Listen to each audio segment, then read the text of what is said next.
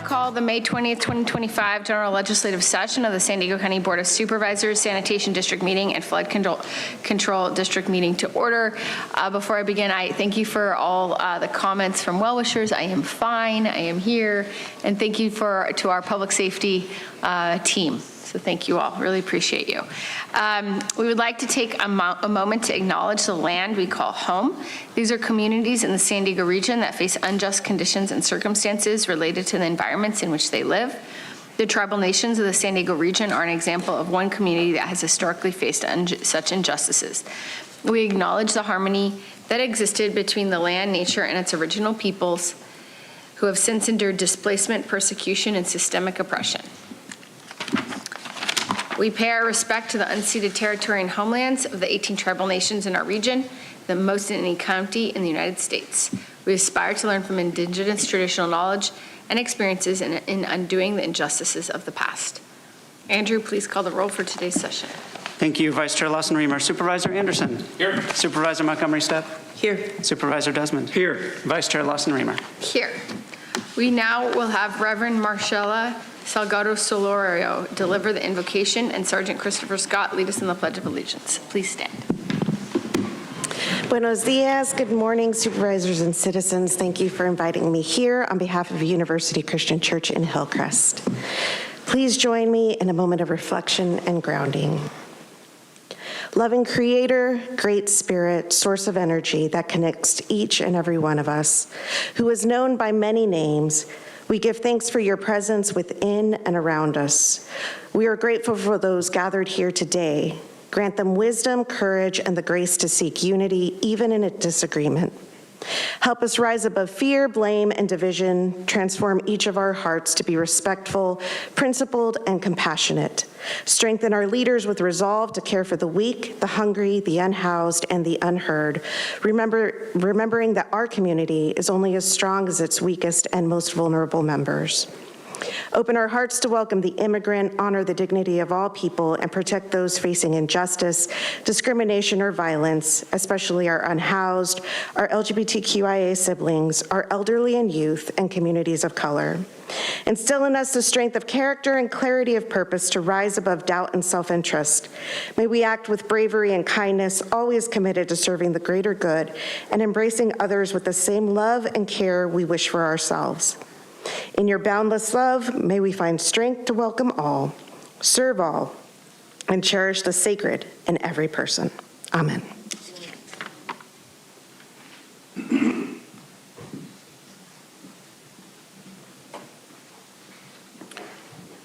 I pledge allegiance to the flag of the United States of America and to the republic for which it stands, one nation, under God, indivisible, with liberty and justice for all.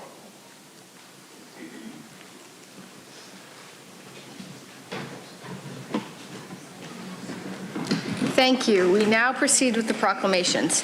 The first proclamation will be given by myself, honoring childhood cancer research funding awareness. Accepting the proclamation will be Natalie Miragliotta.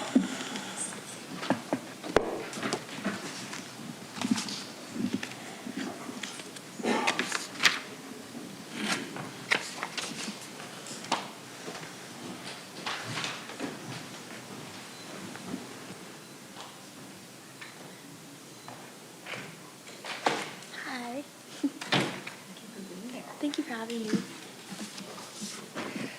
Good morning.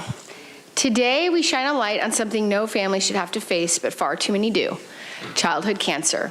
And we honor a remarkable young leader from our community who refuses to accept the status quo, Natalie Miragliotta. Am I saying that right? Yeah. Okay, thank you, Natalie. Natalie is a high school junior from San Diego and the founder of Little Fighters, Big Dreams, a movement she started to raise awareness and demand more funding for childhood cancer research. She has fierce focus in fighting for something that should unite us all, giving every child a fair shot at life. Every year, nearly 15,000 families across America hear the words no parent should ever have to hear: your child has cancer. Here in the United States, cancer is a leading cause of disease-related death among children. 1 in every 260 kids will face a diagnosis before they turn 20. And while medical advances have improved survival rates overall, those numbers hide a harsher truth. For some childhood cancers, the odds are still heartbreakingly low, survival rates under 1%. And worse yet, because of limited funding, many children are treated with therapies developed for adults, treatments that can cause serious long-term harm to developing bodies. These kids deserve better. They deserve treatments designed for them. But right now, only about 4% of the National Cancer Institute's budget goes to pediatric cancer research. Just 4%. That's less than $3 per child diagnosed. Instead of fixing that, the federal government is moving in the wrong direction, proposing massive cuts to the NIH, eliminating key staff, and putting research grants on ice. So let's be clear, cutting cancer research funding is not just a bad idea, it's dangerous. It puts lives at risk. It turns our backs on families who are already facing the unimaginable. We have a choice. We can choose to invest in life, in science, in our children, or we can look away. I refuse to look away. So today, let us raise our voices alongside Natalie. Let us stand with every family, every researcher, and every child facing cancer. Let's fight for funding, fight for hope, and never give up on the chance to save a child's life. So now, therefore be it proclaimed by members of the San Diego County Board of Supervisors on this 20th day of May, 2025, that we commend Natalie Miragliotta for her outstanding service, leadership, and commitment to the citizens of San Diego County, and do hereby declare this day to be Childhood Cancer Research Funding Awareness Day throughout San Diego County. Thank you.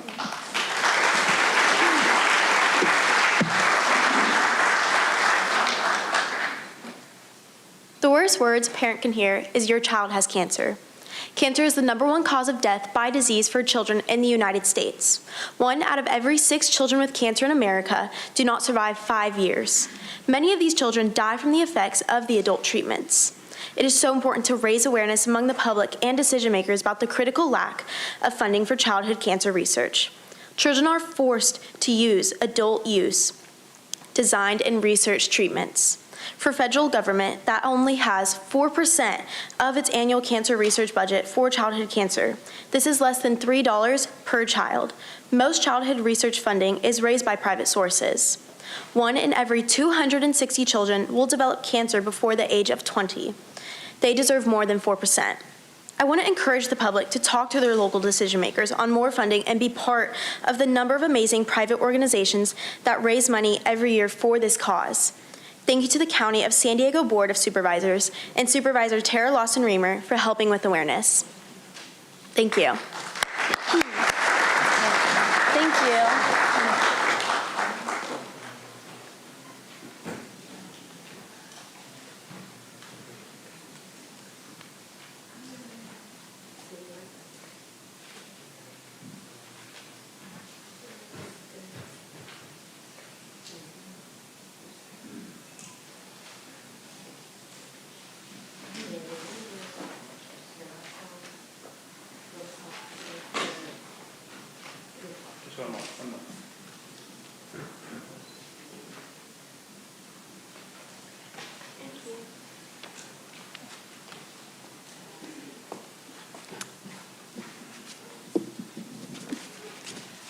Okay, the next proclamation will be given by myself and Supervisor Montgomery Stepp, honoring AANHPI Month. Accepting the proclamation will be Isabel Kingsan, Ana Maria Hernandez, Elisa Mango Peralta.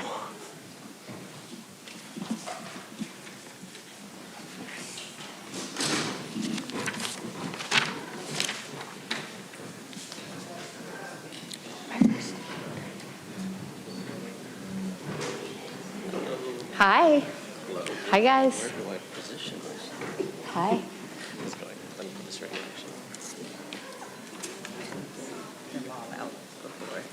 Go one more. Go one more.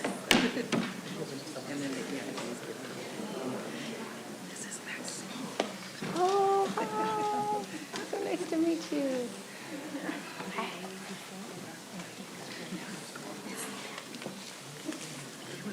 Yeah, I would.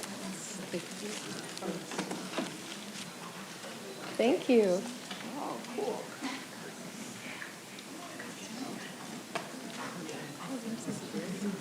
Yeah, I want to see how I look.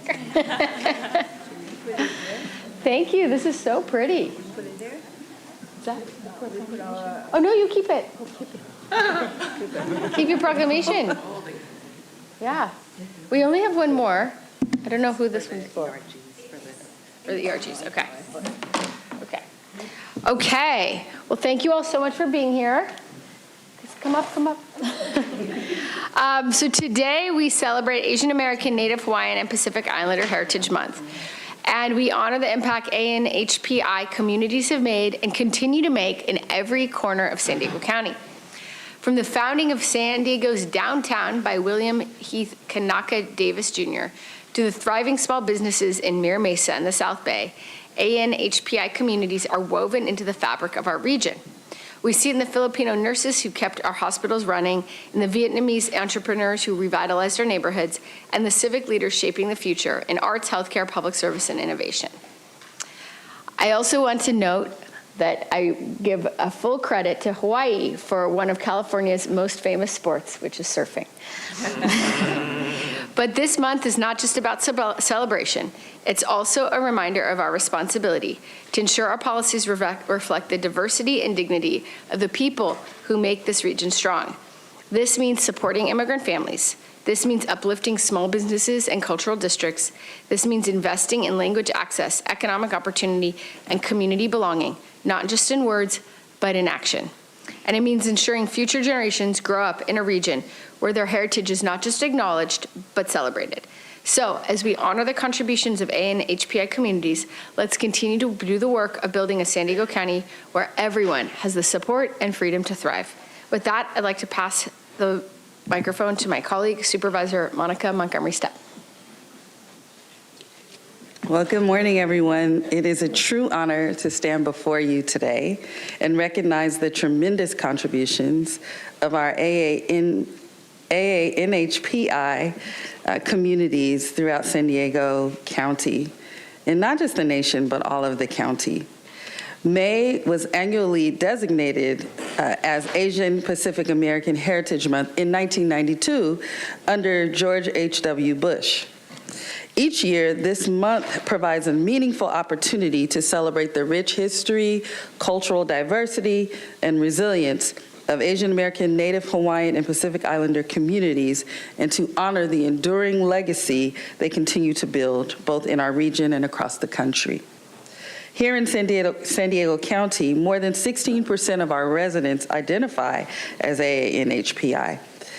Their contributions span every field from education and healthcare to public service, business, arts, and beyond.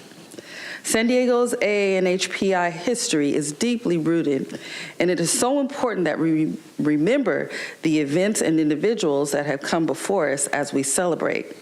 As early as 1587, Filipino sailors arrived at San Diego Bay as part of Spanish trade routes.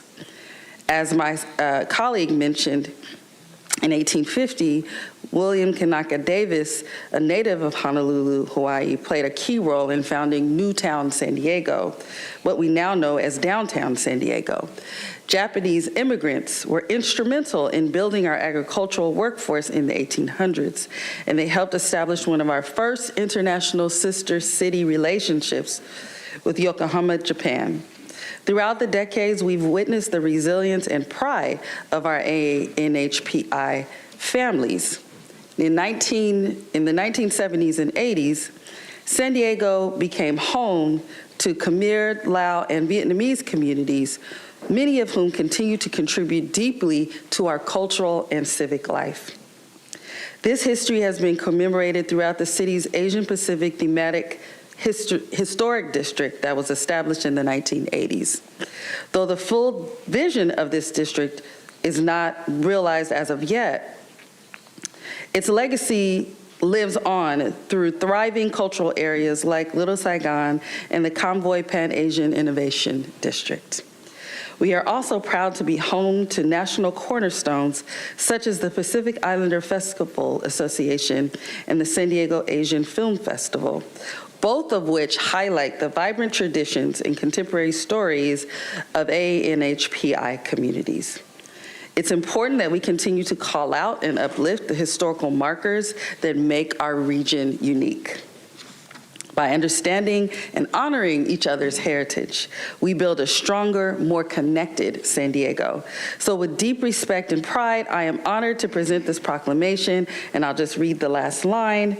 Be it proclaimed by all of the members of the San Diego County Board of Supervisors on this 20th day of May 2025 that we commend each organization represented here today, I think there are 17, for their outstanding service, leadership, and commitment to the citizens of San Diego County, and do hereby declare this month to be Asian American, Native Hawaiian, and Pacific Islander Heritage Month throughout San Diego County. Congratulations.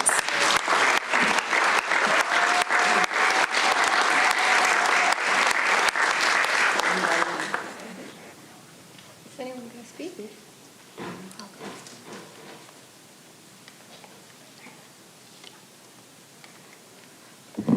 Good morning, everyone. My name is Isabel Kinsang, and I am the president of the Pacific Islander Society of County Employee Resource Group. And on behalf of PICE, I am here to, first of all, thank God for this opportunity. And also, we want to thank Supervisor Lawson Reimer and Supervisor Stipp and all the Board of Supervisors, including executive leaders of the county, for all the works that you do, and also for honoring and amplifying and acknowledging the Pacific Islander community here in San Diego.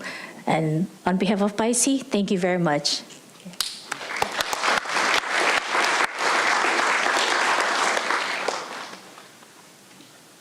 Good morning, everyone. Thank you, Chairperson Lawson Reimer, Supervisor Montgomery Stepp, honorable members of the board, distinguished guests, and fellow community members. My name is Jeff Arsua. I'm a board of director for the County of San Diego Filipino American Employees Association and a supervising environmental specialist for the Department of Environmental Health and Quality. The County of San Diego Filipino American Employees Association is honored to accept this proclamation. On behalf of all the incredible Asian American, Native Hawaiian, and Pacific Islander organizations in attendance today in recognition of AAN HPI Heritage Month here in San Diego County. We thank you for this meaningful gesture and for your continued efforts to uplift the voices, stories, and contributions of the AAN HPI communities. Your recognition affirms the work being done every day to ensure our histories are preserved, our voices are heard, and our communities are seen. We also want to thank our CAO, Ebony Shelton, Assistant CAO, Caroline Smith, and the entire county executive team for their continued support and advocacy to the county's 11 employee research groups. We're proud to be part of an organization that fosters a culture of belonging. As Filipino Americans, we are proud to be part of the AAN HPI community. Our history in this region is long and deeply rooted, from early Filipino settlers in California centuries ago, to the Filipino immigrants who worked in the California fields and canneries, to the Filipino soldiers who fought under the American flag in defense of freedom and democracy during World War II. Their legacies continue through the contributions today: Filipino educators, healthcare workers, small business owners, creatives, and public servants. At the same time, we'd like to recognize that while we share common experiences and values, the AAN HPI community is not a monolith. We each carry with us distinct histories, journeys, experiences, cultures, and contributions. There's a powerful Filipino expression that is said in unison, isang bagsak. It means one fall, and it reminds us that as a community, we rise and fall together. United, we are stronger through our food, our art, our labor, our leadership, our love for one another. The AAN HPI community works together to carry that spirit forward, preserving our heritage while helping shape the future of this region and our country. Maraming salamat. Thank you for the recognition for standing with us.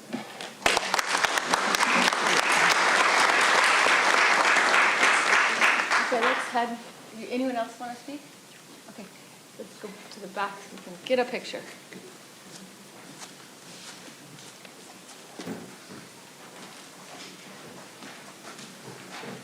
Get together. You're right, this is there.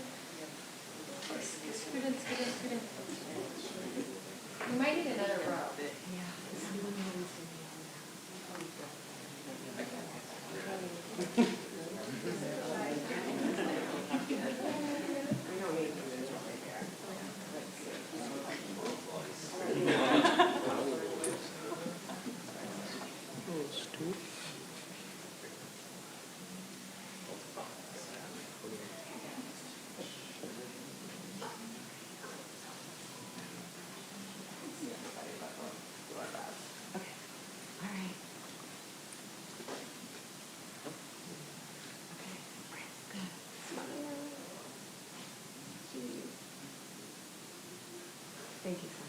A couple more.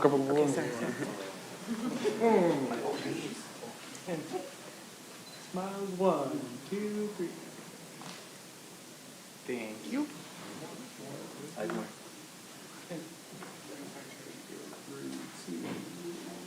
One more. Thank you.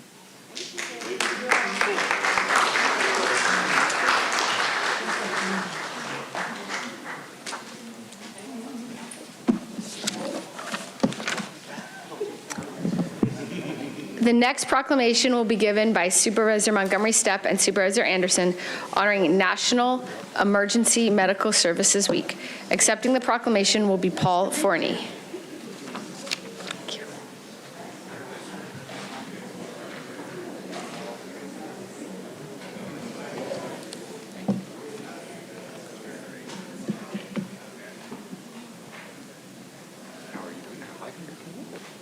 Thank you. You ladies should do this, Eric. Yeah. Good morning again, everyone. I'm really, really excited, not just to partner with my colleague, Supervisor Anderson, but to recognize and celebrate one of the most vital groups of our public health and safety community as they come up. Oh, yeah, okay, they're stuck in traffic. It's okay. It's probably familiar to you. Just no sirens. Think you made it. Always on time.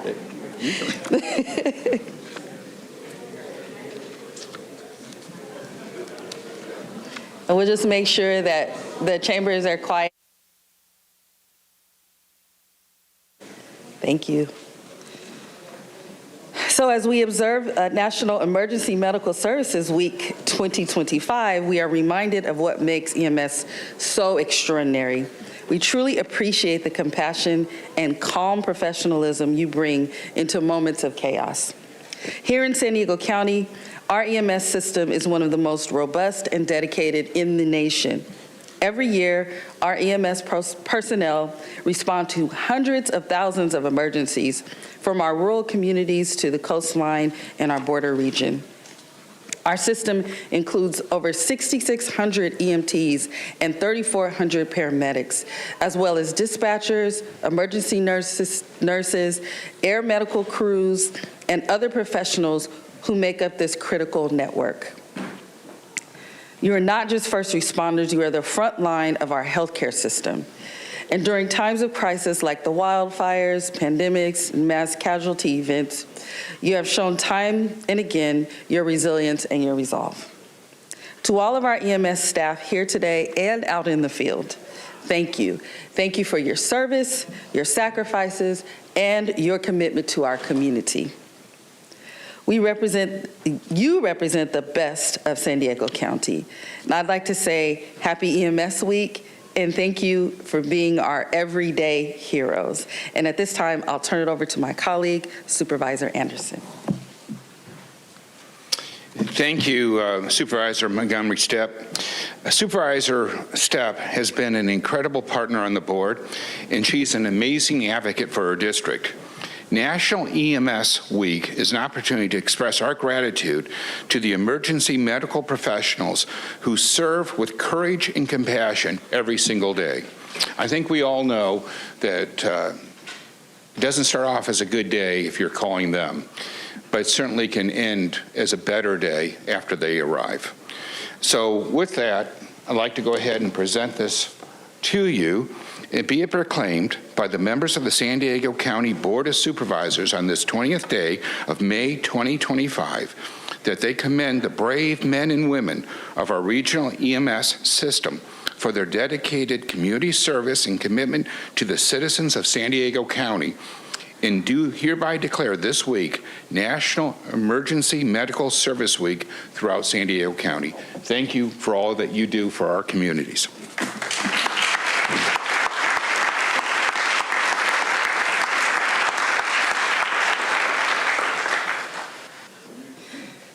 Well, thank you, Supervisor Anderson and Supervisor Montgomery Stepp.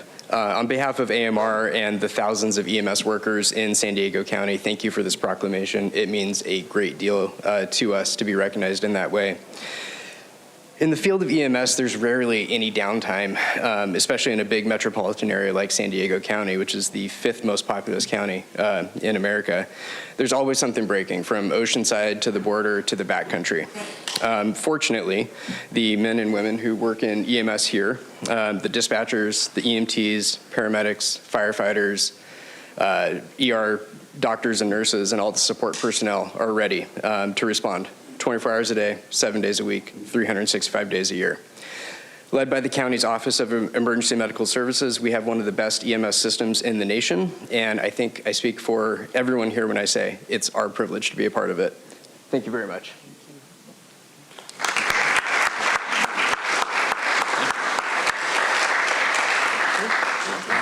I think they want us to do a photo.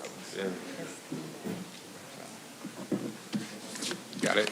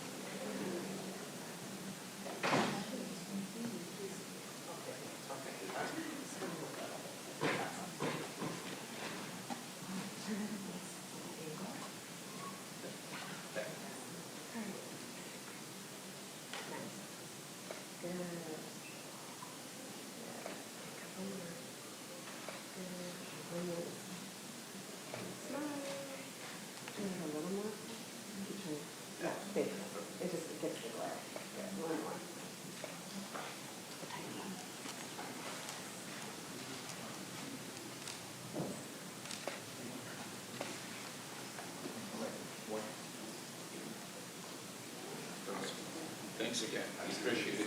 Thanks for taking that. Thanks for being here. Thanks for your appreciate it all. Thank you.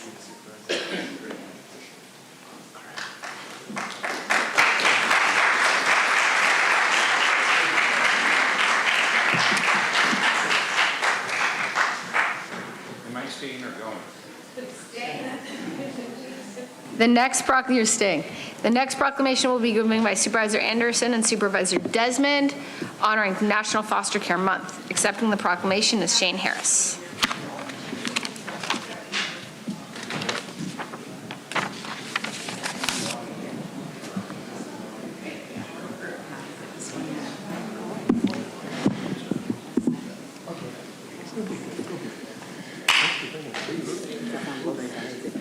Hey, man. Good to see you. Good morning, everyone. I'm excited to be here today as we recognize National Foster Care Month. In the United States, there are over 395,000 youth in foster care, including over 60,000 here in California. During National Foster Care Month, we recognize the important role that those in our child welfare system play in supporting children, youth, and families. I want to thank Shane Harris and the People's Association of Justice Advocates for joining us this morning.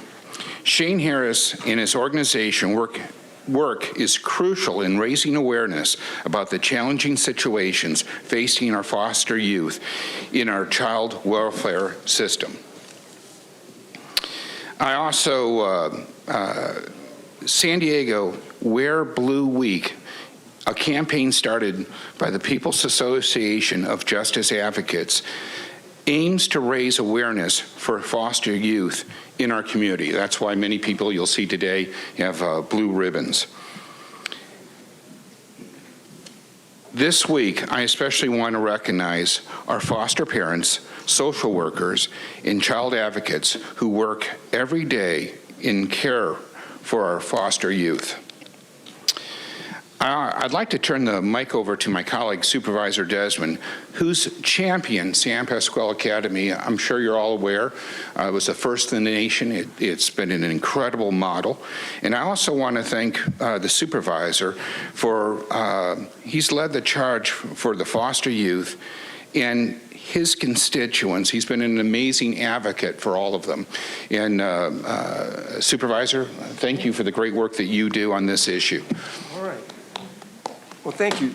Thank you, Supervisor Anderson. And we definitely want to extend our deepest gratitude to Shane Harris for his outstanding leadership and compassion in advocating for foster youth. He's a foster youth himself. For all foster youth and the supporting families who care for them. I don't know if you're under I know the SEIU people know that here in the room, but the county here, we administer and run the foster care program here for the entire county. But this week, Shane's organization is partnering with the construction and industry groups to sign a mutual agreement to launch a task force aimed at creating skills and career opportunities for foster youth who don't attend college or maybe not have those opportunities available to them. So children in foster care face significant challenges, and it's our collective responsibility to ensure they are supported and empowered and provided with the resources and opportunities that they need to thrive here in San Diego County. So community leaders, advocates, social workers, foster families, and countless others, we all play a vital role in the well-meaning foster youth, in well-being of foster youth, offering stability, hope, pathways to a brighter future. So whereas the County of San Diego, we are committed to recognizing organizations that exemplify the ideals of public service, and the People's Association of Justice Advocates is one such worthy organization. So that now, therefore, be it proclaimed by all the members today of the San Diego County Board of Supervisors on this 20th day of May 2025 that we commend the People's Association of Justice Advocates for their leadership, service, and commitment to the citizens of San Diego County, and do hereby declare this month of May to be National Foster Care Month throughout San Diego County. So now I'd like to welcome up Shane Harris for a few remarks. Just a few, Shane, but anyway.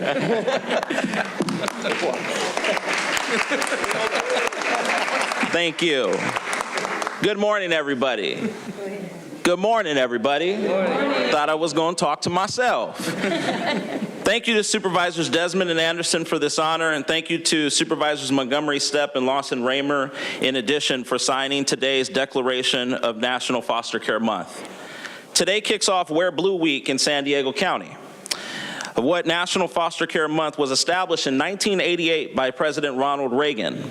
This annual commemoration, launched by my office of the People's Association of Justice Advocates, seeks to raise awareness for foster youth and to establish a platform for proposed policy changes that are needed for the young people that are in the system today. This month is not just about honoring those who assist our foster youth, such as our county workers, many of who are here today, we thank you, our social workers, our child and family well-being department, foster parents, and others. Although some of those individuals do fail our foster youth, many of them do right by our foster youth. This month is about also empowering our foster youth, honoring their resilience and acknowledging much needed changes when it comes to them. Wear Blue Week is about empowering government and nonprofit institutions that have been around for a long time to listen more to this population, to listen for the policy changes, to listen for the ideas, to be innovative and reimagine foster care. Still today, foster youth right here in our county face great disparities. Roughly 2,000 foster youths are represented in our county's foster care system right now, while across America, over 368,000 children in our nation's foster care system. Still today, over 20% of foster youth age out of foster care. Just as I did when I was 18, I was dropped off right on downtown San Diego in a van with my bag of clothes and an emancipation letter. Still today, roughly 10% of foster youth go to college. And while only 3% graduate college, despite the statistics that they tout you and show you the few youth who graduate college, we know that is not reality. In San Diego County, 80% of black children enter CPS custody, ending up in non-relative placements, meaning they are placed outside of their communities and their families of origin. This is why my office is working hard to change the game for foster kids. In 2020, we signed the first ever memorandum of agreement with the county's Child Welfare Services Department to acknowledge for the first time ever that disproportionality actually exists, and to push for more culturally competent changes within the system. that led to more foster parents of color entering to try to serve, and more expansion upon cultural competency at the county level. My office worked to expand seats for the lived experience foster youth on the San Diego County Child and Family Strengthening Advisory Board. In 2021, we signed an agreement with the Regional Task Force on the Homeless to establish a first-time ever count of the general homeless population across our county to see how many people age out of foster care. In the midst of the pandemic, in partnership with the California Coalition for Youth, we secured a $42 million investment from Governor Gavin Newsom to support and protect foster youth during COVID-19. My office is not stopping there, though. We are thoroughly committed to following through on the changes that are needed now.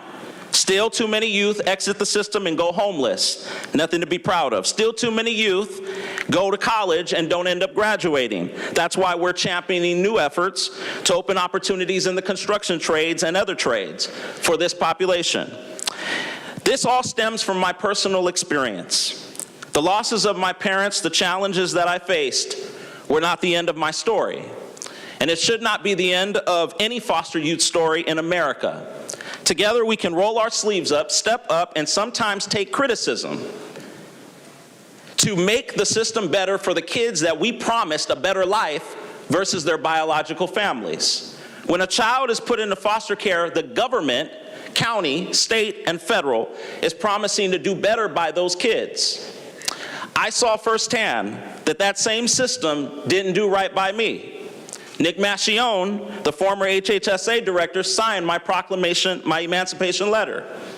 I know firsthand what it was like to be in a home, caged in a room, by someone who was deemed the foster parent of the year, meanwhile neglecting me in multiple ways and abusing me, and social workers didn't believe me. That is why I will never, ever, ever, ever stand down. I will stand up courageously for the population that deserves a voice and for the population that deserves a stage. Thank you. We owe it to them to do better by them. And for those of you who get irritated by me coming down here, standing up, organizing, bringing, we are not going to stop, because this is about the kids that we promised a better life, and we have to do better by them. So with that being said, I thank Supervisor Desmond, because when it came down to a vote on whether San Pasqual Academy, the nation's first residential education facility for foster youth in Escondido, would close, when county officials and supervisors, other supervisors, said that it was a state issue. It was Governor Newsom who sent it back down and said, we're going to run the table again. And it was Jim Desmond who brought the board letter to save San Pasqual Academy, the nation's first residential education facility. And supervisors knew that they had to vote to support that, because it would look bad if they didn't. Today, we are not going to stop. We are on this issue, and we call on county officials, social workers, foster parents, and everyone and anyone to roll your sleeves up to do better by this population. It is a shame that 60% of human trafficking victims are foster youth. We can do better, and we must do better, but first we must acknowledge the truth. As Dr. Martin Luther King said, there's a check that has not been cashed. Today, foster youth have not gotten their checks that they're owed. And that is why we will continue to work hand in hand as we have. We've gotten free college for foster youth done. We've gotten human trafficking legislation done. But we are not done going forward. We will be organizing, and we invite everyone to roll their sleeves up to get the job done for our foster youth. So happy National Foster Care Month. Thank you, Supervisor Desmond and Supervisor Anderson. And let us all roll our sleeves up and wear blue for foster youth this week. We're going to now cut a quick ribbon up here. We've got a quick ribbon cutting to kick off National Foster Care Month. All right. 1, 2, 3. Happy National Foster Care Month. Let's join for a picture. Thank you, Shane. Are you going to say a few words? Can you say less than Shane? He's a great guy. I love the passion and his actions, but we got to cut him. We got a business to do as well. But here, I'm sorry, don't want to cut. And you've got somebody with a tiara here that needs to be introduced. Do you want to introduce the person? No, go ahead. Okay. So on behalf of the San Diego community, and as a community person, and as an ambassador for this little blue ribbon, I would like to honor you with this little blue ribbon that says, Shane, and you know, you've already heard him speak, who you are makes a difference. And I want to honor you with this little blue ribbon that says that. May I place it on you? Sure. It goes above your heart, placing upward to all your dreams coming true. And I know we share the dream of foster youth being seen and heard and loved like all children are seen and loved and heard. Thank you. Thank you.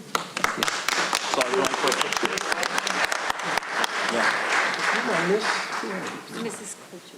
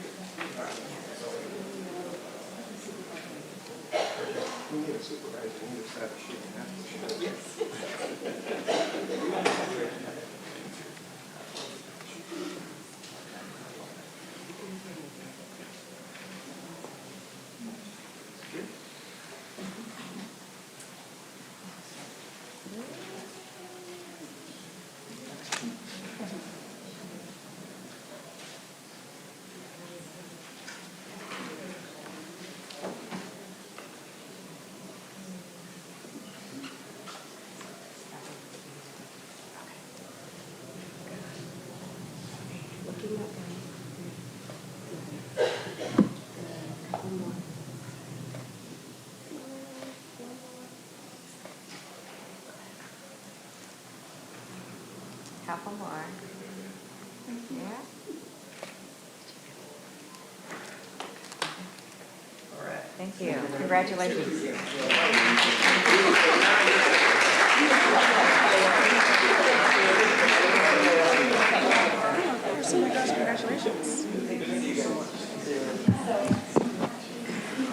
Thank you. We now proceed with non-agenda public communication. Oh, you have one more. Sorry. Oh, you're right. Sorry, Supervisor Desmond. The final proclamation. Best for last. Will be given by Supervisor Desmond honoring National Military Appreciation Month. Accepting the proclamation will be Scott Ashton. All right. Hey, you've been following. Good to see you. Hey, Lori, good to see you. Good to see you. Thanks for coming. Thanks for coming up. All right. Well, good morning, everyone. It is my honor to welcome you all and recognize the leadership of the Oceanside Chamber of Commerce, which once again, last weekend, proudly hosted their annual Armed Forces Operation Appreciation Day last Saturday on May 17th. I want to introduce, we have some of the folks here. We have Scott Ashton. He's going to be speaking a little bit later. Raise your hand. He's a tall guy. Ernie Prito is the chamber board chair. Lori Booty, Lori, she's a chamber board member, but she's also the executive director of the Veterans Association in North County. Elizabeth Carlson, events and program specialist. Sophie Finnegan, marketing and communications. And Marine Sergeant Christopher Scott, who led the Pledge of Allegiance this morning. Did I forget anybody? Sergeant. Oh, Sergeant. Say your last name. Come here. My name is Sergeant Villegas. Thank you very much. All right. Thank you, Sergeant. As a fellow veteran, I recognize I was able to recognize the active and retired service members in moments that reflect on the lasting bond and shared duty of all of those who served. This meaningful tradition started at the Chamber in 2002.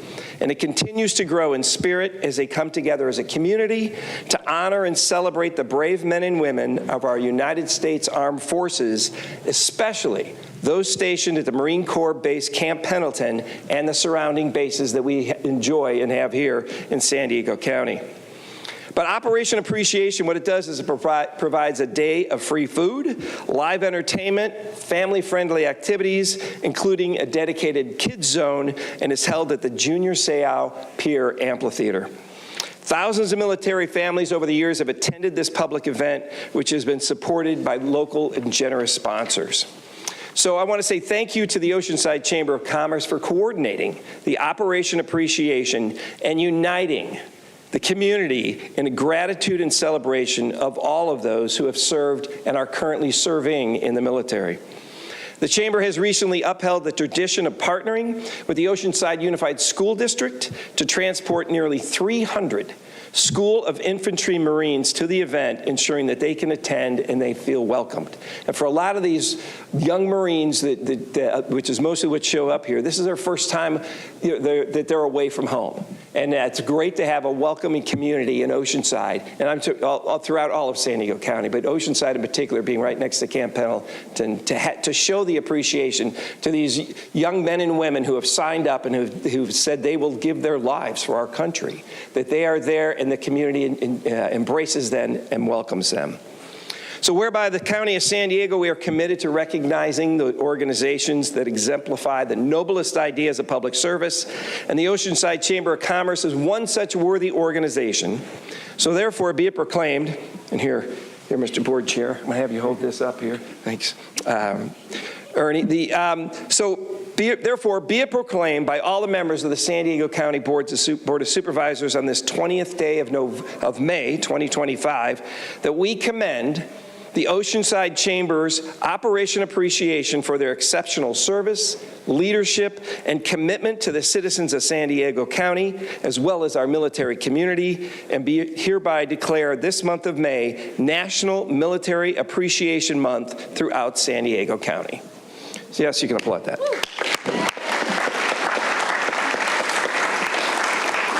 Okay, so next we have Scott Ashton. He's the CEO of the Chamber. He's going to make a few remarks. Thanks. Thank you, Supervisor Desmond and the entire County Board of Supervisors. We're truly honored and humbled by the proclamation today, and just grateful for the county's ongoing support of Operation Appreciation over so many years. I do want to, again, thank and recognize my team members here, Elizabeth and Sophie, who are instrumental in making this event happen. As mentioned, we created Operation Appreciation in 2002 and have had a tradition over the last couple decades of honoring and welcoming our military families so they know how important they are to us and that they're family. So again, thank you to the county for their ongoing support and for this recognition today. All right, well, thanks, Scott. Oh, yeah, come on. I know everybody's off on Monday for Memorial Day, but I'd just like to ask each one of you, if you're not able to actually go to a ceremony, please take a moment or two to think of our past and present heroes. Thank you. Thank you, Laura. Thank you. Is there a picture back here that can well?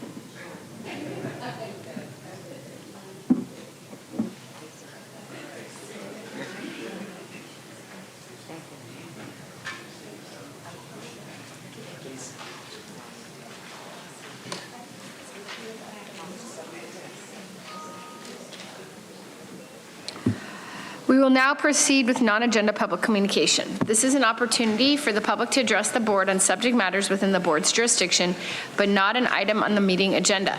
The only action that the board may take is a referral to the chief administrative officer. Under the board's rules, speakers can speak once per meeting for non-agenda public communication. That would be either at today's general legislative session or at tomorrow's land use session, but not both. Speakers may select which at their own convenience. In order to better facilitate the meeting, for non-agenda public comment, we have 5 speakers in person and 5 speakers by phone. To ensure fairness, the first 5 in-person speakers for non-agenda public comment are now being randomly selected. The rest of non-agenda public communication will be heard at the close of today's session. In accordance with the board rules, in order to ensure timely completion of today's agenda, for any discussion item with 10 or more speakers, individuals have 1 minute to share their opinion at the chair's discretion. A reminder that according to Rule 4A, members of the public that are non-English speaking and need interpretation assistance will get twice the allotted time for their available comments.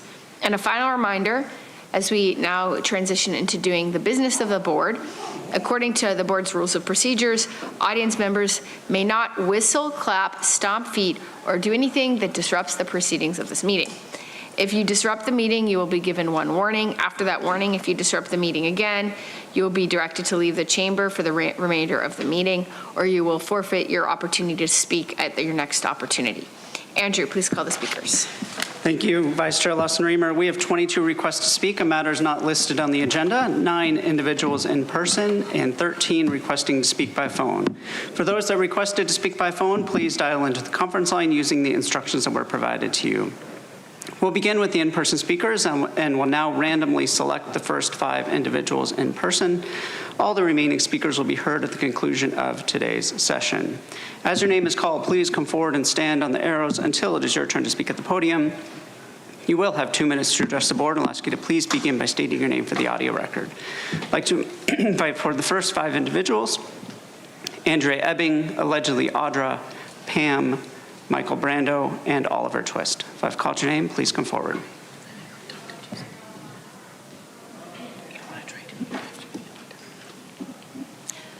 Good morning. My name is Andrea. Thank you for having me. I wanted to discuss our district attorney, Summer Steffen.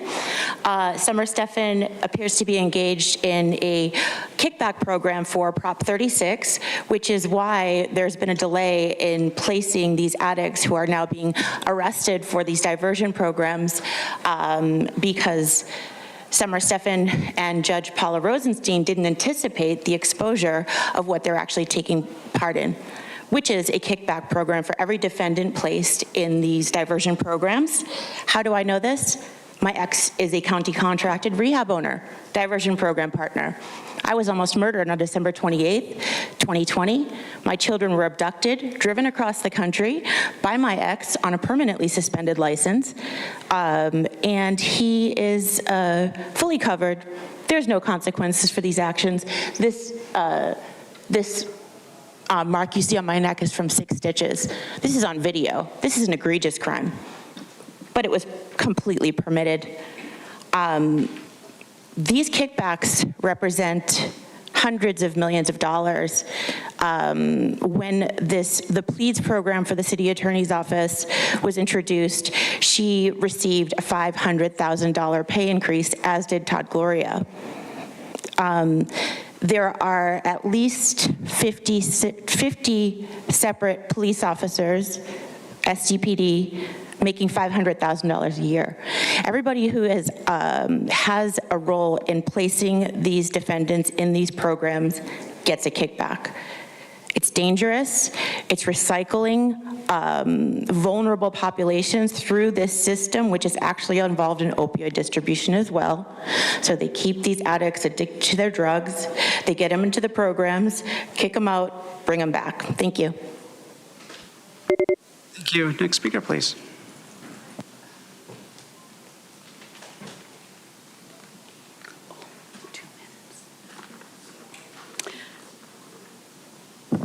Pam, any of you read the board rule 4B that was cited at the May 6th meeting? I bet none of you did. To quote, "No person may yield speaking time to another person," unquote. First, if a person is actually speaking, then he obviously didn't yield his time, right? Second, there's no mention a speaker can't duplicate or repeat what a prior speaker said. We see that when there's groups that come in and they repeat what their goal is. You know, I'm a proud member, don't use county resources, whatever. I want more money, please give me more money. Those are duplicated and repetitious statements. So who's gonna police that? Third, there's no mention a recording of a speaker cannot be played by another speaker. And fourth, there's no mention that rules can be changed or amended during the actual meeting. That seemed to be happening May 6th, when the county attorney would say, you can't be duplicative and you can't be repetitious. So either untruths were intentionally spoken in this chamber at the last meeting, or there is true ignorance of Rule 4B. Regardless, free speech is being restricted with discrimination against specific individuals in this chamber. And finally, Monica, wow, you really launched into a tirade of morality at the May 6th meeting. But let's take a look at your receipts. You promote abortion, which is murder of the preborn baby. You promote or didn't protect girls in sports. You are happy to allow boys pretending to be girls into their spaces. 3,200 children disappeared from the convention center that were unaccompanied minors without a word from you. Don't lecture us. Next speaker, please. It's because you guys don't care about kids. It's great. Looks like I won the lottery again. My person uses the name Audra. Let's be real here. It's not foster care. It's human trafficking. Kimberly, you know that because you're part of it. And all of you guys are, Jim. This is such an absurd thing. So it's like you guys talk about, even with Shane Harris, it's as though you don't acknowledge that the children in foster care are being trafficked. Sure, there is trafficking happening outside of that. Jim, you want to have that face? But you're ignoring it. This is taking place in San Diego. HHS is complicit in child trafficking. Did you not hear what RFK said? He said, HHS is trafficking humans. We're the largest trafficking, okay? So until you acknowledge that, and the fact that there's sex offender, these children are being sexually abused, they are being abused physically and emotionally, and you can have that smirk on your face all day long. But until you've been affected by it, you're going to sit up here and give awards to people that are encouraging the trafficking of these children. It is absurd. That's why you guys make me believe that you are pedophiles, because you refuse to do anything about sexual abuse, about trafficking of children. You simply perpetuate it. Do you understand that there are 3,284 at least sexual predators in San Diego County? And those are only the ones that are documented, okay? And they're probably not even currently registered. And you guys are hiring pedophiles on a regular basis, and you can roll your eyes all day long, Jim. But you are doing a disservice to the children that are being raped right now in San Diego County. And you are complicit in it. And evidently, it has to happen to your grandchild for you to fucking care about it. Because I guarantee you, you will when that takes place. Next speaker, please.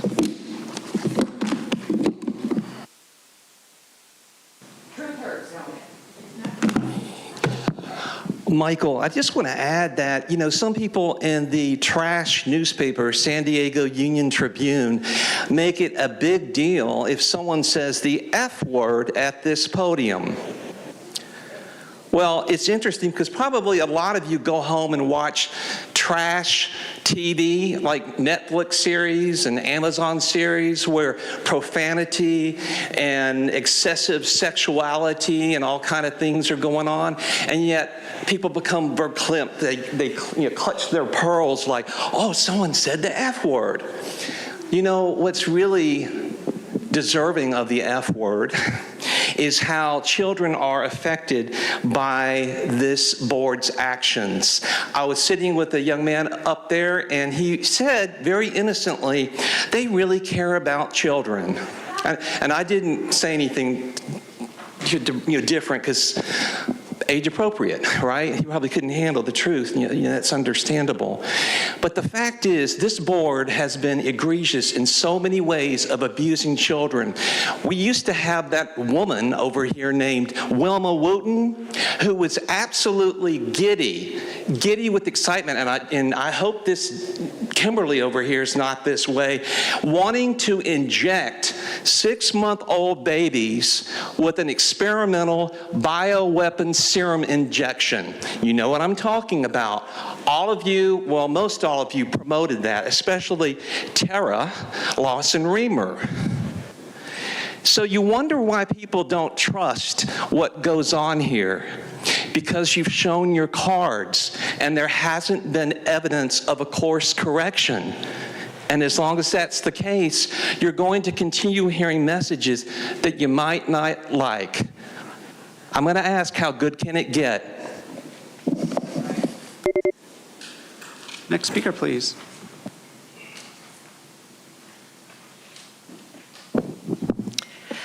Hi, good morning. Oliver Twist, AKA Mary Davis. So first I wanted to say, Tara, I'm glad that you're feeling better, and I was very concerned about you. I did pray for you.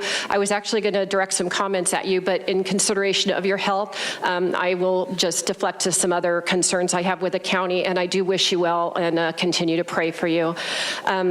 October 22nd, 2024, item 23 was a request for the San Diego County Board of Supervisors to authorize an audit of EQUIS. And I'm just making a public inquiry because there's a lot of public interest about this. I don't know if that audit has been completed. I went to the auditor's page today. I didn't see it on there. So if it has not been completed, I'm just asking for an update on when we can expect that. And if it has been published, just let us know where we can find it. Thank you so much. And then another thing is I would appreciate too, I think we're all kind of very tired of the polarization that goes on. And so I would ask for everybody, wherever you fall on a fervency spectrum, that we would tone down the rhetoric and the hyperbole and really strive to work together for the good of the county. Monica made some, or I'm sorry, Supervisor Montgomery Stepp made some very good comments about the budget. And I do believe that precise language is important. And I know in the past I've called it a deficit, that $138 million gap. And this is what I'm referring to, the chart. And so the article I saw this chart from, it called it a shortfall, a budget shortfall, regardless of what you choose to call it, because I know you do put a balanced budget forward. I would call it more of a services deficit. So I think we need to acknowledge that the county is falling short somewhere, whether it's actually not spending the money. So get emphasis on this, and let's just work together to be cooperative and do the public good and keep we the people and the politics, people first, politics last. Thank you. Thank you. We'll now hear from those that requested to speak by phone. Again, in accordance with the board's rules, we'll be hearing from the first 5 callers. The remaining callers will be heard at the conclusion of today's session. When it is your turn to speak, you will be unmuted and you will hear a recording that will tell you to begin your comments. We will start with our first caller.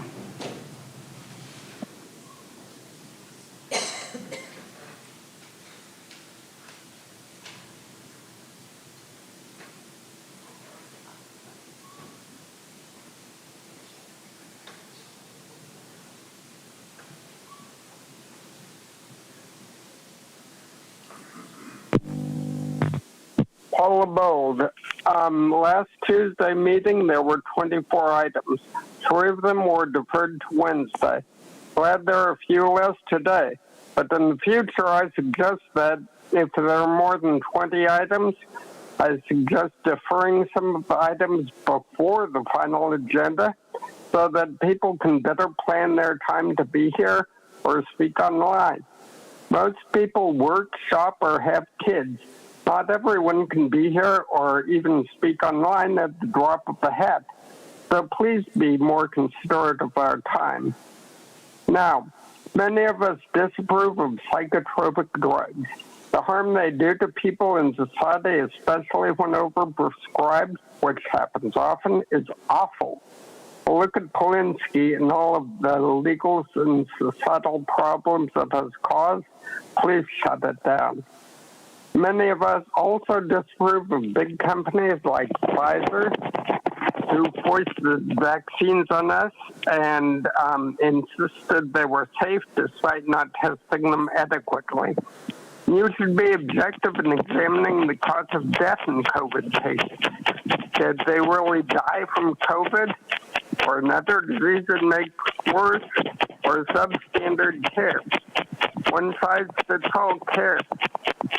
You heard it just now. 1 in 6 kids die from being treated with adult meds for cancer. Probably RNA vax, GMO foods, and plastics too. The CDC and FDA won't tell and don't want us to find out, which is why only 42% trust them. About the same as it's been for 3 years. Thank you.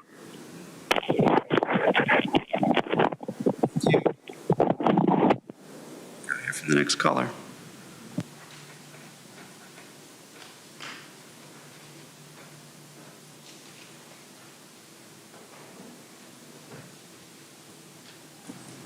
Next caller is Consuelo. Your device might be muted. Yes. Can you hear me? Yes. Yes, please go ahead. Can you hear me? Okay, thank you. Actually, I wish we wouldn't encourage them to use words to further mislead and manipulate. Candy coding is their MO. If we're in a freaking deficit, we're in a freaking deficit. There's no way to be kind or candy code that. So, I want to piggyback off of a few other of the speakers regarding, just how things have been going on within our county. But one thing I'd like to say is I just love how truth will always surface. I'm referring to the foster care system. There is no well-being or anything pertaining to the foster system. It is a total racket. It always has been, always will be. Nice performance, Shane. I'm sorry you've been groomed to take on this role. You're still being exploited by the same system who you're claiming to stand up to. People will do anything, I guess, for status and money and power, I guess. Now let me quote Martin Luther King. Leaders of sound integrity, leaders not in love with publicity, but in love with justice. Leaders not in love with money, but in love with humanity. Leaders who can subject their particular egos to the greatness of the cause. God gives us leaders. A time like this demands great souls with pure hearts and ready hands. Leaders whom the lust of office does not kill. Leaders whom the spoils of life cannot buy. Leaders who poses opinions and will. Leaders who will not lie. Leaders who can stand before the demagogue and damn his treacherous flatteries without winking. Tall leaders, sun-crowned, who live above the fog in public duty and in private thinking. This is one of the great... Thank you. Now hear from the next caller.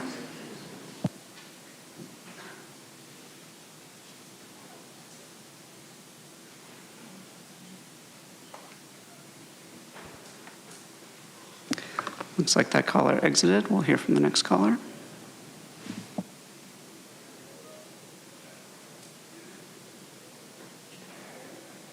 Barbara Gordon. As a public health educator, I'm here today to urge the county to consider a policy requiring all multi-unit housing to be smoke-free, like what the city of Carlsbad has done. But we all have the right to breathe clean, smoke-free air, especially in our homes. Implementing smoke-free multi-unit housing is essential for promoting public health and improving the quality of life for residents.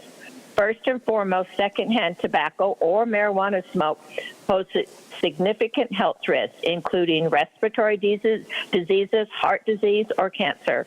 By creating smoke-free environments, city can protect vulnerable populations such as children, the elderly, or those with pre-conditioned health issues. Again, moreover, smoke-free housing can enhance property values and attract broader range of tenants. Really, many potential renters prioritize smoke-free living conditions, leading to a higher demand for such properties.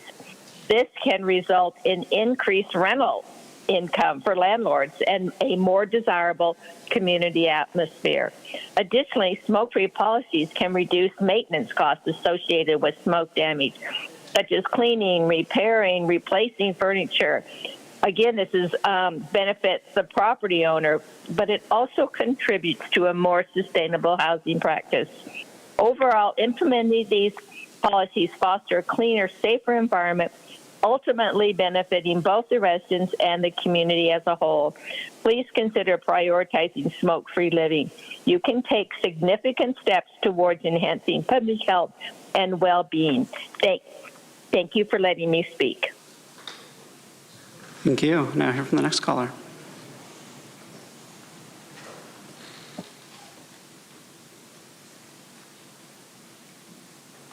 Good morning, Supervisors. My name is Abby Crowley, and I am the chair of San Diego 350's Plant Forward team. San Diego 350 is a climate action organization focused on preventing the worst impacts of climate change and injustice. The Plant Forward team's focus is on plant-based eating as a way to fight climate change, as animal agriculture is one of the leading contributors of greenhouse gas emissions, water use, and a host of other environmental issues. I want to thank the board for implementing board policy B-75 and commend them for their initiative. I also want to thank the Sustainable, Equitable, and Local Food Sourcing Program for their progress on increasing locally sourced food, labor standards, data transparency, and plant-based menu offerings. Thanks to all of you, our county is setting a great example. When it comes to building a more equitable, local, and sustainable food system, increasing plant-based procurement should be at the forefront. One of the value categories is low carbon intensity.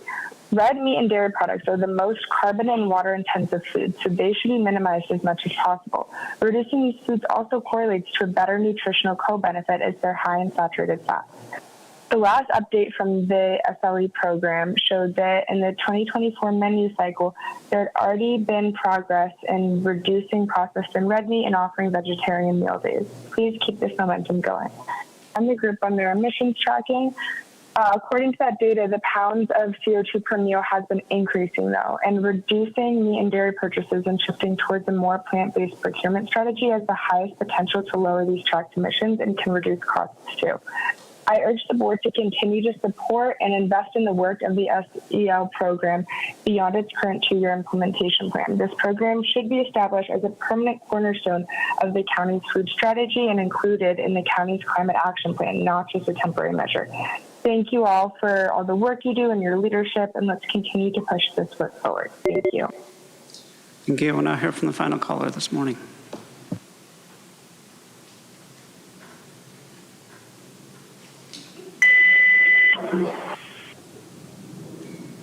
Gambler here. How you guys doing today? I want to go ahead and teach each and every single one of you how to commit registration voter fraud, because our Board of Supervisors want to pretend it does not happen.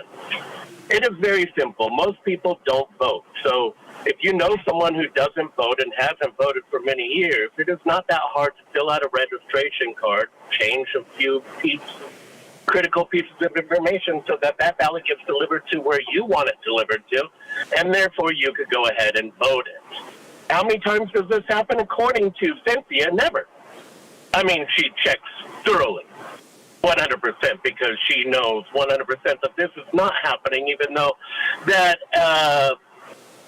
someone was arrested for doing this, trying to prove how easy it was done, not to commit voter fraud, but just to prove it is possible. See, I can't show you it's possible because I could go to jail, much like Zapata did, right? I think that's his name. Heritage Report, the one that you guys claim makes our vote by mail secure.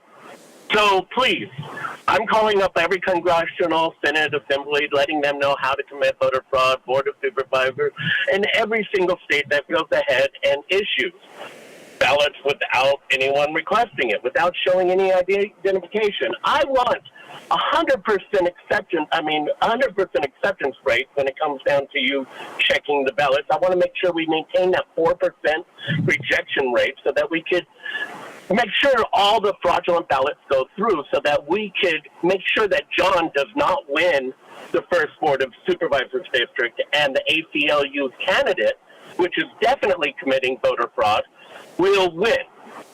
And no one is going to go ahead and say anything about that, because no one wants to address how simple it is to commit registration voting. Thank you. And Vice Chair Lawson-Remer, that concludes the request for non-agenda public communication this morning. Again, all the remaining speakers will be heard at the conclusion of today's session.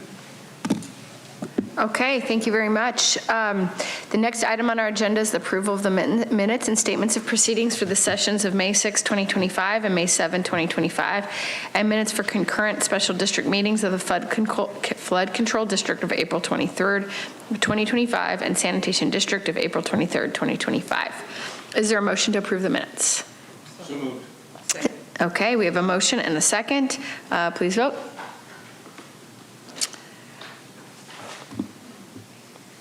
Vice Chair Lawson-Remer, that motion passes unanimously with all supervisors being present and voting aye.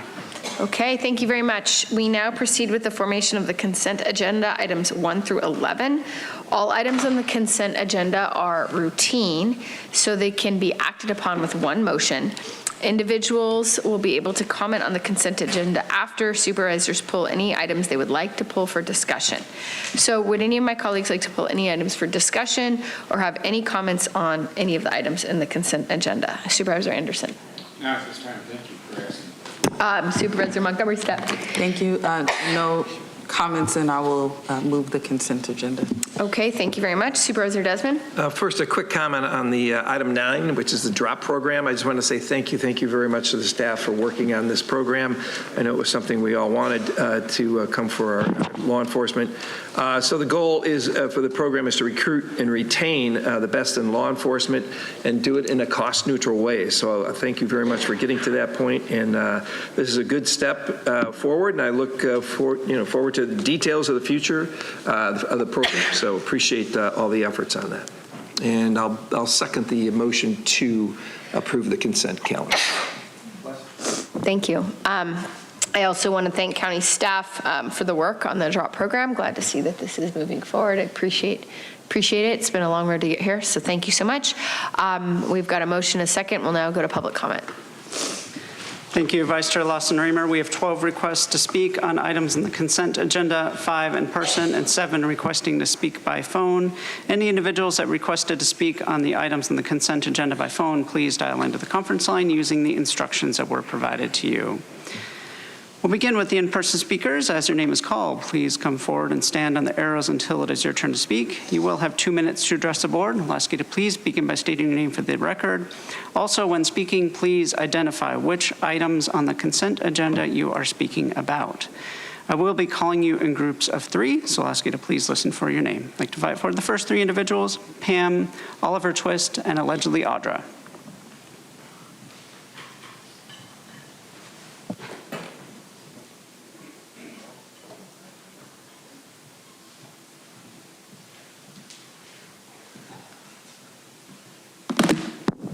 My person uses the name Audra, so it's interesting. Anything with HHS? Absolutely not, because until you guys recognize what's actually happening, Jim, I don't care if you roll your eyes all you want, doesn't mean that it's not happening. And if you are so into foster care, you'd actually know that, because you would know about foster care. You wouldn't just be like, oh, I'm going to promote it because it's so great. You would see that it's a trafficking organization. And it's funny because it's cash for kids. Cash for kids. Yeah. Do that with your eyebrows again. So it's interesting that attorneys will do Zoom calls, right, guardian ad litems, and they'll be talking about the Cash for Kids scam and where they're going to put the money. You know, it happened in Missouri. It's happening all over the place. And you know what HHS does? So let me give you a little story here. There's a little 5-year-old little girl, okay, and she is talking about how her dad sticks his dick in her mouth. And you're rolling your eyes. Yeah, because it's not true, right? Do you stick your dick in people's mouths? I don't know. I mean, it's ridiculous. But until you acknowledge this, Jim, it's absurd. That actually happened. And do you want to know what happened with that little girl after it came out and they did an exam because her underwear were bloody? And she said, my pee-pee hurts.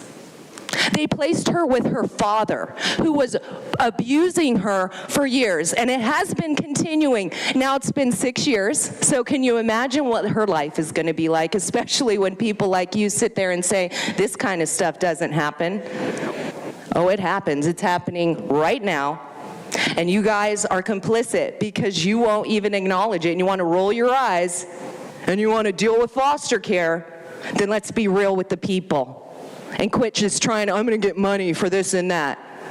There's a special place in hell for you, Jim. Thank you. Next speaker, please.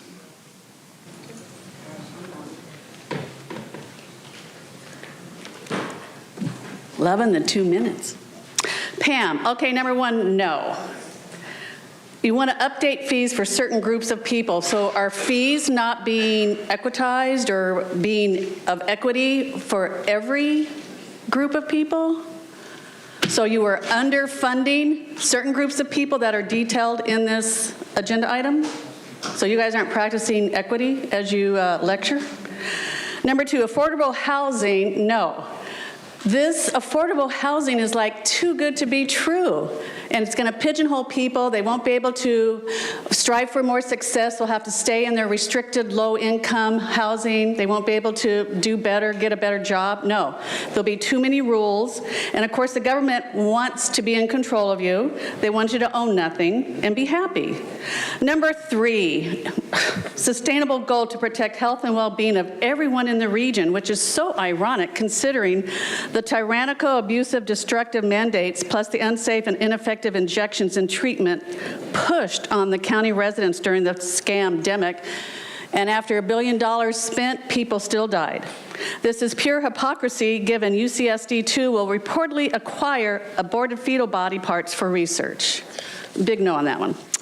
Number five, let's wait and see what the fallout from the current federal administration and provide a final report in October.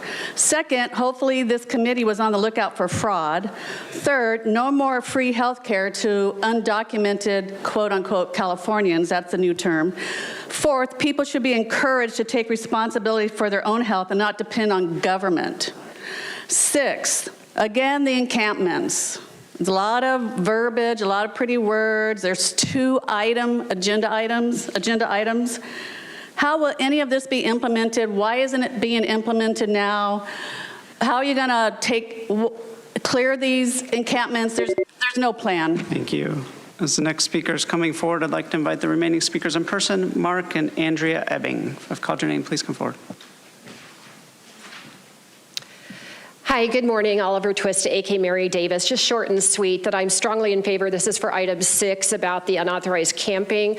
I do want you to center fire safety first and foremost. I know it'll be revisited later on to add the provision for the fire risk and also for the imminent measure C or addendum C. I just think it's so important that we need to acknowledge the humanity of other people and that people can be down on their luck.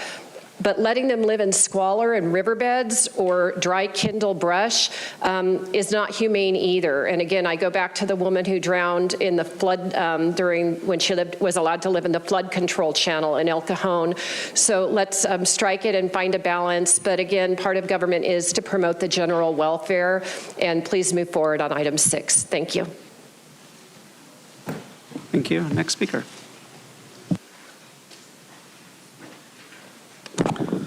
Mark, see these YouTube videos, the Zeitgeist one on the Federal Reserve from 6 minutes, 40 seconds to 24 minutes.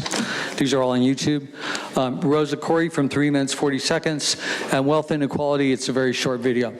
So on number 1, YouTube title, see breaking news. HHS whistleblower claims U.S. government is middleman in child trafficking operation. So no, I don't want to help their fees, raise their fees. 2, we do not need more affordable housing. We need to stop inflation by getting rid of the Federal Reserve and making the corporations pay the people better. To create the wealth distribution 9 out of 10 Democrats and Republicans agree we should have in this YouTube video title. You were just lowering our standard of living to impoverish us, which is part of the UN Agenda 21 plan to destroy our sovereignty. Affordable housing is a scam which makes a small group of investors, contractors, and consultants a lot of money, while only a tenth of applicants get housing on a 10 to 15-year waiting list. You could 3D print 10 by 10-foot mobile rooms for a 50th of the cost and not make the taxpayers subsidize any rent, which is unsustainable and leads to an ever-increasing bankrupt homeless population, which is what the United Nations wants. A North American Union with no rights or sovereignty, which these supervisors are implementing. Your agenda overview is a lie. on to. 3, the CDC Center for Forecasting and Outbreak Analytics is an unconstitutional tool for total control over everyone, meaning you. See BitChute video entitled "What in the World is Actually Going On?" Document reveals plans step by step. Dana Ashley. Everyone absolutely needs to see this video at 22 minutes 10 seconds. See article entitled "World Health Assembly Adopts Historic Pandemic Agreement."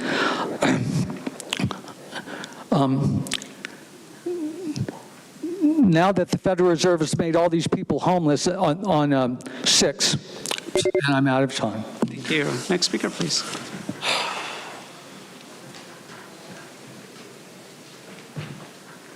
Hi, my name is Andrea, and I want to speak on the HHS and the budget, and just let the union workers in this room know about an issue that has come up after I audited the City of San Diego and County of San Diego and discovered $142 million of other pay paid to city employees, which was not pension, which was not benefits, which was not overtime, and which was not regular pay. $60 million was paid to county employees, again, not pension budget, not pension, benefits, overtime, or regular pay. And I do believe that this has to do with kickbacks coming from multiple sources. I'm most concerned about the addiction treatment diversion program kickbacks. And I just wanted to let everybody know about fair and equal pay, right? So here in San Diego, we have a sheriff detention facility nurse in 2023. Michael Nicarto made $354,000. Other pay was $44,000. Denise Foster, CNO detention facility, $185,000, $42,000 other pay. Ellen Trenko, nurse detention facility, $371,000. Other pay, $38,000. Frances Martin, Mace nurse, $332,000, $34,000 of which was other pay. Leah Gacko, $324,000. A nurse made $33,000 in other pay. Ruby Udon, $306,000, $33,000 in other pay. Samantha McKennelly, $322,000, $32,000 in other pay. Jack Mega, $309,000, $31,000 in other pay. And Maria Batenga, $327,000, $31,000 in other pay. It's unfair. Thank you. We'll now hear from the individuals that requested to speak by phone. We will begin with our first caller.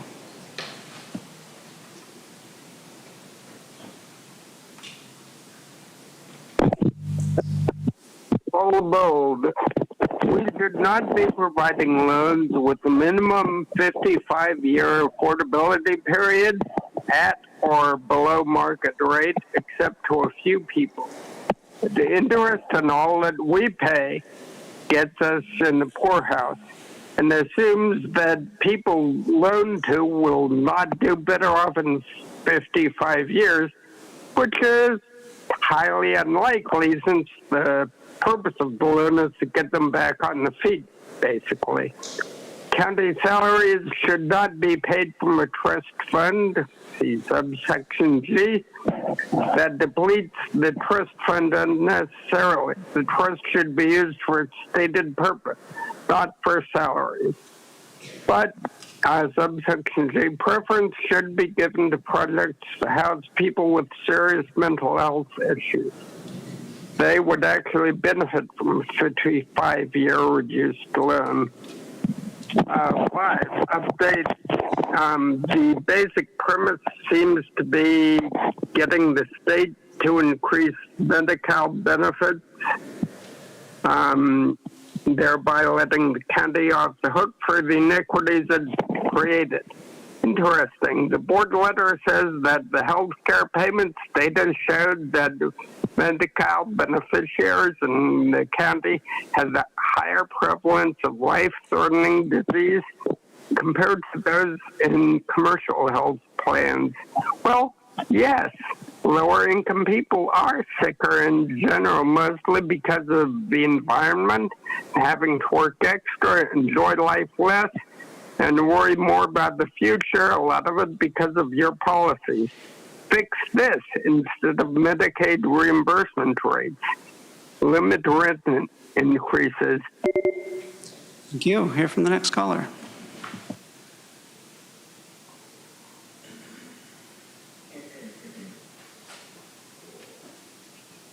Consuelo here. So yeah, every time I see things on consent calendar, I'm always reminded just how sad it is that people still believe in what it is these local boards are acting like they're doing just to keep the racket going, just to keep the game going, you know? Like, no, okay, well, yeah. You requested we change this? Okay, yeah, we'll move the clocks over here and let's just have them keep believing that we're listening to them. Freaking racket, man. So I'm going to speak on all of them. I'm going to, yeah. So with that being said, regarding item 5, reimbursement. If government is involved, avoid it. If government supports it, reject it. If government says it's safe, it's not safe. If government says it's true, it's false. If government wants to help it, it won't. If government says you need it, you don't. One thing I want to remind the people is that all government will eventually fail, especially big government, not little bitty ones. And yeah, it's just so, see, man, the art, you guys, it is an art, right? The clever and deceptive art of using euphemisms, lies, emotionalism, fear-mongering, you know, to dupe the people into accepting whatever, wherever, whenever. Actually, Stockholm Syndrome, like they will be demanding their own freaking chains of enslavement. I'm so bummed at how wasteful and how stuck so many people feel with all these things that will go unanswered, or, you know, a little Band-Aid here, a little Band-Aid there. Anyways, I'm done. Thank you. Hear from the next caller.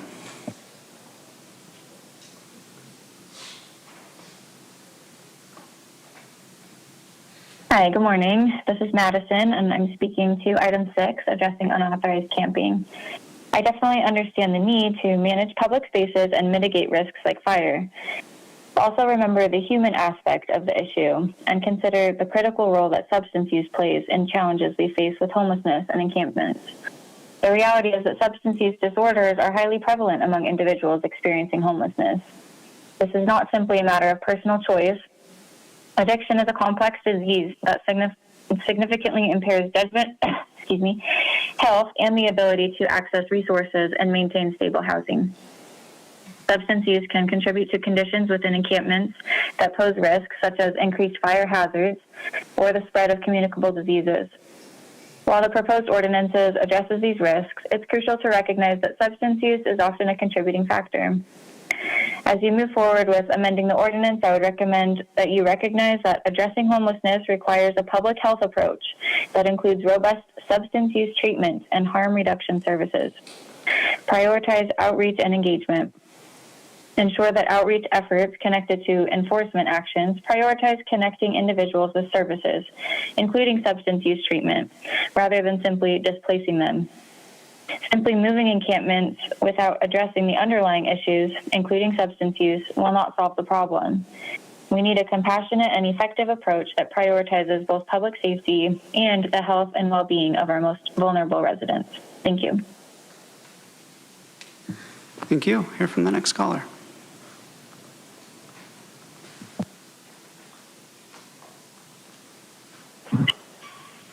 Apparently, I could go ahead and teach people how to commit registration fraud the election, and that is not grounds for anything. But if I were to call Chair Lawson-Leamer a fucking cunt, at that point you could go ahead and shut me up and have a newspaper article written about me. How many times have I taught people how to commit voter fraud? This is a clear example that you guys don't pay attention to a word we say, because I have taught people under your platform how to commit voter fraud multiple times. You go by and pretend I never... You are off topic. This is your first warning. Please stay on topic. We are on the consent agenda. If you continue off topic, you will forfeit the remainder of your time.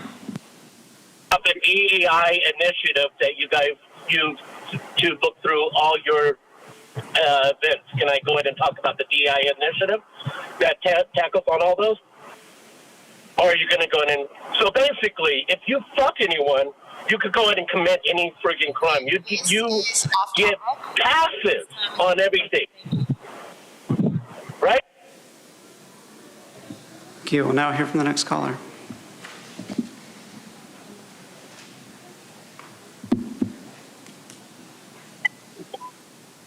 Good morning, Board of Supervisors. Ann Riddle here. I called in today to speak to consent items 1, 2, 3, and 6, but primarily I'm going to address 3 and 6. 3 has to do with the grant that the county is regarding receiving a contract from CDC that will assist the University of California of San Diego. I'm concerned about this contract because I understand, if I'm reading it correctly, that the county's going to make up the shortfall for indirect expenses that the grant UCSD wrote incurred. And I wonder about that. Putting aside our policy not to do that, I just wonder if this is a good place to start. And on the plus side of this grant, I appreciate that it helps the county understand where there's areas of health disparity, because it is a priority here in our county, and that the information that the UCSD grant will collect will help us understand that better. I am concerned, because of the focus of the county on health disparities, that we don't truly understand the role of substance abuse and the role of normalizing drug use playing in the health disparities aspects among our people here in the county. I think it's really valuable to take a look at some of the state research that's coming out regarding marijuana storefronts and the role that it plays in creating disparity in health among the communities where they locate. In fact, the tendency of these marijuana storefronts is to locate in low-income areas and contributing to the health disparities. And since this county is anticipating expanding... Now I hear from the next caller.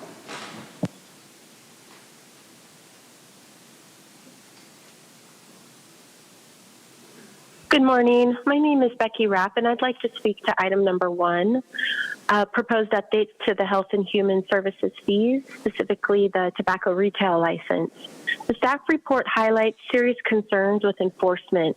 During recent decoy operations, 35% of licensed tobacco retailers sold to minors, and 64% of retailers failed basic compliance checks. These numbers clearly show a failure to protect youth from illegal tobacco sales, and it's unacceptable. These aren't just numbers. They mean that youth in our communities are regularly being exposed to and sold harmful, addictive products that should be strictly regulated under existing county law. At the same time, smoke shops and tobacco shop retailers are also selling intoxicating hemp products with THC levels high above what is sold in permitted pot shops. These products mimic the effects of marijuana but are not regulated. These products are often marketed in colorful packaging that appeals to teens, and they're being sold openly without enforcement, age verification, or product safety controls. This illegal activity is happening under the county's tobacco retail license framework, yet there's no indication that the TRL fee structure includes any cost recovery or funding to support actual enforcement or investigations of these shops.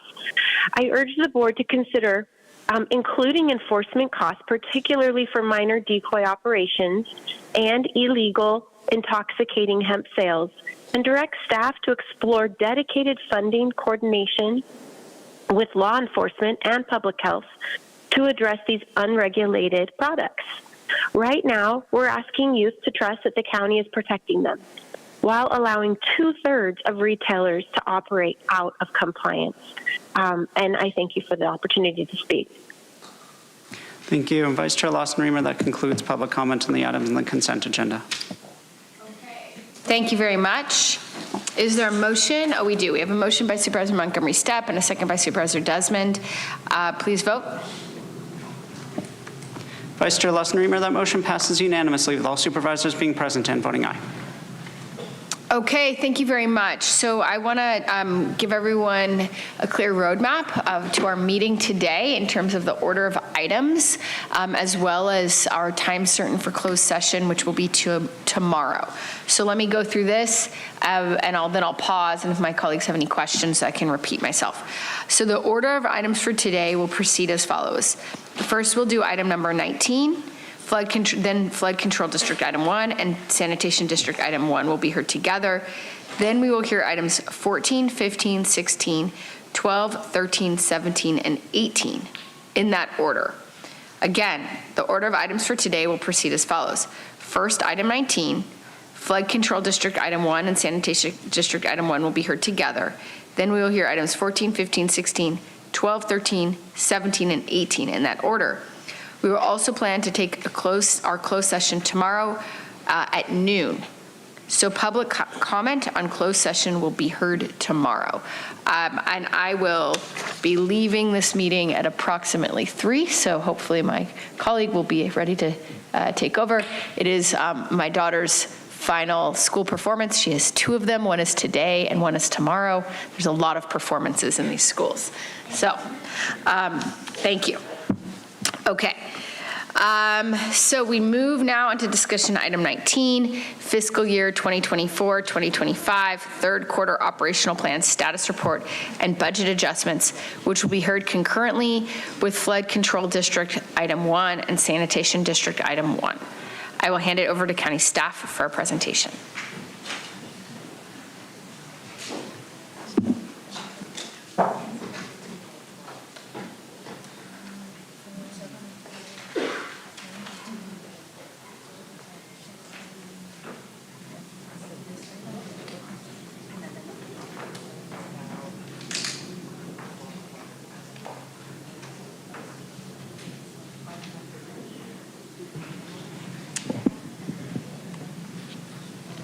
Okay, it looks like we're ready to go, so I'll go ahead and get started.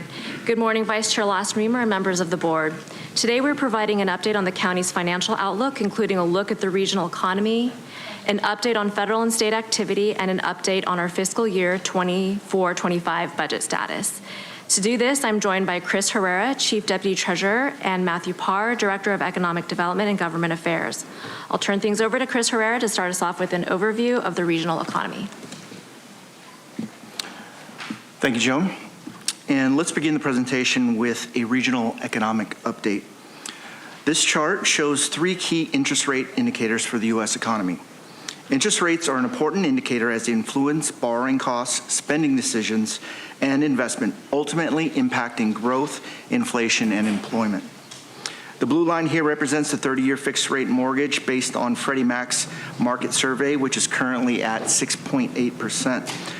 The gray line tracks the 10-year U.S. Treasury yield, while the orange line shows the federal funds rate. The Federal Reserve has been on hold since December 2024, with the Fed funds rate at 4.25% to 4.5%. At its May meeting, the committee cited increased uncertainty about the economic outlook and judged that the risks of higher unemployment and higher inflation have risen. As indicated in the chart, interest rates continue to remain elevated across all measures. Long-term yields have trended upward, reflecting stronger economic growth and expectations for inflation to persist. For residents of the county, elevated interest rates are a significant barrier to ownership of homes, such as more expensive mortgages and other consumer financing needs, like consumer loans to finance major purchases and investments that are important to small businesses to operate. Let's turn on to inflation. The chart on this slide shows trends reported by the Consumer Price Index.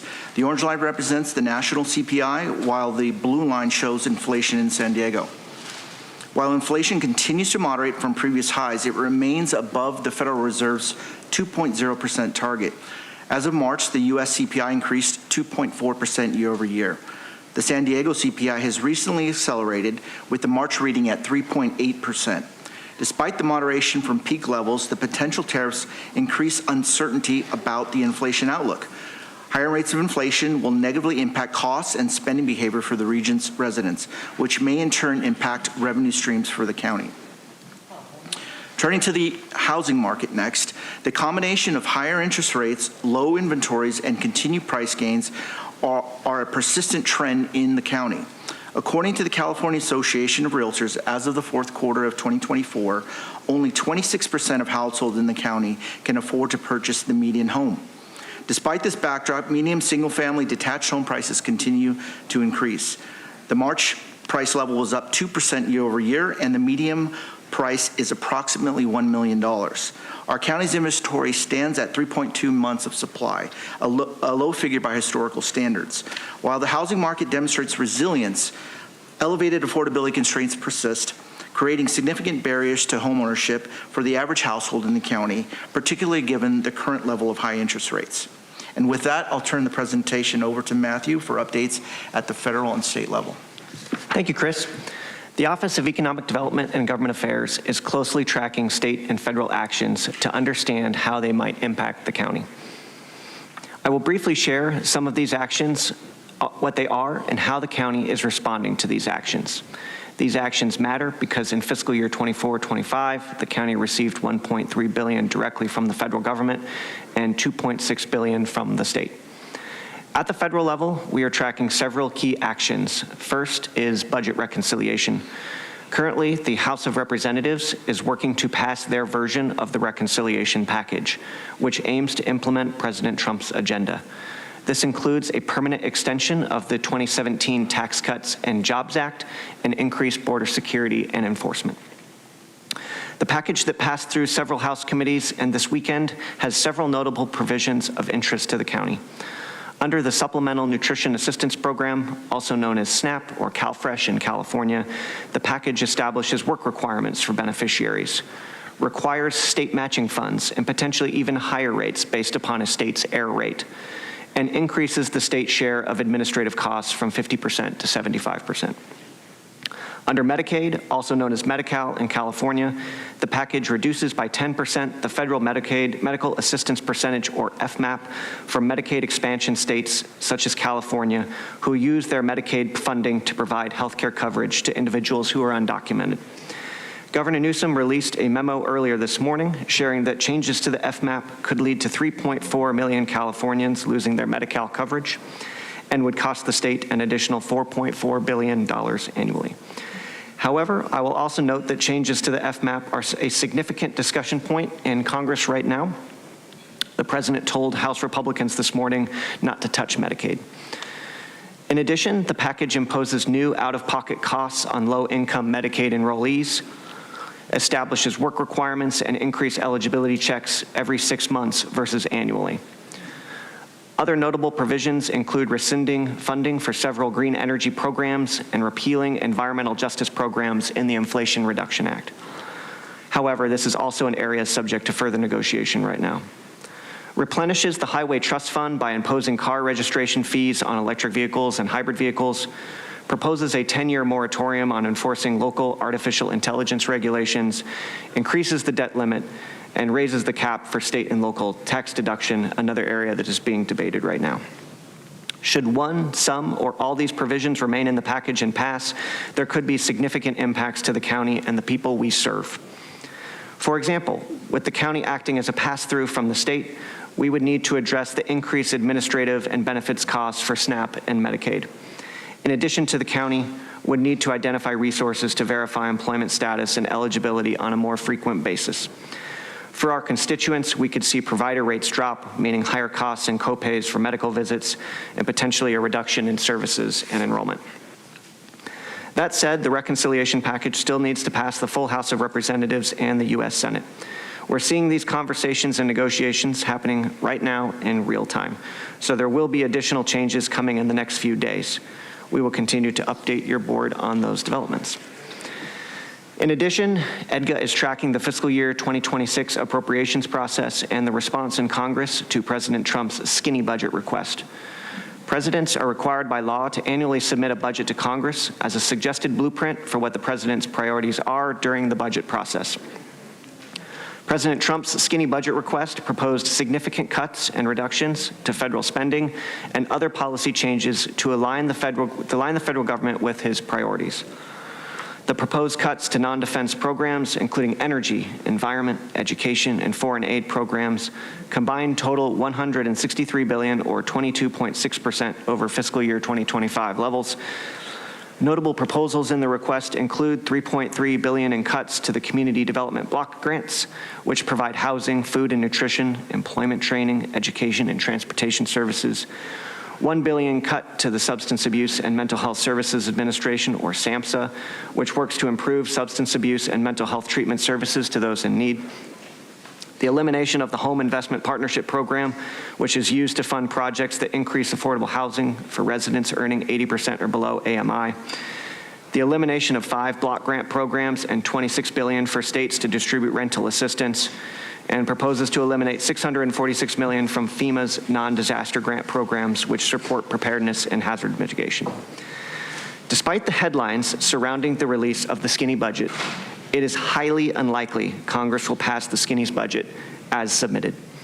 Since the release of the skinny budget, cabinet secretaries have been testifying in the relevant congressional appropriations committees on their agency budgets. As we are seeing with the reconciliation package, significant negotiations are happening now and will into the summer, and there will be considerable changes to these proposals as they move through the legislative process. Now let's look at the state budget. At the state level, we are seeing significant actions here as well. On Wednesday last week, Governor Newsom released a revised budget with a $12+ billion budget deficit. The governor stated that the deficit was a result of the federal uncertainty and the volatility in the markets resulting from the shifts and changes in federal policy. Notable economic indicators include $10 billion reduced capital gains, $2.5 billion weaker corporate taxable profits, $2 billion lower wages and personal income tax withholding, and $1.5 billion reduced personal income tax items. However, despite these lower economic indicators, the May revise was, by and large, a placeholder budget, meaning the May revision proposes no solutions or mitigation strategies to address the potential cuts and reductions in federal spending. This is something we are going to keep an eye on as we get closer to June 15th, which is when the state legislature must pass a budget and send to the governor before the end of the fiscal year.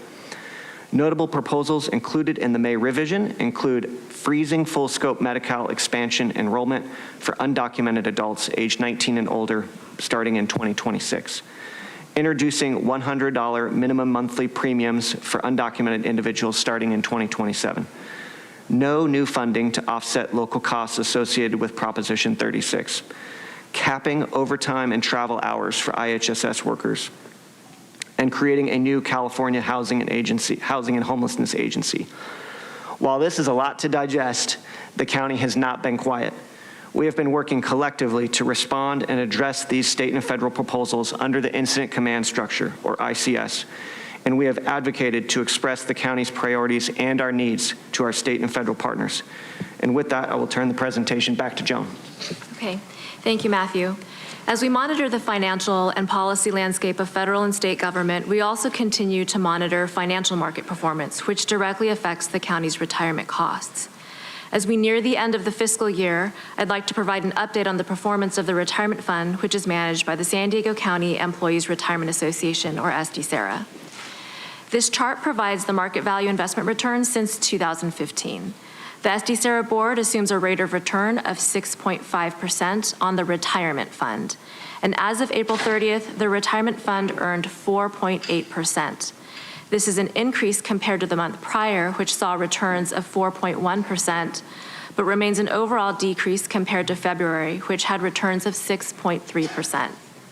If the fiscal year returns are lower than the assumed 6.5% return, this will push the county's retirement contribution higher. And if the returns are higher than the assumed rate of return, this will help to lower the county's retirement costs. Impacts of the retirement fund returns in any given year are smoothed over 5 years to mitigate the impacts of market volatility. This chart demonstrates how much investment returns can change from year to year. The average return over the past 10 years is 6.3% and 6.9% over the past 5 years. We will continue to monitor returns and the impact on the county's retirement costs. Now let's turn to projected budget performance for this fiscal year based on third quarter projections. As of the third quarter, the county is projecting to end the year with a balance in all funds totaling $179 million. As shown in the highlighted row, the projected year-end results for the general fund is $52.6 million, or 0.7% of the general fund budget. This chart on the right shows the anticipated sources of the $52.6 million from the general fund.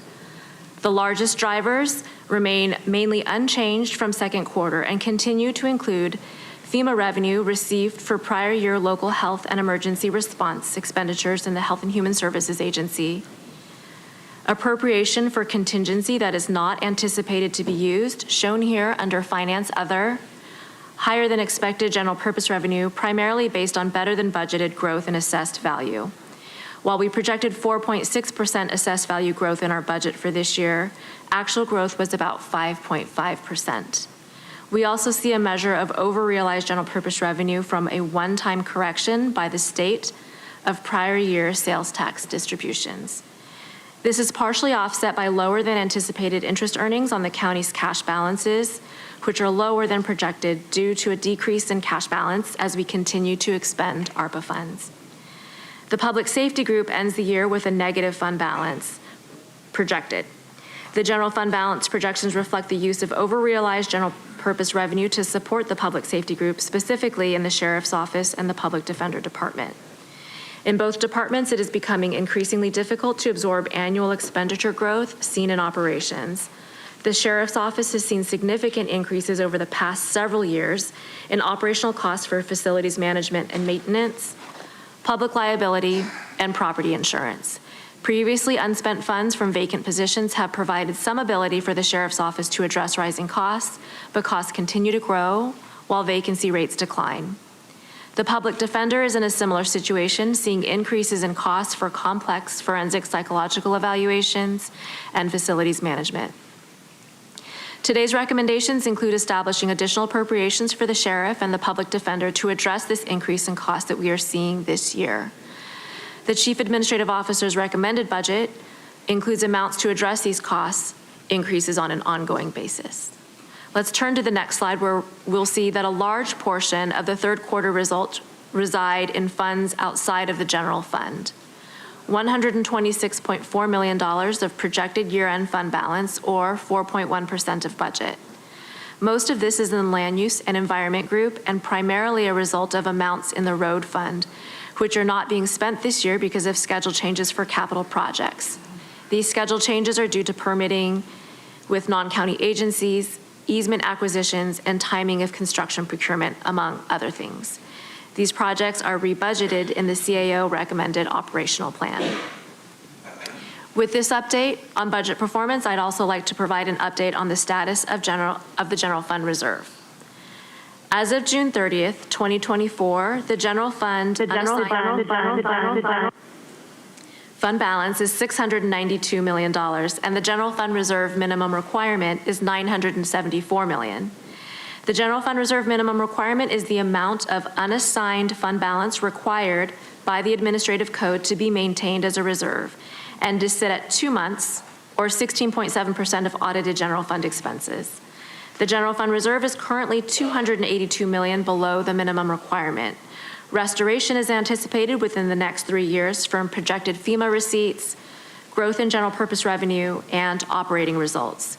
We are anticipating operating results of $52.6 million in the general fund, as I'd mentioned, which brings the projected unassigned general fund balance to $744.4 million.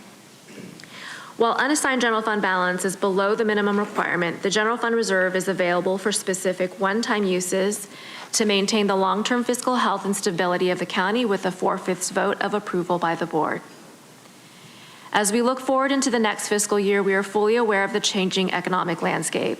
With potential impacts of policy and budget activity at the federal and state levels, the county's cross-functional incident command structure is closely monitoring changes and direct impacts to county programs.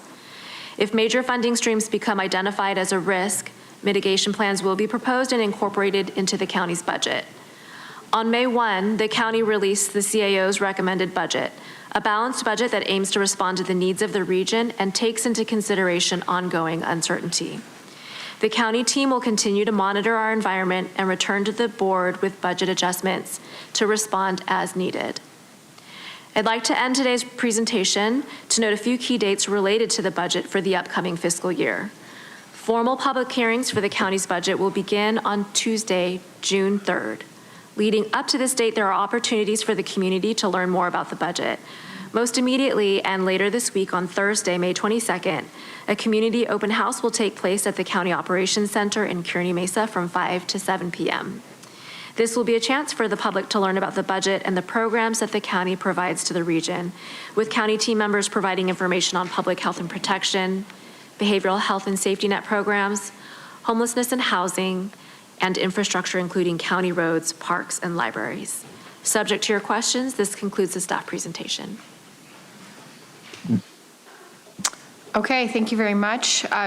Do we have any questions from my colleagues before we go to public comment? Okay, thank you very much. Appreciate that. We now turn to public comment.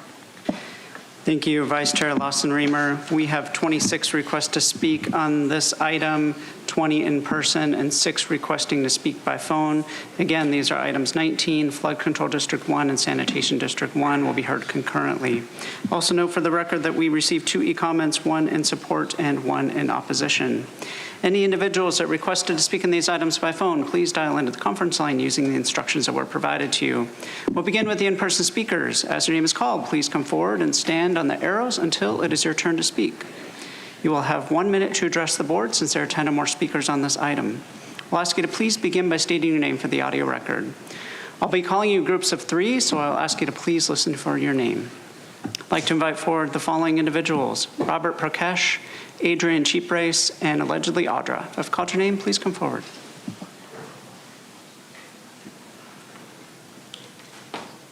Is it 1 minute? 1 minute, thank you. I appreciate your attention, how hard a job you have, and demoralizing it is to be sat here and cursed at by fellow human beings. And can you please state your name? Bob Prokash. I'm a 28-year social worker for the County of San Diego. I just got an Anderson alert recently that the reserves are being raided. I respectfully disagree, Mr. Anderson. That was your Anderson alert that I got. The attachments to item 19 report high variances attributed to longer time frames to hire staff, hard to recruit classifications, unanticipated vacancies, and vacancies due to attrition. The current narrow budget is the only thing that will limit services, as it includes reducing social services and those social workers who provide support to the most vulnerable in San Diego. But that current budget is based on saving money on the backs of the current workers to the detriment of the citizens. Thank you to Supervisor Desmond last meeting, who said we should pay employees what they deserve and they should be paid the top in the state. Thank you for finally joining the team of our inspiring, supportive Supervisors Lawson-Remer. And thank you. Next speaker, please. Adrian Cheaprace and allegedly Audra. I'll go ahead and call 3 additional speakers: Morgan Smith, Steve Y, and Aline Bratton. If I've called your name, please come forward.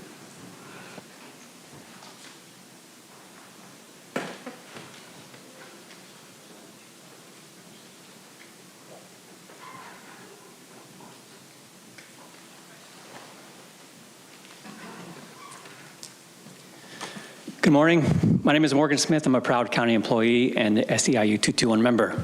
I advocate the board commit to a budget process that invests in our community. A key part of that is your support for a strong contract for our county workers. I've been a nurse for 17 years. I joined the county over 3 years ago, and I serve as a senior public health nurse in the Public Health Preparedness and Response Branch. Supporting county workers is a direct investment in the health and safety of our communities. 2 weeks ago, this board discussed the reserves policy, where Supervisor Desmond spoke about saving funds for disasters like wildfires. But disaster response isn't a light switch. We continuously collaborate with multiple county departments, the healthcare system, and community partners to train and prepare so our disaster response is effective. Last month, my unit trained over 80 public health nurses on their roles at emergency shelters. We support the community during disasters. Your support of us is a commitment to protecting our community's health and resilience. Thank you. Thank you. Next speaker, please. Hi there, I'm Steve Y, a proud SEIU 221 member and DPW employee for the last 7 years. We're asking for budget adjustments to support county employees by negotiating a fair contract, because supporting workers means supporting the entire community. The work we do is vital, and without dedicated employees, there is no county. We're not asking for special treatment, we're asking for fairness, dignity, and equity in our contract and in our pensions. Speaking of pensions, our county's Tier D pension is unjust, unsustainable, and unacceptable. Under Tier D, we have to work 62 years to earn a full pension. Only one other county in the entire state forces this kind of burden on its workers. Compare this to Tier C, where just 40 years of service earns you a full pension, the standard with every other city in San Diego.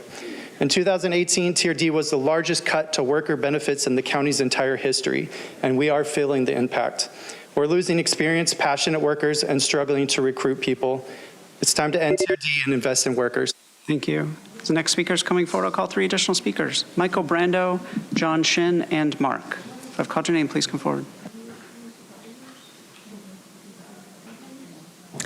Race from the clock. Okay, Elen, county worker, 26 years, SEIU. When investments are made in the workforce, we retain qualified mental health staff that have experience to help vulnerable clients who may otherwise end up in higher levels of care, costing more in the long run and lowering their quality of life. Mental health staff with longevity make a difference in people's lives, as these services are best received in the context of a relationship. In this moment of economic and political uncertainty, many are worried, including county workers.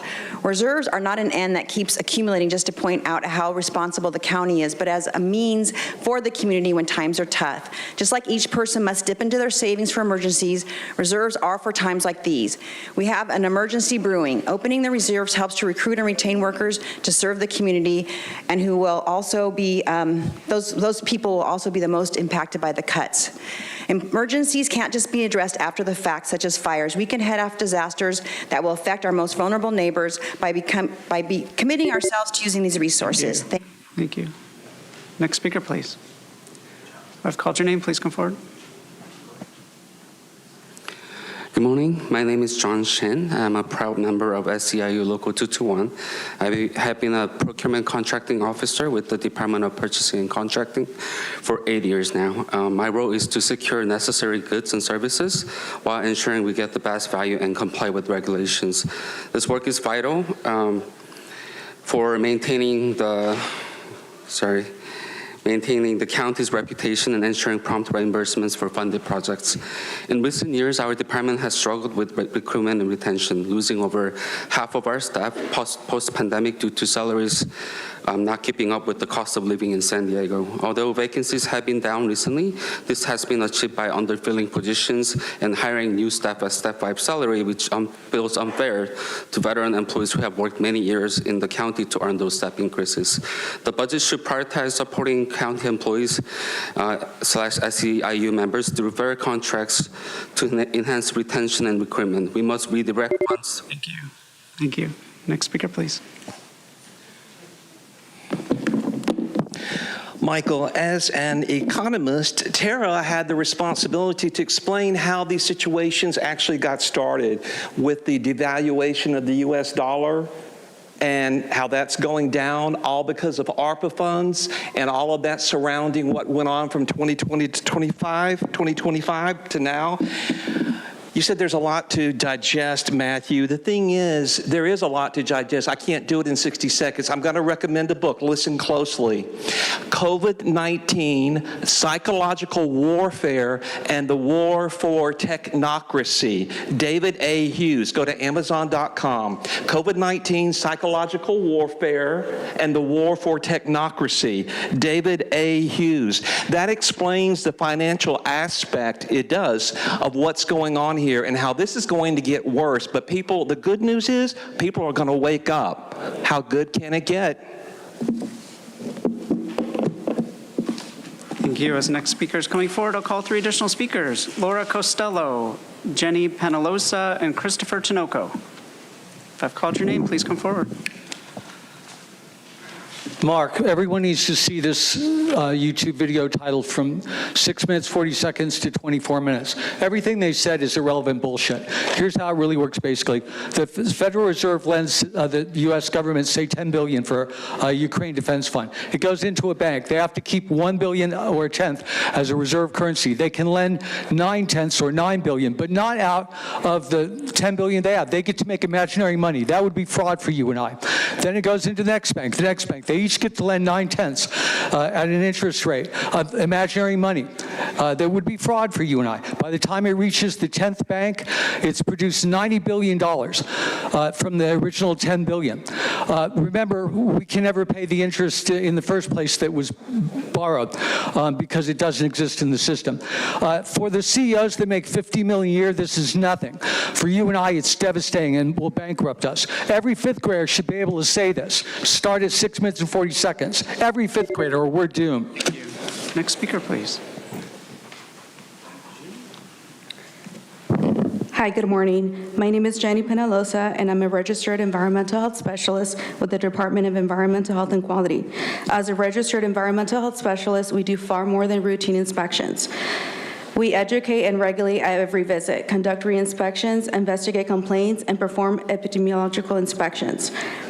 Low wages in San Diego County deter applicants and drive staff to higher paid counties, as their salaries do not match the rising costs. Improved wages and more staff will strengthen our team, enhance our services, and better protect our local communities. Thank you. Thank you. Next speaker, please. Good morning, County Supervisors. My name is Chris, Environmental Health Technician at the county. I'm here to speak about the urgent need to support our workforce. Hiring new employees is imperative to meet the growing needs of our communities, but equally important is retaining the dedicated staff we already have. Let us not forget why unions exist: to advocate for fairness, dignity, and respect in our working conditions. Many of us choose careers in public health and safety because we are passionate about serving others, but passion alone cannot pay the bills.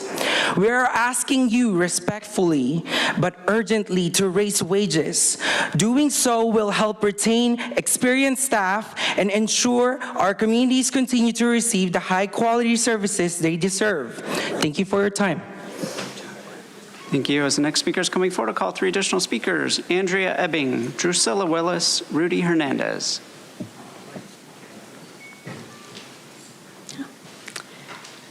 Good morning. My name is Laura Costello. I'm in my 25th year with the Department of Environmental Health and Quality. I hope my many years of service conveys my dedication. I took heart to Joel Anderson's message on Instagram recently. He said we need to advocate for our departments and that our input is critical to inform this board's decision-making. So it's imperative that you all acknowledge that our wages are far below other counties and the cost of living is way up. Therefore, staff are leaving. Existing staff are now covering multiple routes. We need to understand, or you need to understand, sorry about that, each route encompasses a vast amount, numerous inspections, re-inspections, environmental complaint inspections, along with internal public communications. Our daily roles are complex. We require knowledge of laws, science, along with public relations. Now, these are our jobs, and we care about what we do. But we ask you to help us raise our salaries, retain and build the workforce. Please keep our community. Thank you. Next speaker, please. My name is Andrea, and I just want to speak on the fair wages and let everyone know that she'd spend some time on Transparent California, and in there you will find that our 8 city council members, the 8 highest paid city council members in the history of California ever. Our mayor is the highest paid mayor in the history of California or the country in the entire world ever for 3 years in a row, and all of you are the highest paid county board of supervisors. And I mentioned there was something about the public defender's office needing more money when I just wanted to let everybody know Randy Mize was making $356,000 but got $72,000 in other pay. Paul Rodriguez, $318,000, $53,000 in other pay. Mignon Hiltz, $327,000, $46,000 other pay. Jason Kanji, $285,000, $44,000 other pay. Brooke LaFrance, $327,000, $40,000 in other pay. Thanks. Thank you. Next speaker, please.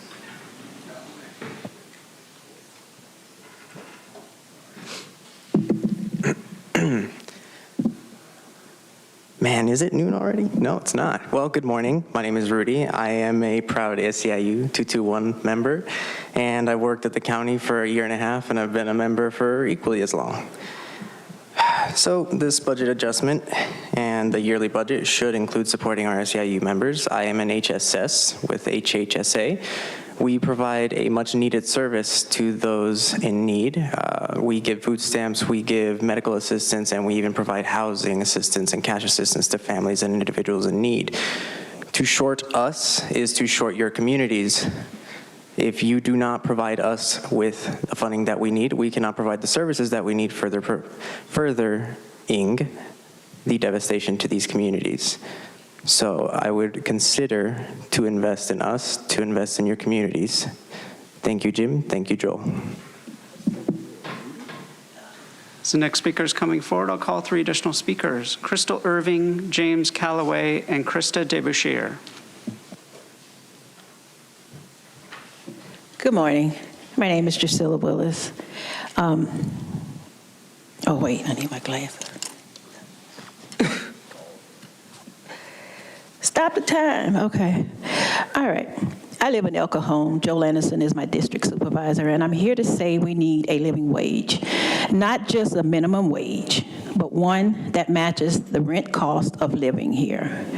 El Cajon isn't cheap, and it's not always safe. Prices are up, rent, gas, food, but our wages aren't. People are being forced to choose between survival and security. I've been in District 2 for less than a year, and I still can't afford a basic alarm system, since they came and threw rocks and bust all of my windows out while I was asleep in my bed, but nothing can be done. So since my time is running out, please give us a living wage so that we can afford to live here. Thanks. Thank you. Next speaker, please. Hello, board. My name is Krista DeBouchier. I am an SEIU 221 union member. I'm also a very proud county employee and very proud to work for the Office of the Public Defender. I'm speaking on item 19. The budget adjustment and the yearly budget should include supporting county workers, union members, by negotiating a fair contract. Supporting workers like me means supporting the community through zealous legal defense. The public deserves and is entitled to this defense, which means attracting and retaining via fair wages and benefits the best defense attorneys and their support staff, including defense investigators like me. We are passionate about our mission, and our work is essential to the public safety. I ask this board to recognize this important work. Thank you. Thank you. As the next speaker is coming forward, I'll call additional speakers: Robert Rodriguez, Veronica Strider, and recalling Adrian Cheaprace and allegedly Audra. If I've called your name, please come forward. Good morning. My name is James Calloway, and I'm here as a proud SEIU member and a county employee. San Diego County is one of the wealthiest counties in the wealthiest state in the wealthiest country in human history. And that's not just a fact, it's a reflection of the incredible resources and capacity we have to do right by the people who keep this county running every day. The main reason I'm speaking today is simple. We can afford to pay our workers enough to live and thrive in the communities we serve. The public servants who power this county, who handle your emergencies, support your families, and maintain the infrastructure you rely on, deserve fair and dignified compensation, not just for survival, but for stability, growth, and well-being. Thank you. Give the next speaker, please. Hi, I'm Robert Rodriguez, and I'm an HSSA in Chula Vista. And I'm not going to give you any, I'm just going to tell you two stories that happened to me at work. Friday at 4:30, I get a call from where I got a client who's a single mother with a 1-year-old baby. Doesn't have a phone, can't get a hold of nobody. She comes into the office. I instant message the worker to tell her, hey, I can do it over the phone right now if you bring her into this room. She went outside, grabbed her. She was filling out the application, brought her back in. I did the interview, approved her, got her ready to go, and she goes, I am so happy. I didn't know what to do. I didn't know how to fill out this application. I really didn't know what to do. The second one is I had a mother who had 4 kids. It was 4:30 on Friday. She had to do her recertification. She couldn't get a hold of the worker. She called me because she had my number. She got a hold of me. I did it over the phone with her, and I rushed the funds on her account. She had her food stamps Friday at 4:30. She was worried about where she was going to eat. So thank you. Thank you. Next speaker, please. Good morning. My name is Veronica Strider. I'm a proud SEIU Local 221 union member and county employee. I've worked for the Health and Human Services Agency as a protective services worker with CFWB for over 5 years. I'm urging you that the budget adjustment and the yearly budget should include supporting our members by negotiating a fair contract, as the work that I and my many peers do routinely exposes us to secondhand and sometimes firsthand trauma and often puts us in uncertain and unsafe circumstances. But the work that we do is vital to the community because it ensures that the most vulnerable children and families in our county achieve safety, permanency, and well-being. We have the daily opportunity to make a difference for people, often at the worst moments of their life. The county should invest in our work because we cannot pour from an empty cup. How can we invest in the future of our community if the county does not invest in me? Every day I hear and see about the superior outcomes and progressive practices implemented by our county, but that's not reflected in the treatment of our workers. Please invest in us. Thank you. Thank you. Next speaker, please.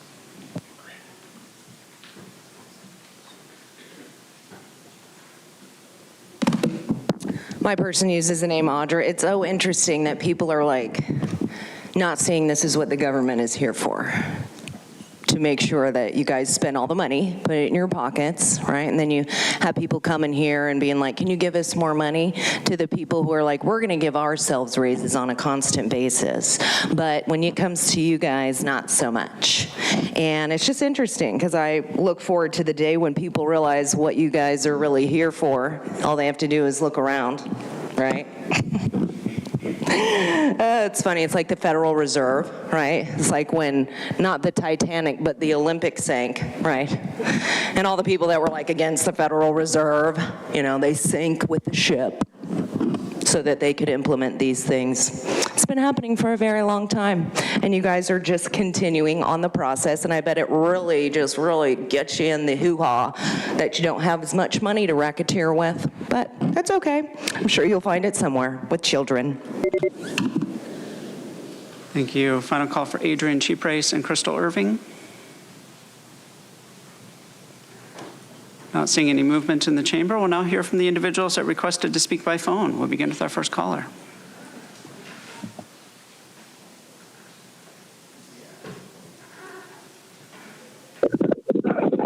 All opposed. Recommendation number 2, more money you want to pay, and the board letter does not really say why it is necessary, what costs are increasing, but it does say you need to do it. Most of the money is coming from supplies and services in the public safety group, but of course we aren't told if the supplies and services are really needed. Numbers 3 and 4 to transfer money based on over-realized general funds hints that we may have been paying excessive taxes. Please let us know and readjust. Although I'm glad you're attending to public safety salaries and benefits, most county workers are great people, but let's play a game. How many whining people with complex jobs who have time to wait and rant here how many of these county people do you really need? Thank you. Now hear from the next caller.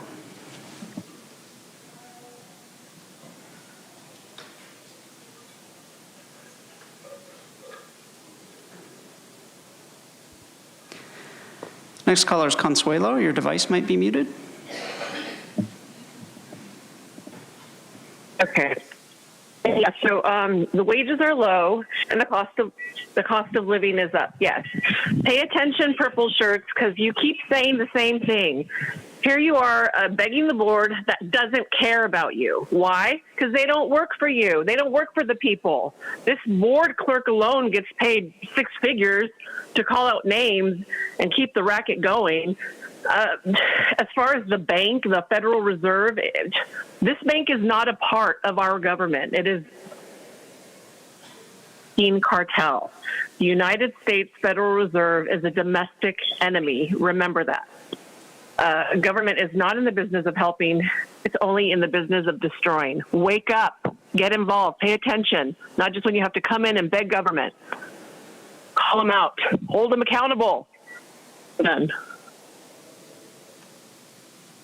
Thank you. Now hear from the next caller.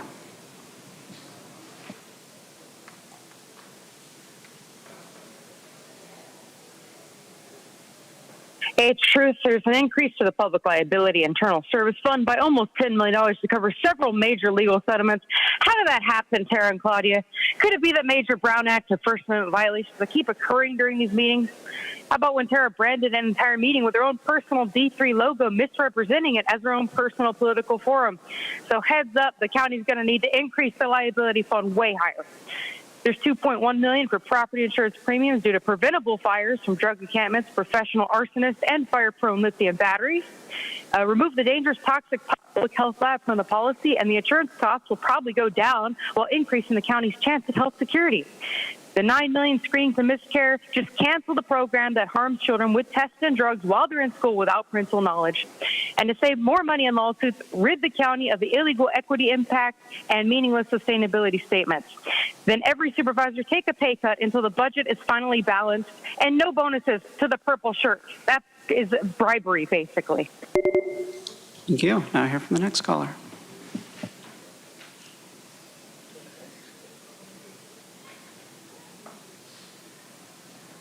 Good morning, Board of Supervisors. Ann Riddle here. I called in today to suggest some ways to improve the budget by increasing the amount of money that the county takes in rather than concentrating on the money that it spends out. This is a county that derives a tremendous amount of its resources from tourist industries. And so it's extremely important that we appear safe and clean. And there seems to be some items that keep us from appearing that way. Most particularly out here in the back country, we have a lot of issues regarding billboards. The most egregious are the marijuana pot shop billboards. And we also have a problem with as tall as we are, weeds. And so as you travel through the backcountry, we're very unattractive and we don't look safe. So perhaps if we appeared more clean and more safe, we would attract that. Thank you. And Vice Chair Lawson-Remer, that concludes public comment on this item. Okay, thank you very much. Do any of my colleagues have any comments or questions? First, I just want to say to our county employees who came down here today, I see you, I hear you, I appreciate everything you do for our county, for our community. So thank you for your work. And I think the big takeaway I had from the budget presentation is that we're in a really challenging moment. There's no question we're in a challenging moment. I think the thing that was most striking to me was the first graph regarding interest rates and where we are with the interest rate environment. And so for folks that don't fully connect the dots, it's not only that those higher interest rates are correlated with rising consumer prices that we see in the grocery store and the gas tank. Those higher interest rates make it a lot harder for homes to change hands and make it a lot more expensive for people to buy houses, which means that really reduces property tax revenue here in San Diego County, which is where a lot of the revenue comes from that pays for essential services that we provide here in San Diego. So where I think we're already seeing sort of the indirect effects of the tariff uncertainty and how the tariff uncertainty is impacting expectations and interest rates and what the Fed is and is not doing on interest rates and the likely inflationary environment. So I remain extremely concerned about our economic outlook. I think the last time that we were in a situation kind of at a macroeconomic level that looked like this one, where we were facing a potential recession, cuts in fiscal spending, which makes it really difficult to do counter-cyclical spending on a federal level, along with severe inflationary pressures in the form of higher tariffs. That was the late 70s, early 80s. That was stagflation. It was very bad. So again, I hope that that's not where we end up, but I am concerned, and I appreciate the county in your very thorough and transparent presentation sounding the alarm of what we have to be prepared for on this board and in this community moving forward. So again, I think we have to take this really seriously, take this moment really seriously, and do everything we can to make sure that the folks who serve our community in the front lines every single day can continue to do that job and continue to live in our community despite the huge challenges and headwinds coming from Washington. So again, thank you to the team. If there's no additional comments, do we need a motion? Okay, Supervisor Anderson. I had a couple quick questions. When you were going through the federal budget, I've been tracking some of it, and every day it's a whole different story. Much of it that people are focused on has a phase in. So some of the things don't go into 2027, 2028, 2030. Did you take that in consideration? Because even if they said that there's going to be a cut, but the cut doesn't go into 2030, it wouldn't immediately impact us. So how did you address that? Thank you, Supervisor.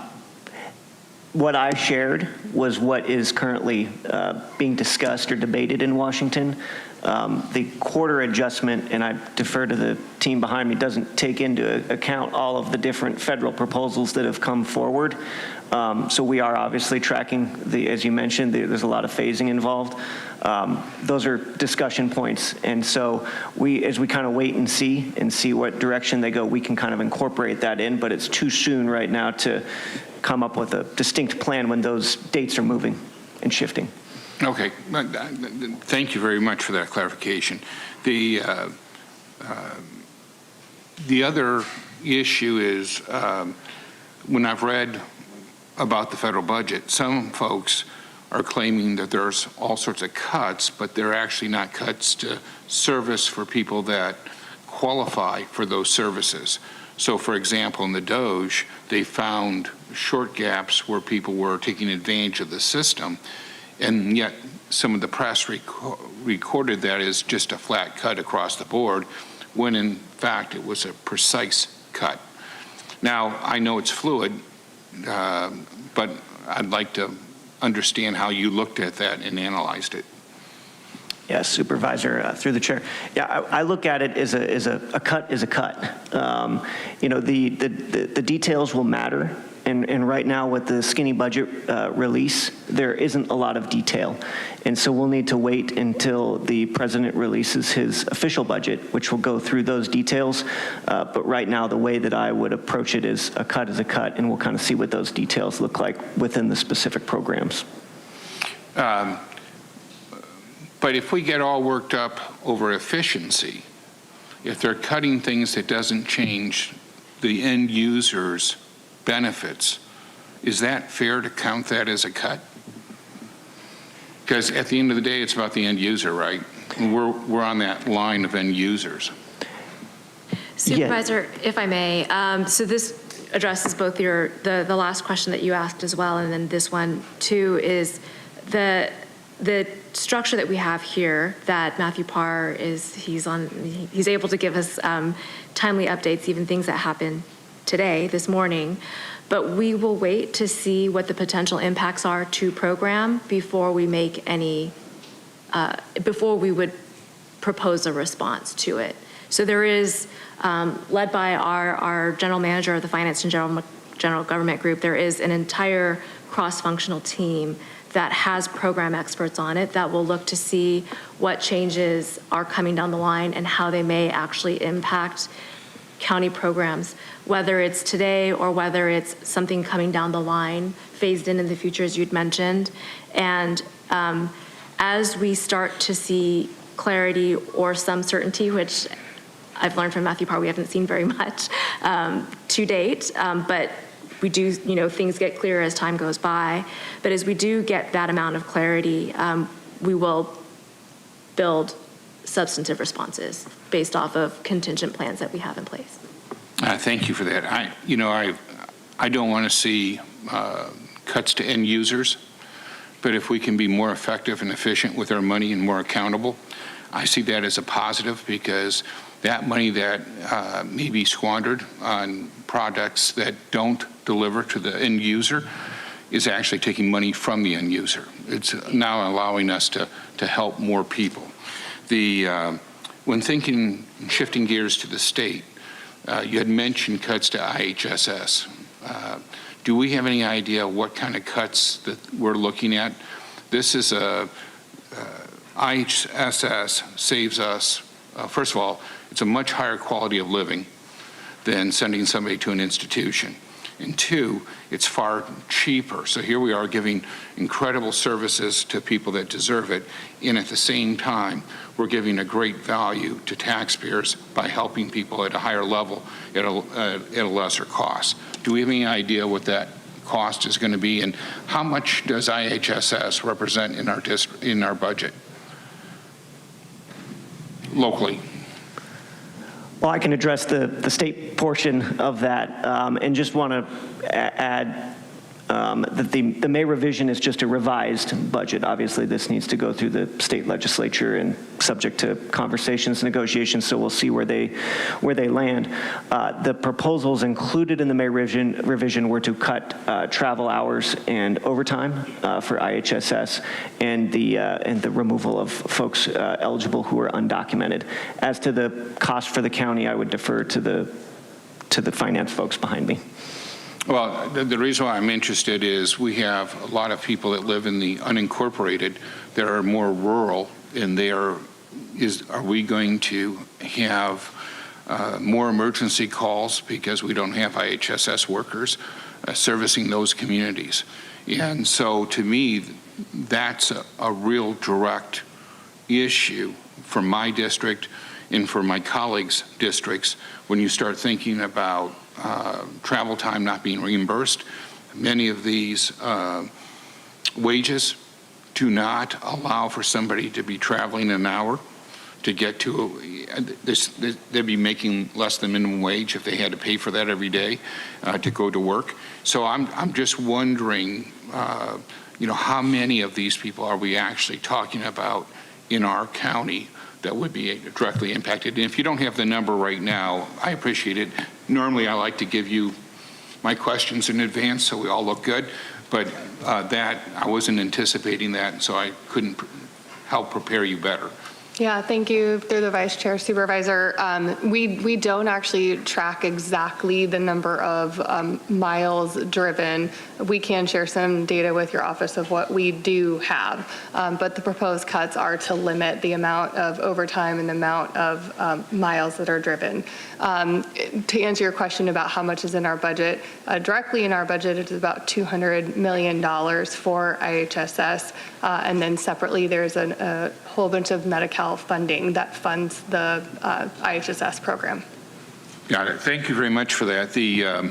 I know that the state budget portion of our budget is twice the size of our federal, so it has the a much higher impact on us potentially when we go through those May revises. And for as long as I can remember, every governor in my lifetime has tried to put a cut to IHSS. And the concern I have is we've had tremendous progress with the health care and the well-being of people that live in more rural areas. Just the pilot program that this board supported of sending nurses out and paramedics working with people so that we don't have more emergency room visits and 911 calls. And by the way, again, it's higher, better health care to preemptively go through it than having somebody show up at the emergency room. And it's far cheaper for us in the long run. So thank you for your excellent work on this in your monitoring. I know that it's always difficult when you're dealing with national and state politics. So thank you for that. And I'd be happy to make a motion in support. Thank you, Supervisor Anderson. Supervisor Desmond? Well, thank you. Supervisor Anderson asked a lot of the questions I was kind of concerned with, and I appreciate all the hard work and effort that has gone into this. This is lots of dollars, and we're having to deal with at this point in time, and I do appreciate the fact that the reserves, we are about $200 million below, and it looks like it's going to be till 2028 when we're able to pay all that back, is what it looks like, or get back to a full reserves. And I did want to also mention, similar to what my colleague mentioned, that we don't know yet what's really going to be cut. We hear from one side that it's going to be benefits. We hear from another side it's going to only be fraud, waste, and abuse. And I'm waiting until that really comes out. I'm glad we're waiting on that to make any decisions at this point in time. But there is going to be some type of cuts. We know that. And from the state, it has a $12 billion deficit. That's huge. So, and they're saying there's going to be no new funding for local government. So I appreciate your caution and preparing for the worst, but we won't know until it finally comes out. So thank you very much. And I'll second the motion. We have a motion by Supervisor Anderson, a second by Supervisor Desmond. I have another comment, but my colleague has not yet spoken, so go ahead. Supervisor Montgomery Stout. Thank you so much. Let me just say, thank you to everyone, especially members of the public and SEIU Local 221 for being very engaged in this process. And I think it's very important for us to hear what is going on every day in operations to help us make these decisions. I wanted to just ask a quick question about the reserves. My understanding is that more than half of that is FEMA reimbursement. Is that we're missing? No. Yes, I'm just asking the lower balance that we do have. I know that we're still waiting on some reimbursement there. So could you just go over that one more time for us, Joan? Sure. So we are anticipating still approximately $140 million of FEMA reimbursement for COVID-19 costs. And we continue to see amounts. So some of the operating results that we are seeing for this year, 24-25, $12 million of it is attributable to FEMA reimbursement for those activities. Okay, thank you. Yeah, that was the question. I know there's a strategy for that. I will just say overall, we've had several budget conversations already. We discussed changing the reserve policy. We also discussed implementing a two-step budget process because I knew this day would come where we're really asking questions that we don't know the answer to, and we're making decisions off of information that we are guessing at. And Matthew did a wonderful job just laying it out. I know it changes daily. We're all following it, but that was the main reason for the proposal, because we don't know what we don't know. And I want to make clear that I've always, in this capacity and other elected capacities, been a proponent of efficiency. I think as we grow larger, we have to continue to check ourselves, and that's what efficiency is about. We do, though, have a responsibility to the people that we serve, and the more informed the decisions are that we make here on this dais, I think the better for our internal county family, which services our entire region. And I will I will continue to beat that drum because I think it's extremely important that it just from the discussion here today, we're still guessing. We're still guessing, and we're going to be confronted with making budget decisions in an area where we're still guessing about what the state and feds are doing. Last thing I'll say is look, I hope that we will not have to experience major cuts for our most vulnerable communities. That is my hope. But we cannot build strategy just off of hope. We do have to plan for the worst. And that has nothing to do necessarily with the administration, as we just discussed with the FEMA reimbursement. There was a Democratic administration in office and we didn't fully receive those reimbursements. So it has never really been about that. For me, it's just about the fact that we don't know what we don't know, right? And so, sometimes I'll watch the news and I'm hopeful, and then 70% of the time I watch it and I'm not. I just want to say last thing to county staff, thank you for navigating these waters with and for us so that you are, keeping an account for us and keeping us updated on all the rules. I think we're very much prepared to deal with whatever is to come and to continue to inform the public as such. So thank you very much. And I will be supporting the item. Thank you all. I just had a couple additional comments. Again, just in response to the presentation and comments from the public and some comments from my colleagues. I think first I just wanted to say to Supervisor Anderson, I strongly agree with your support for the IHSS program, and I hope that we can work together as a board to continue fighting for that.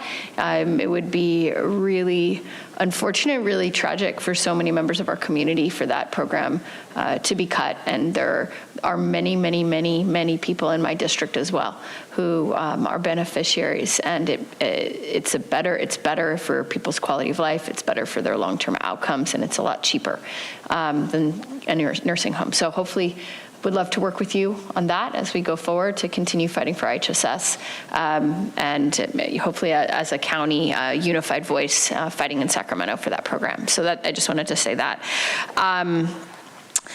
I do want to make a comment as well about the uncertainty, and that is where we are. We don't know exactly what's coming. We've got a budget, the skinny budget. We've got various reconciliation proposals. We don't know what's going to end up being in them. They're continuing to cook and bake this budget and change it every single day. And we won't know until we know. So I very much appreciate the work of the team in trying to keep us updated in real time of what's possible, what conversations are unfolding. That being said, I do strongly agree with my colleague, Supervisor Montgomery Stepp. We cannot run a county on hope. We all hope that there won't be any cuts to end users who are reliant on these safety net programs to eat and to keep a roof over their heads. I think we all hope that. But it would be extraordinarily irresponsible as a board of supervisors responsible for the well-being of 3.3 million people in this county to not make a contingency plan or a set of contingency plans or multiple sets of contingency plans based on the discussions that are unfolding. I do not want us to be in a situation where a budget is passed and then we say, okay, we know, and we have not done that planning. So I know some of that is underway, led by our CAO, and I appreciate that. And I just ask that you keep us as the board and our board members in the loop, and as you continue that process. So thank you, and I appreciate that.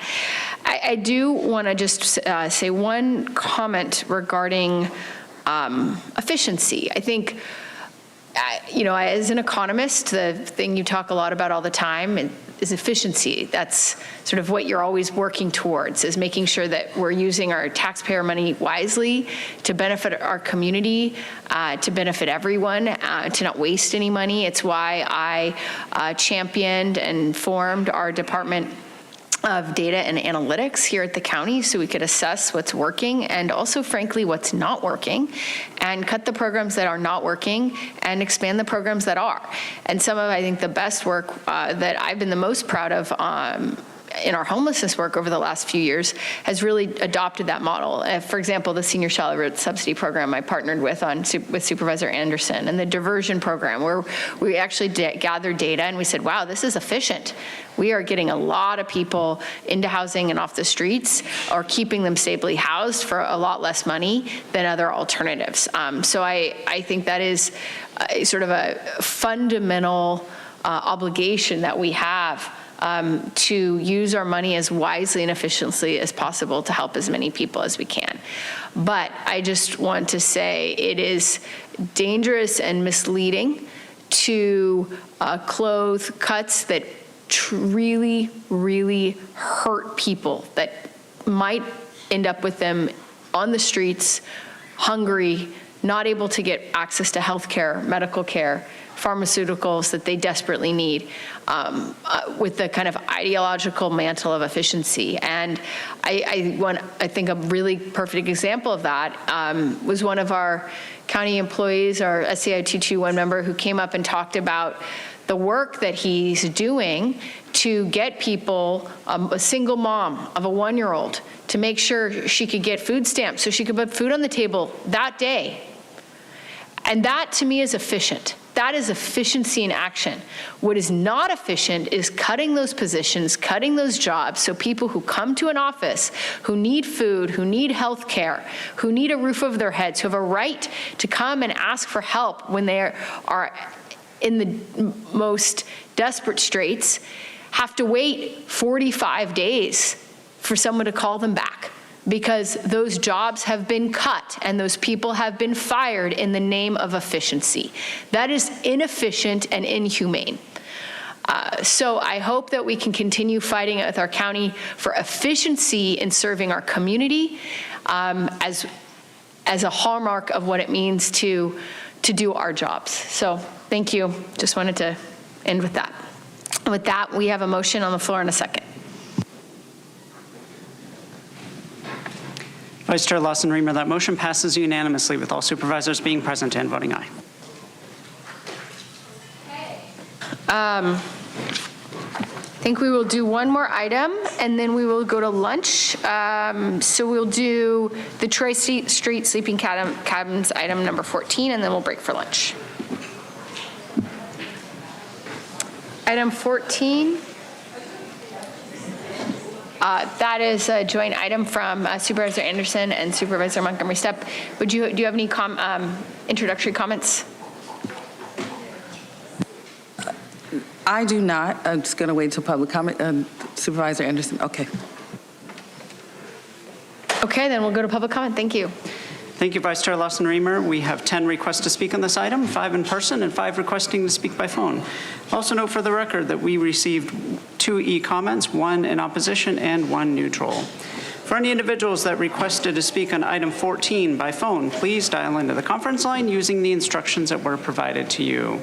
We'll begin with the in-person speakers. As your name is called, please come forward and stand on the arrows until it is your turn to speak at the podium. Because there are 10 or more speakers on this item, you'll have 1 minute to address the board. I'll ask you to please begin by stating your name for the audio record. We'll be calling you groups of 3, so I'll ask you to please listen for your name. I'd like to invite forward Pam, allegedly Audra, Mark, as our first 3 individuals. They'll be followed by Andrea Ebbing and John Brady.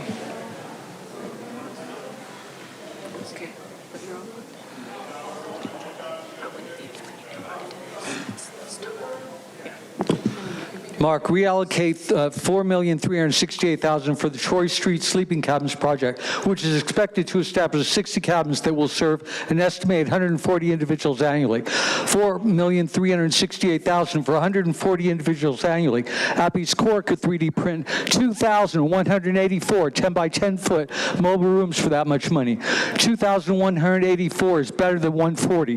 This is an incredible waste of taxpayer dollars. We do not need more affordable housing. We need to stop inflation by getting rid of the Federal Reserve and make the corporations pay the people better to create the wealth distribution 9 out of 10 Democrats and Republicans agree we should have in the YouTube video title, Wealth Inequality in America.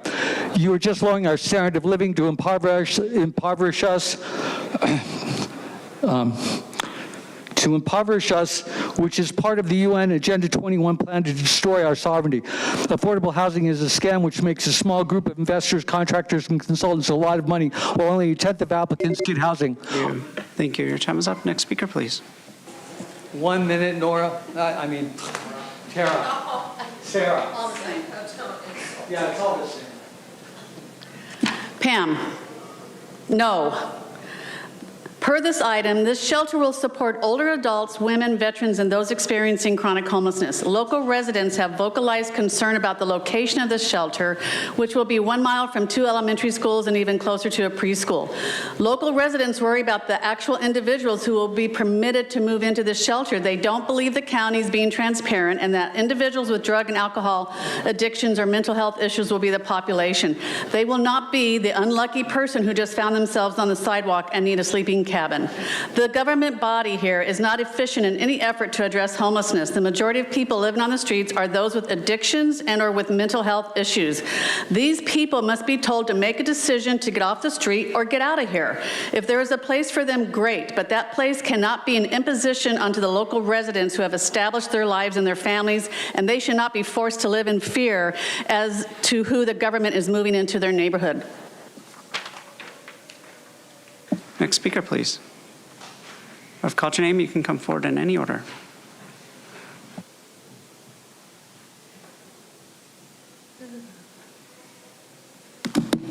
My person uses the name Audrey. You guys are so funny. What a racket housing is, right? But that doesn't exist. That's such a conspiracy theory. But spending $72,809 on one sleeping cabin. Do you know how many you could provide with that amount of money? Quite a bit. It is such a ridiculous abuse of money, abuse of your power, and the homeless people actually get, abused in these services that are supposed to be being provided. And I know that you guys don't deal with Tent City, but all these programs need to be shut down. People are overdosing because they don't even have naloxone or Narcan in their tents. There's, you lock these people up in like a prison type of atmosphere, give them really crappy food. There's bugs and rats, and it's like, here's just another way to do it and racket off of it, because $72,000 for a tiny home? Are you fucking kidding? Thank you. Next speaker, please.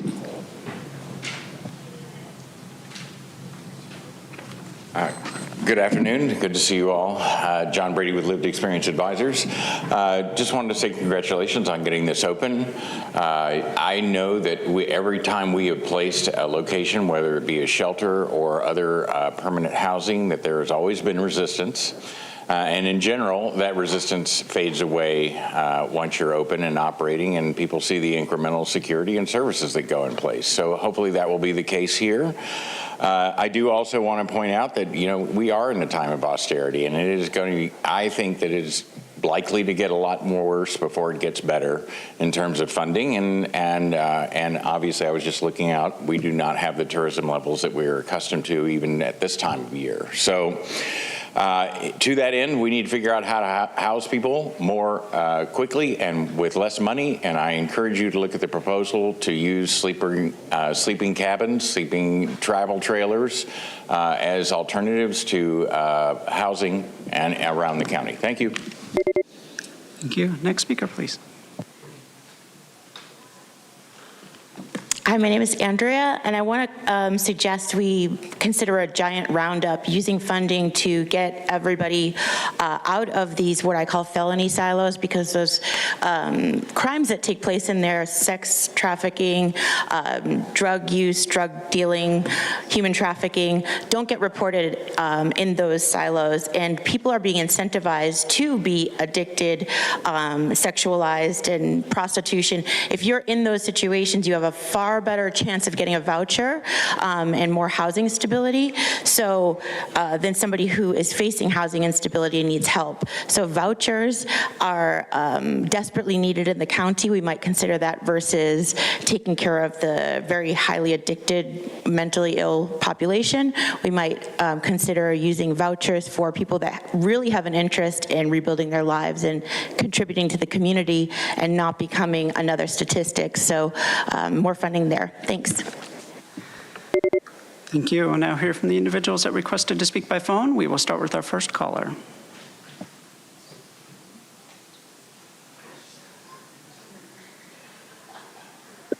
All abold. This is about reallocating funds. The board letter says the Willow RV Park was to provide 17 RV parking spaces and on-site case management and rehousing services for the homeless, but it was put on hold. Is it still needed or not?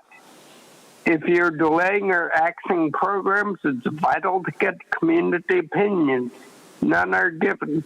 I know most of Lemon Grove, as opposed to the project, don't know who else actually cares about the people in affected areas.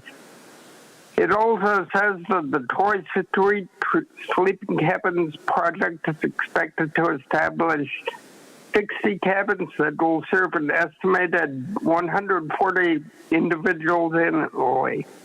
Apparently, each cabin holds 2 people for a total of 120 homeless. So this 20-person difference. Thank you. Now hear from the next caller.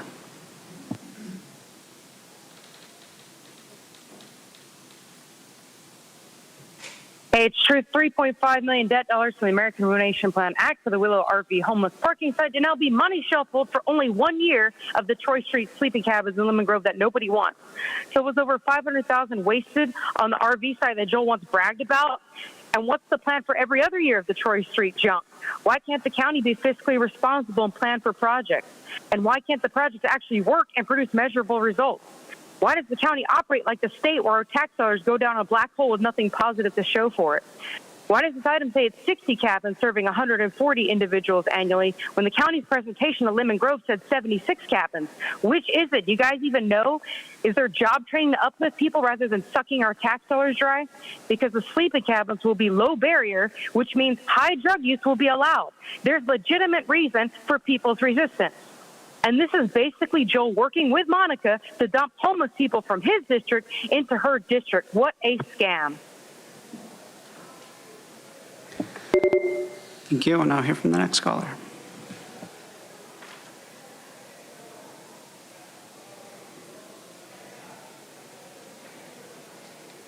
Hi, sorry, I'm just chiming back in.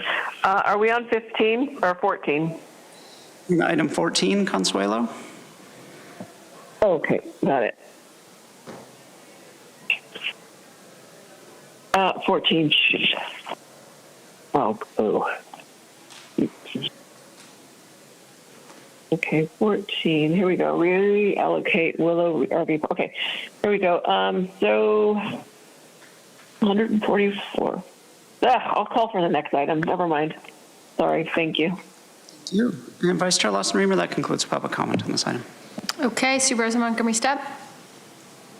Thank you so much, Vice Chair. Just want to start by giving my sincere thank you and appreciation to Supervisor Anderson for your partnership on this effort today.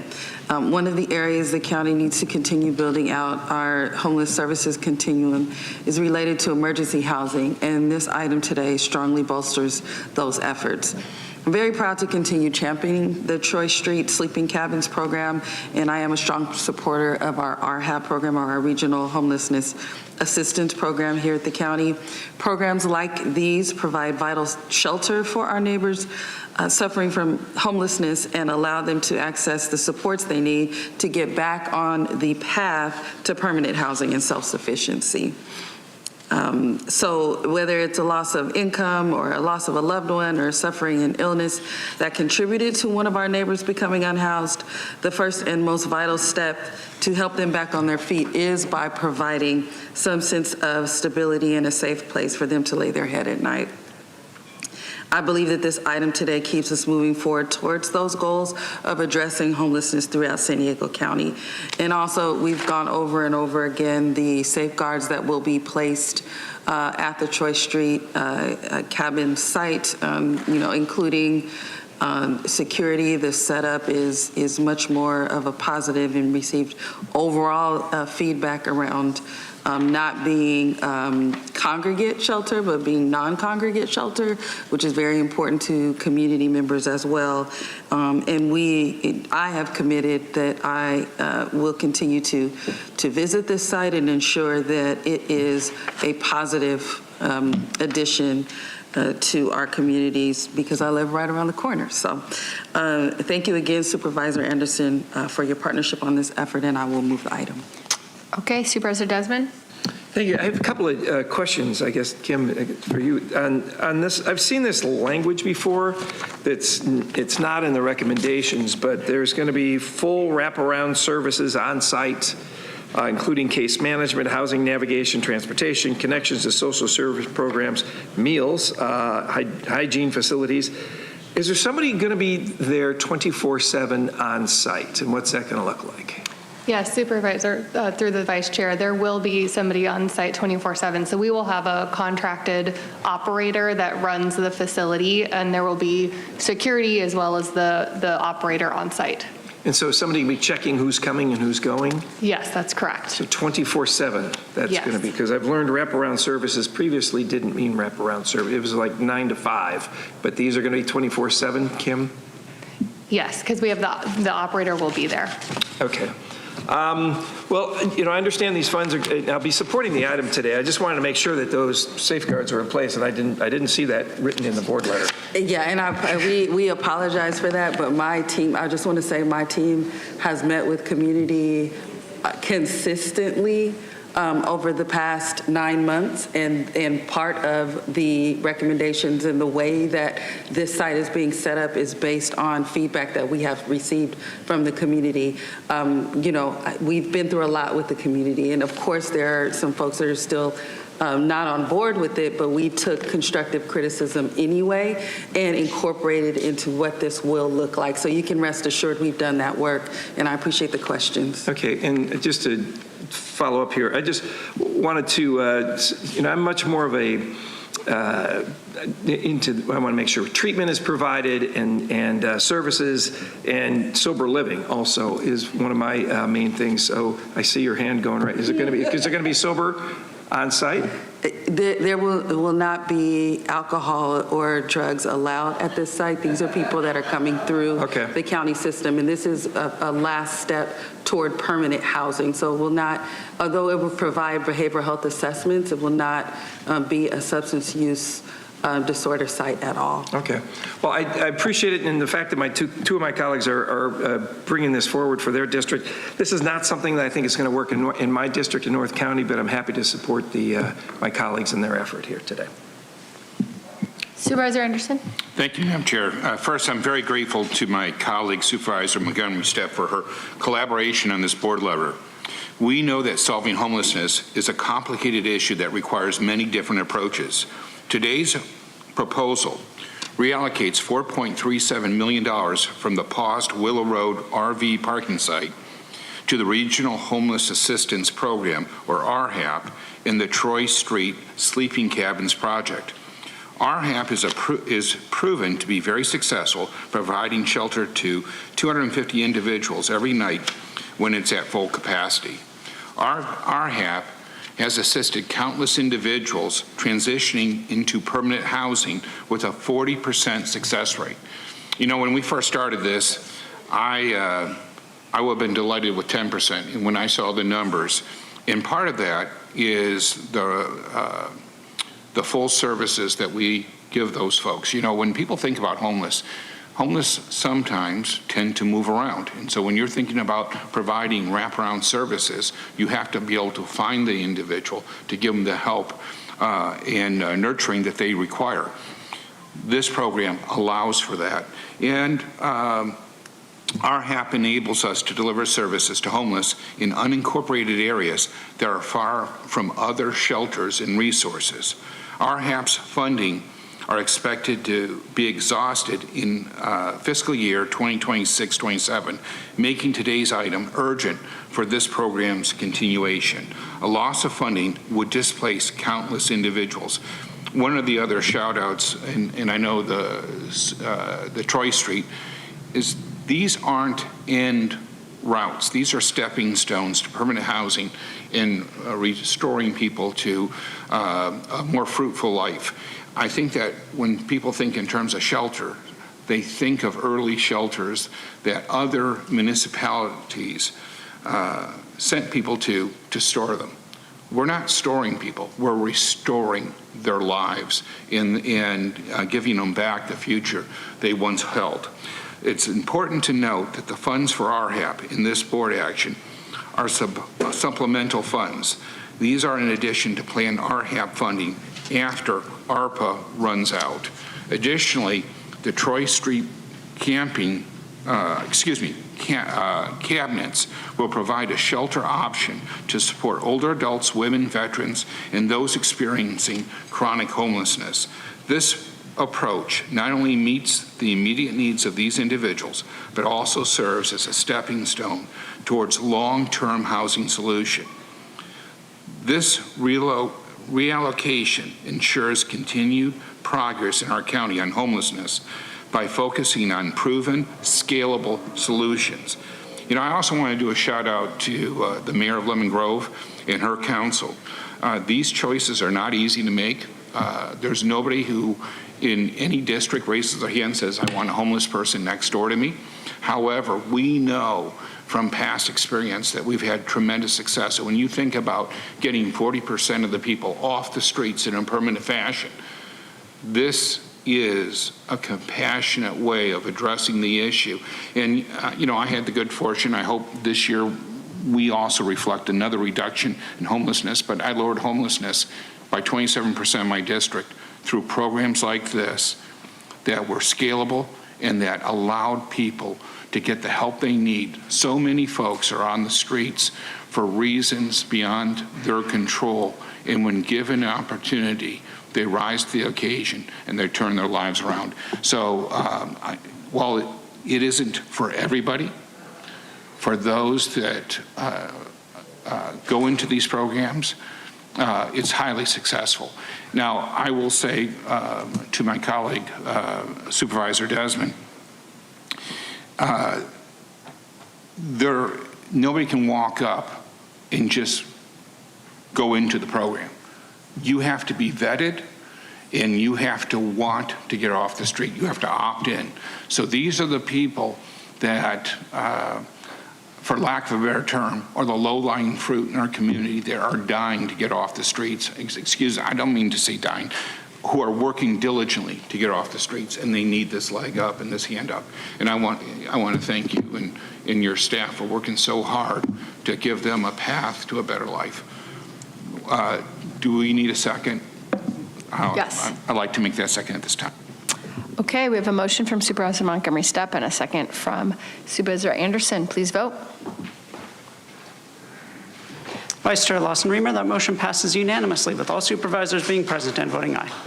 Okay, thank you very much. We will take a 30-minute recess for lunch and reconvene at about 12:48.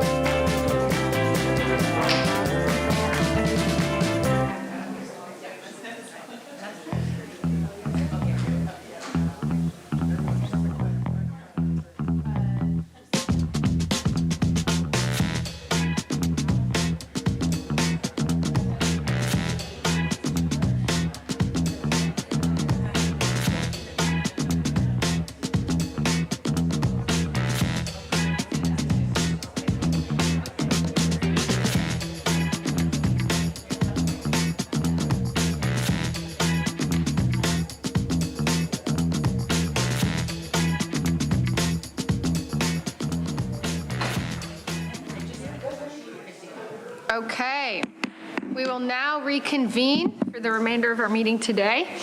We're moving on to item number 15, supporting San Diego children and families through supplemental funding for healthy developmental services. Is there a presentation on this item? There's not. I'll just make comments after. Okay, great. Oh, sorry, apologies. That's yours, sorry. It's yours. Okay. Would you like to kick us off with comments?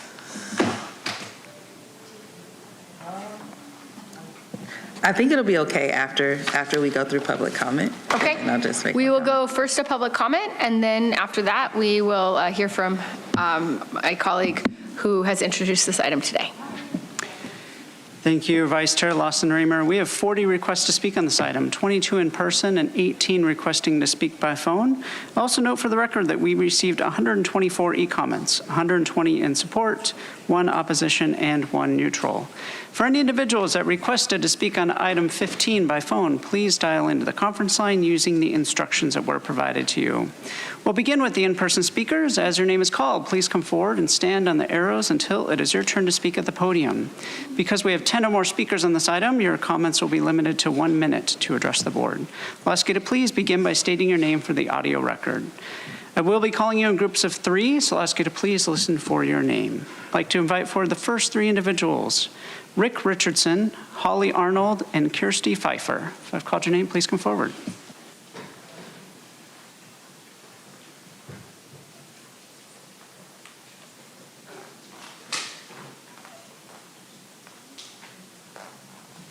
And you're welcome to come forward in any order.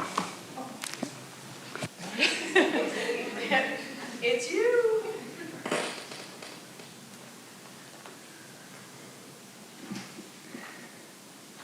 Should I go ahead? Okay. Hi, my name is Kirsty Pfeiffer, and I am a resident of District 2. Thank you for this opportunity to speak to you in person to express my support of Agenda Item 15. Healthy Development Services, HDS for short, was created to address service gaps for children with developmental concerns and behavioral issues. When my new neighbors across the street were struggling with extreme behavior tantrums with their young daughter, I was glad that my personal and work life intersected, and I provided them with a flyer for HDS services. Being new to the area with 2 small children, my neighbors were experiencing extreme stress. They hadn't heard of these services before, and they were grateful for the resource. In my role for the local chapter of the AAP, I receive all the calls and emails coming in for parents looking for help of this nature. Healthy Development Services is a great resource for pediatricians to refer their patients. Thank you. Next speaker, please. Good afternoon. My name is Holly Arnold. I am a manager at Healthy Development Services, and I've been one for over 10 years. I've had the honor of representing several districts. Right now, I'm working with Rady Children's Hospital in North Central, North Coastal, and the South region, and I've also worked at Family Health Centers in the Central and the East region. It's been a privilege to be a manager and to be able to support the team members and the caregivers that HDS serves. My favorite part of the job is really seeing how the ripple effects impact the families that we serve, and those aha moments really brighten those families' eyes and the providers' eyes. The support that we give using a whole family and a whole child approach allows our families to grow, not just in their physical development, as I've had experience in my children's speech and physical therapy growth, but also in their emotional development as we prioritize their attachment, their positive outcomes, their healthy living, and the way that we provide the incredible support for all children. Thank you. Thank you. I'd like to call 3 additional speakers, Irma Heil, Megan Caldwell, Lucilia Portella. If I've called your name, please come forward. Good afternoon. My name is Irma Heil, and I'm here to express my full support for supplemental funding for Healthy Development Services. I've had the privilege of engaging with HDS, not just through my past role as a developmental specialist, but also as a first-time parent receiving services with HDS. For the last 18 years, HDS has been a lifeline for families offering free quality Behavioral and Developmental Services. While working in North Inland, I've had the opportunity to provide support to families that don't qualify for services via insurance or are faced with long wait lists. Military families are one of the many communities affected by these hardships. HDS, however, has been the program to step in and offer support. As a military wife and mother myself, I experienced these challenges too. I personally found a community of support within the HDS program, and many other families have. Please help HDS continue to support our parents and children of San Diego. Thank you. Thank you. Next speaker, please. Hello, my name is Megan Caldwell. At the age of 3, my daughter had challenges with the quality of her speech. I remember the sadness and fear in her eyes when she spoke to people and they couldn't understand her. I could see her confidence crumble in these interactions. We took her to HDS for speech therapy. They taught us tips and tricks for eliciting the appropriate sounds. With practice, her speech improved and her confidence rebounded. A year later, my son demonstrated a series of growth motor concerns that had me worried. He was a belly crawler, late to walk, and later lacked coordination to jump. I saw his timidity with physical activity prevent him from joining in activities with his peers. HDS taught us how to practice strategies at home to stretch his ability and keep it fun. This little bit of intervention led to a lot of parent empowerment. Today, that little girl who participated in HDS speech therapy 6 years ago just won the state competition for National History Day for her elementary group podcast, and that little boy who participated in developmental services for lack of coordination is testing for his purple belt in karate this afternoon. We all have children in our lives who we love. Congrats on your new grandchild, Supervisor Desmond. We want to see these children. Thank you. Your time is up. Next speaker, please. As next speaker, before you begin, I'll call 3 additional speakers. Abby Beleza-Tepley, Meredith Kennedy, and Courtney Baltiski. If I've called your name, please come forward. Hello, my name is Lucilia Portella. I've been a pediatric physical therapist for over 20 years. When my partner and I became parents, we accessed service through Healthy Development Service to learn about child development so we could best support the needs of our newborn daughter. The first class we attended was infant massage class, where it was so impactful, mostly for my partner, as he learned to establish a routine to bond with our daughter, build a secure attachment, and learn to read her cues. As first-time parents, these classes gave us the confidence and tools to support the needs of our daughter. Please continue to allow these services to be available for the families and children of San Diego. Thank you. Thank you. Next speaker, please. My name is Abby Beleza-Tepley, and I'm from District 2, and I'm in support of passing item 15.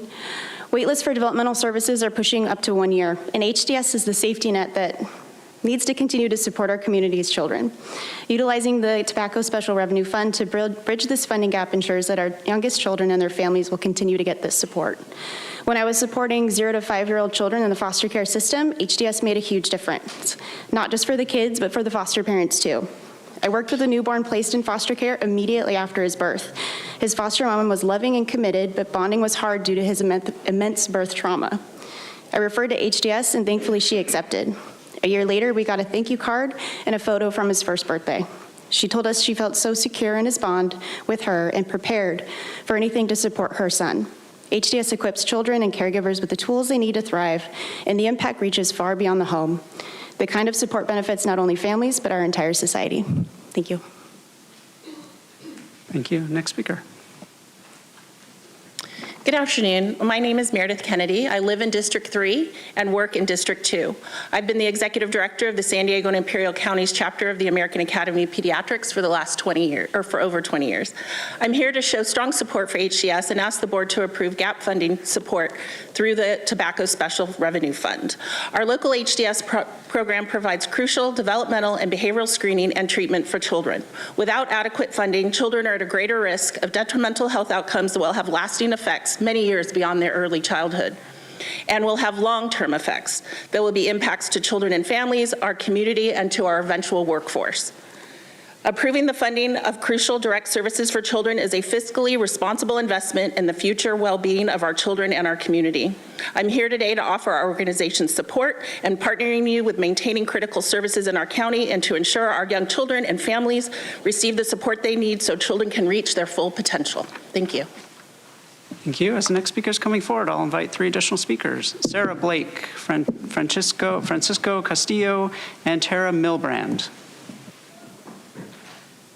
Good afternoon. My name is Courtney Baltiski with the YMCA and Children First Collective San Diego. For years, we've flagged the grave concern regarding First Five funding and the fiscal cliff.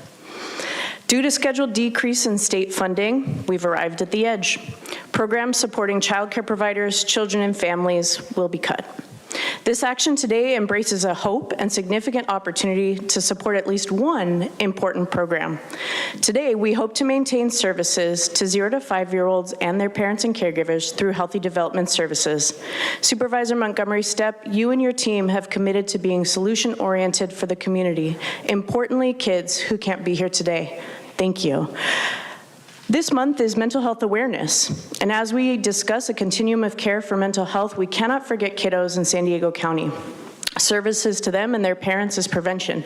It's fiscal efficiencies that save school districts and the county dollars. Thank you to First Five and BHS for the intentional collaboration, and thanks to all of you for your consideration. Thank you.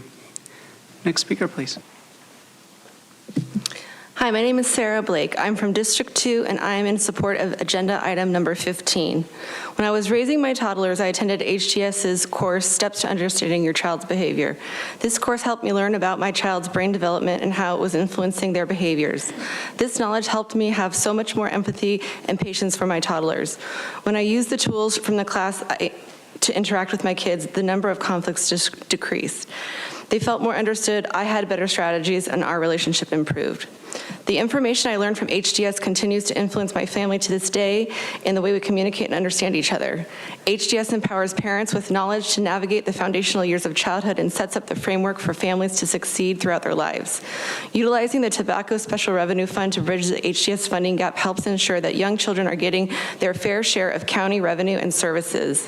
By continuing to fund these valuable early child development services today, the county will avoid other more costly services in the future. Thank you. Next speaker, please. Good afternoon. My name is Francisco Castillo, and I will be the voice of the children that are missing in this room today.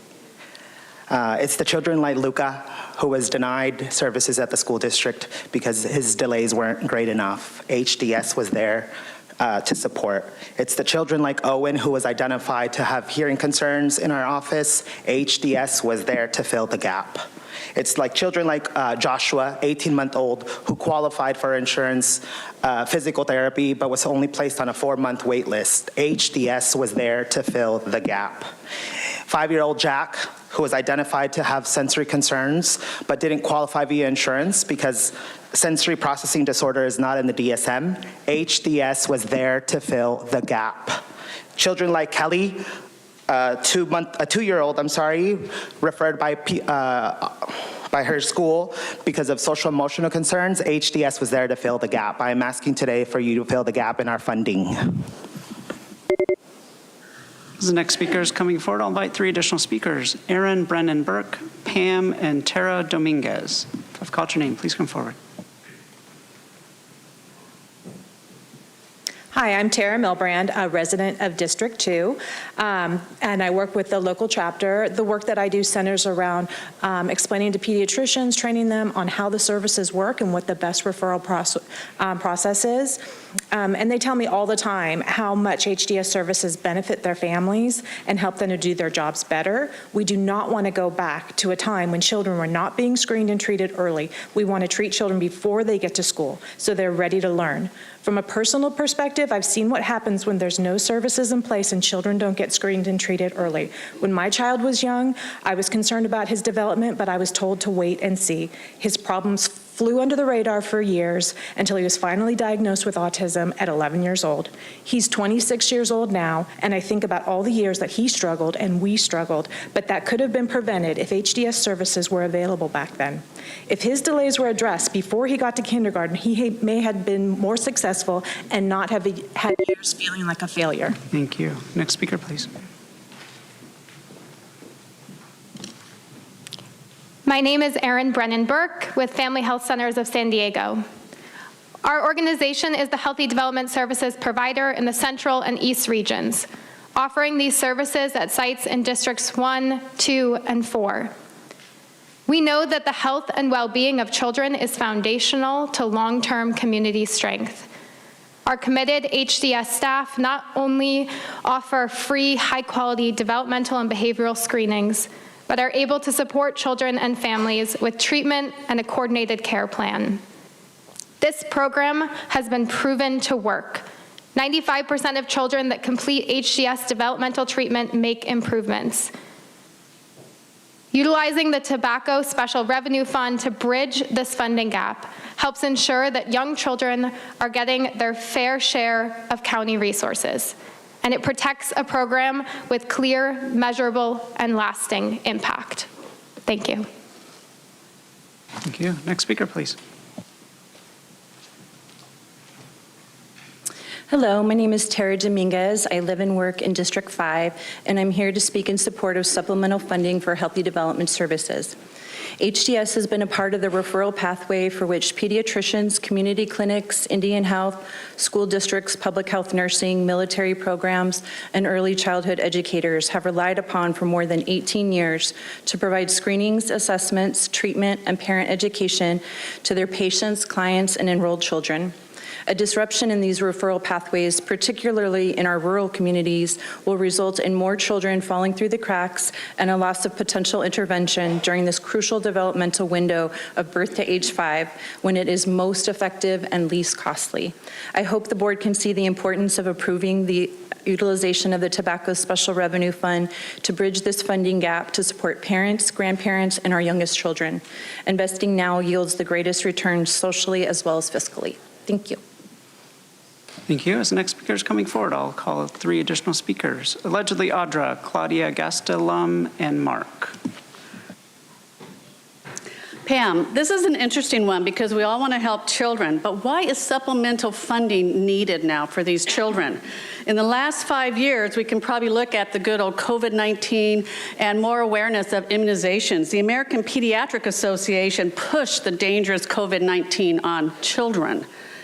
They also continue to push vaccines without their full knowledge of what can happen, but with a full incentive program to make money. You know, sure, you're going to provide this funding, which is great, they need it, but man, people need to wake up and realize what is happening to their children, and they need to stop and say no to some of this medical intervention, especially with the American Pediatric Association, the CDC, and maybe even the local health department. Next speaker, please.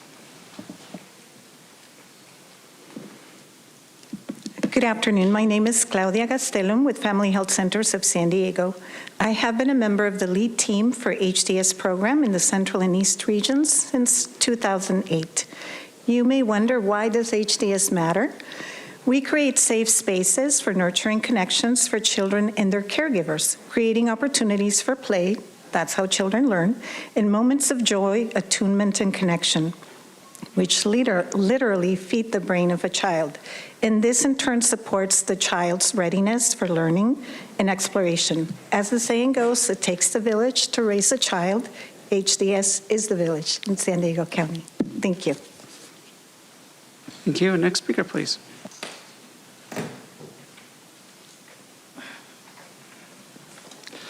Mark, so some of these programs are needed.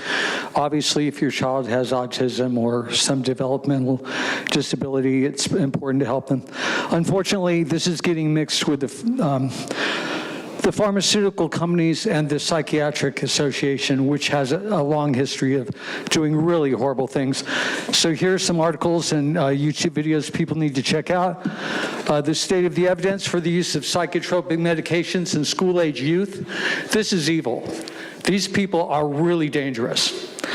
And also, this group on this username on YouTube with this video, they want to give kids early tests with questions that kids shouldn't be thinking about. Are you depressed? Would you like to commit suicide? Now, most kids aren't the best looking kid. Most kids aren't the happiest kid at some point. And if you put those thoughts in their head, what are they going to think about? If you're willing to drug them, this is dangerous, very dangerous. As the next speaker is coming forward, I'll invite 3 additional speakers. Andrea Ebbing, Maria Rivas Valdez, and Pradeep Gidwani. If I've called your name, please come forward.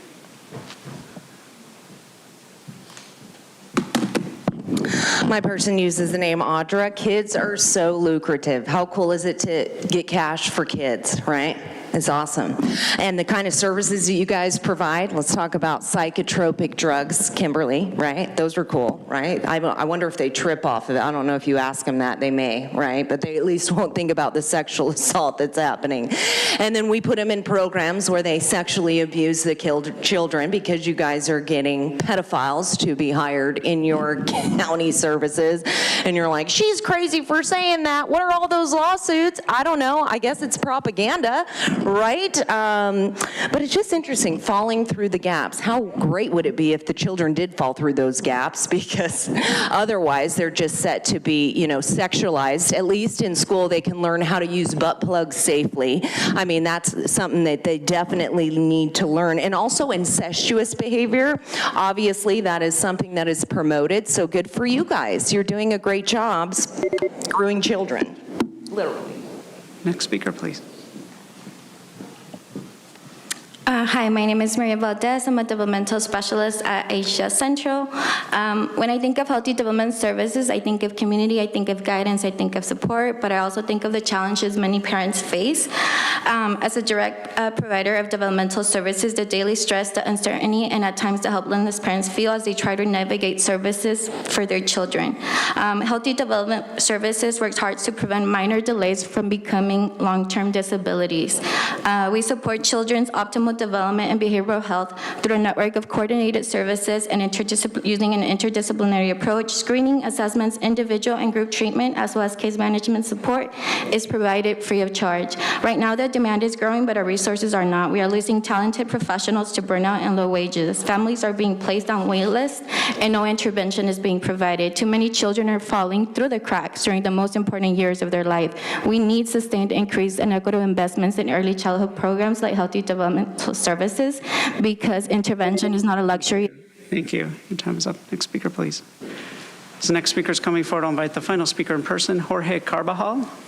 Good afternoon. My name is Pradeep Gidwani. I'm a pediatrician, and I'm also the medical director for Healthy Development Services. This is a remarkable program that treats kids early, as well as provides relationships that are strong, healthy, and stable. I want to give voice to my colleagues who are in their offices right now seeing patients, the pediatricians who are so hardworking and so caring. They tell me all the time, we don't know what we would do without Healthy Development Services. When we screen and we pass our children on to you, we get information back as well as they're getting the support and treatment that they need. It really is a network and a web of caring that has been a strong part of the fabric of our community. So thank you for considering this opportunity. Next speaker, please. Hello, my name is Jorge Carvajal. I'm supporting agenda item number 15. I'm a supervisor for case management at the Pediatric Developmental Services for Healthy Development Services, but I was also a case manager for 5 years, and I've seen firsthand the impact our services have on the community for families who have felt behind, unseen, or marginalized due to cultural, economic, maybe language barriers or other differences, but they're able to receive our support without discrimination. Beyond providing the developmental services at no cost, we provide something else that's just as meaningful, which is a sense of direction and reassurance for these, many times, first-time parents. For families and parents who feel lost or overwhelmed, HDS provides guidance and support. With the help of the amazing teams within HDS, parents learn to advocate for themselves, their children, and gain tools and information to support their families well beyond our services. It is a very important services, and all of our providers deserve your support, please. Thank you. Thank you. Final call for Rick Richardson and Andrea Ebbing. Not seeing any movement in the chamber. We'll now hear from the individuals that requested to speak by phone. When it is your turn to speak, you will be unmuted and you will hear a recording that will tell you to begin your comments. We will start with our first caller.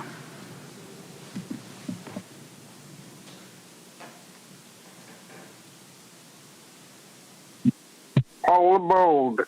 This is actually a funds transfer to HDS, part of First 5 from the Tobacco Securitization Special Revenue Fund, not an appropriation.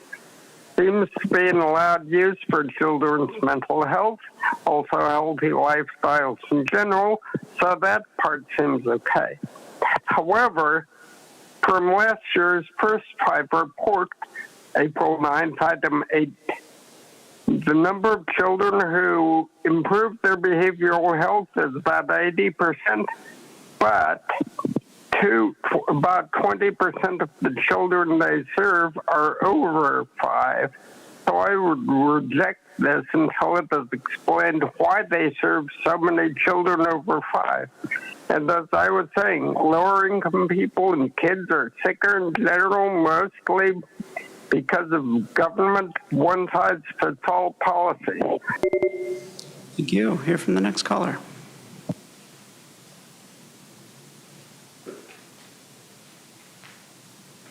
Consuelo, once again, another bandage to conceal the issue. Let's continue throwing money left and right at these issues while ignoring the root causes.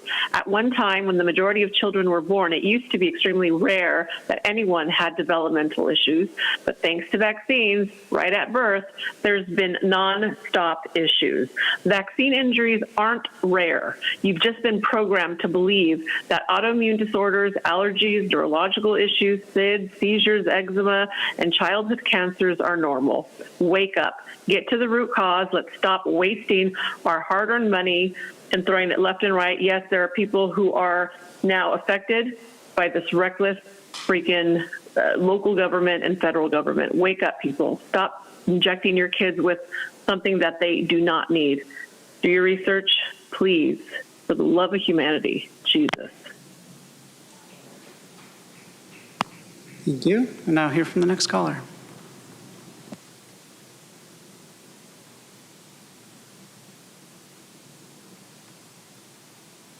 Good afternoon. My name is Kathleen Leppett. Investing in children is appreciated, but looking ahead to the risks that they may face in their communities and the environment in which they grow up is also important. The messages that they receive in these environments help them make good choices, safe choices. And long term, those kinds of prevention strategies are the most economical and effective prevention that we can do.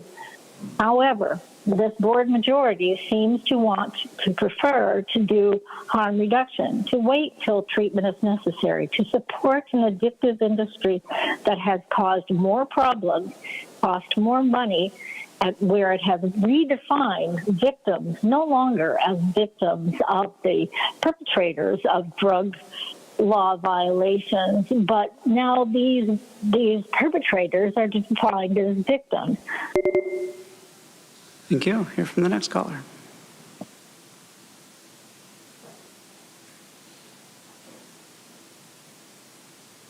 Hello, good afternoon. My name is Dr. Chow. I'm a pediatrician. I work in District 5, live in District 3. I've been a community pediatrician for over 20 years, and I also do some medical directorship and case review for the HDS up in the Escondido area in North Inland. And I just want to make sure those listening understand that HDS does provide fill in a huge gap in therapy for the kids who need it with mild and moderate delays, especially.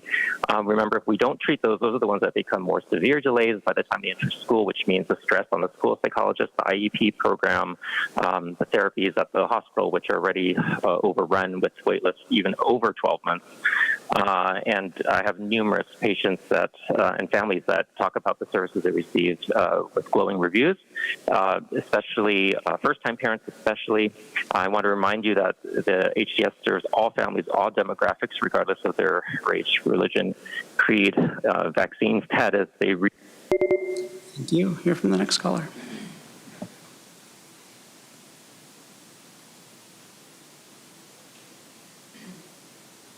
Hi, I'm Jessica Frazier. I live and work in District 2. I'm calling in to support item number 15. HDS is a critical service. I've worked in early childhood education for over 15 years. I've referred numerous families to HDS, and I've seen the tremendous difference that it makes in their lives. I've watched how children needed one-to-one classroom support, and by the time they receive the services and undergo the therapies, they're able to function fully in a mainstream classroom. This is stories I've heard from Jonathan, age 3, Oliver and Felix, age 5, Finn, age 5, Zane, age 4, Bodie, age 3, Marlo, Mackenzie, ages 2. These services have crucially helped these families, and I'm calling in to urge you to please continue to support funding for HDS. Utilize the Tobacco Special Revenue Fund to bridge the funding gap to help ensure that young families are getting their fair share of county revenue. Thank you. Hear from the next caller.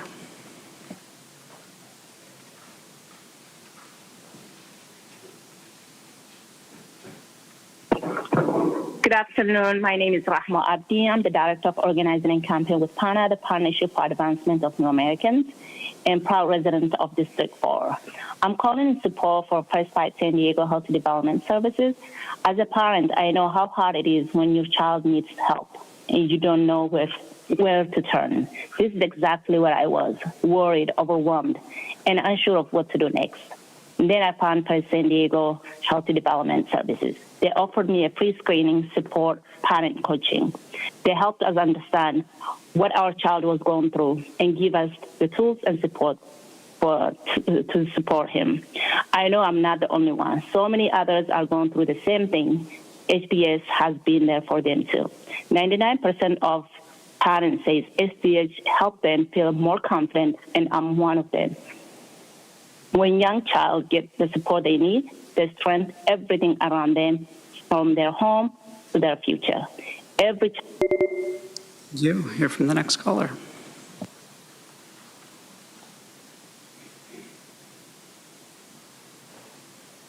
Hello, good afternoon. My name is Lucky Aiden. I'm the youth organizer with PANA, and I support San Diego children and families in accessing the funding and services they need for healthy development. For the past 18 years, First 5 San Diego's HDS program has provided free, high-quality developmental behavioral screening treatments and parent coaching for over 325,000 families. Despite the success from the HDS programs, many families still face long wait times, delays in assessment, and limited access to direct services. This is deeply concerning, especially with the anticipated and significant decline in state funding. We urge you to support San Diego families by investing in crucial infrastructures like healthy development services. Thank you. Thank you. Hear from the next caller.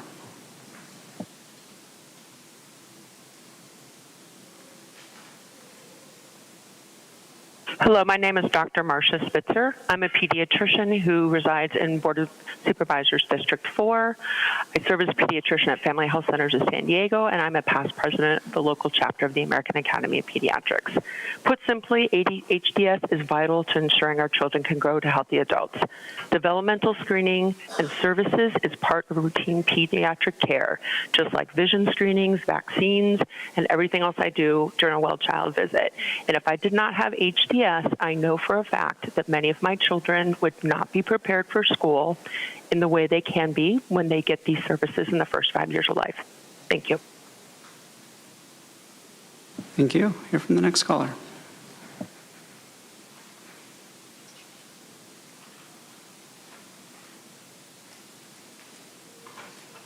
So what exactly is the increased taxes going to be? I mean, I'm going to be paying for this because only smokers you're going to tax just smokers.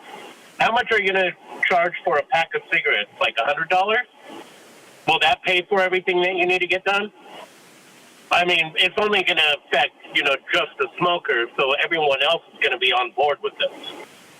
I'm not like you really care about our opinion whatsoever, and this conversation is just meaningless when you could quite honestly fraud the election. And the fact that our platform, County Platform, teaches people how to fraud the election, which is awesome. At the same time, they tell you that it cannot happen. It's going to be very interesting when John loses, which I'm pretty sure he will, to ACLU. I have no idea what candidate that is because I haven't seen one flyer anywhere. I've seen John everywhere, but when it comes down to the candidate that is going... Thank you. For the record, that speaker had identified themselves as gambler. We'll hear from the next caller.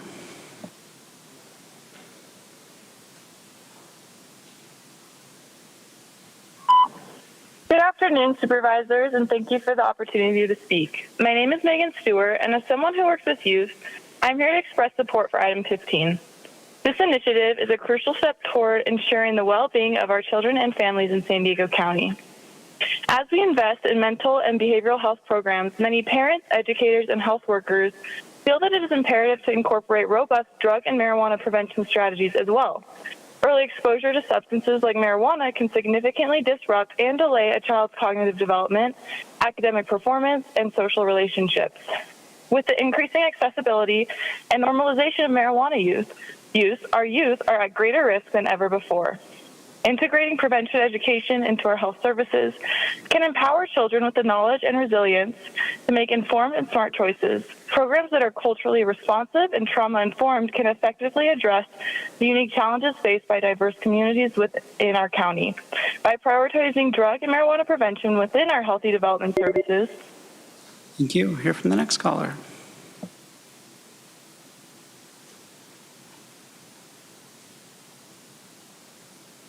Good afternoon, Board of Supervisors. Ann Riddle here. I'd like to lend my voice of support for item 15. I understand this is not new money. This is just a transfer of $4.3 million from the tobacco special revenue. I think it's good for us to realize that this money comes to us through the state because they do have tobacco taxes for vaping and smoking products that they then pass on to their counties, and this is the money that we're going to use. And we recognize the need for these taxes because, as a recent oncologist said in a Times of San Diego article, smoking and vaping of marijuana and tobacco causes lung cancer by damaging genes inside normal lung tissue cells, transforming them into cancerous cells that grow and spread uncontrollably. So for the health of the whole child, Thank you. Hear from the next caller.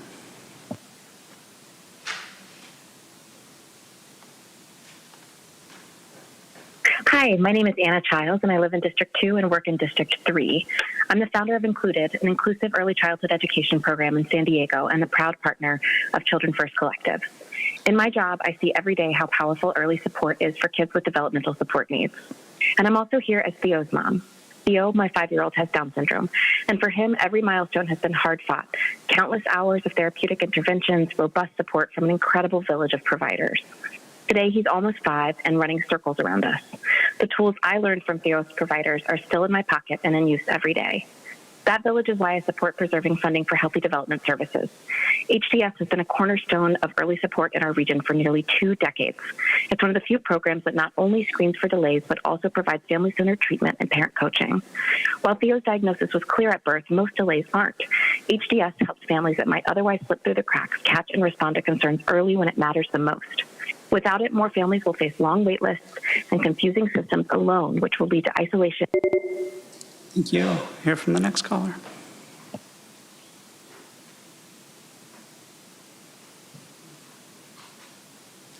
Good afternoon. My name is Becky Rapp, and I'm here to urge you to support this item.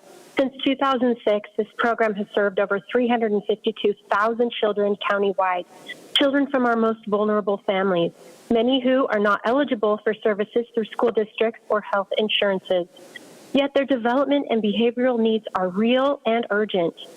An often overlooked aspect of these needs is due to parental and early childhood exposure to substances like tobacco, marijuana, and other drugs.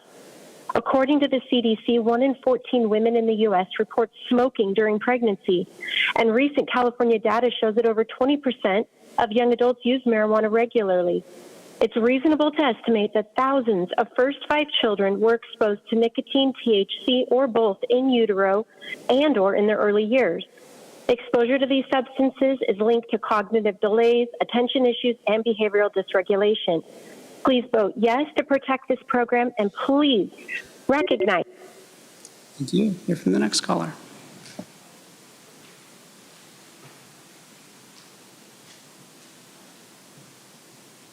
Hi, my name is Kayla Stone. I work as a licensed therapist for HDS East and assist families to support behavioral concerns. I am calling to support item 15. Families are facing several barriers to care, such as not being able to get a service through their insurance and not having access to providers with experience or knowledge regarding ages 0 to 5. One family I worked with experienced these challenges and expressed joy in seeing their child become more confident as they develop skills for managing his anxiety. This two-generational approach is essential for families as they are navigating messages about parenting to traumatic experiences with violence and substance use. Through the service, parents learn how to navigate these challenges, how to play with their children, and deepen that parent-child relationship. Please consider utilizing the Tobacco Special Revenue Fund to bridge this funding gap as families are already enduring long wait lists and can't afford for this to be taken away. Thank you. Thank you. We'll now hear from the final caller.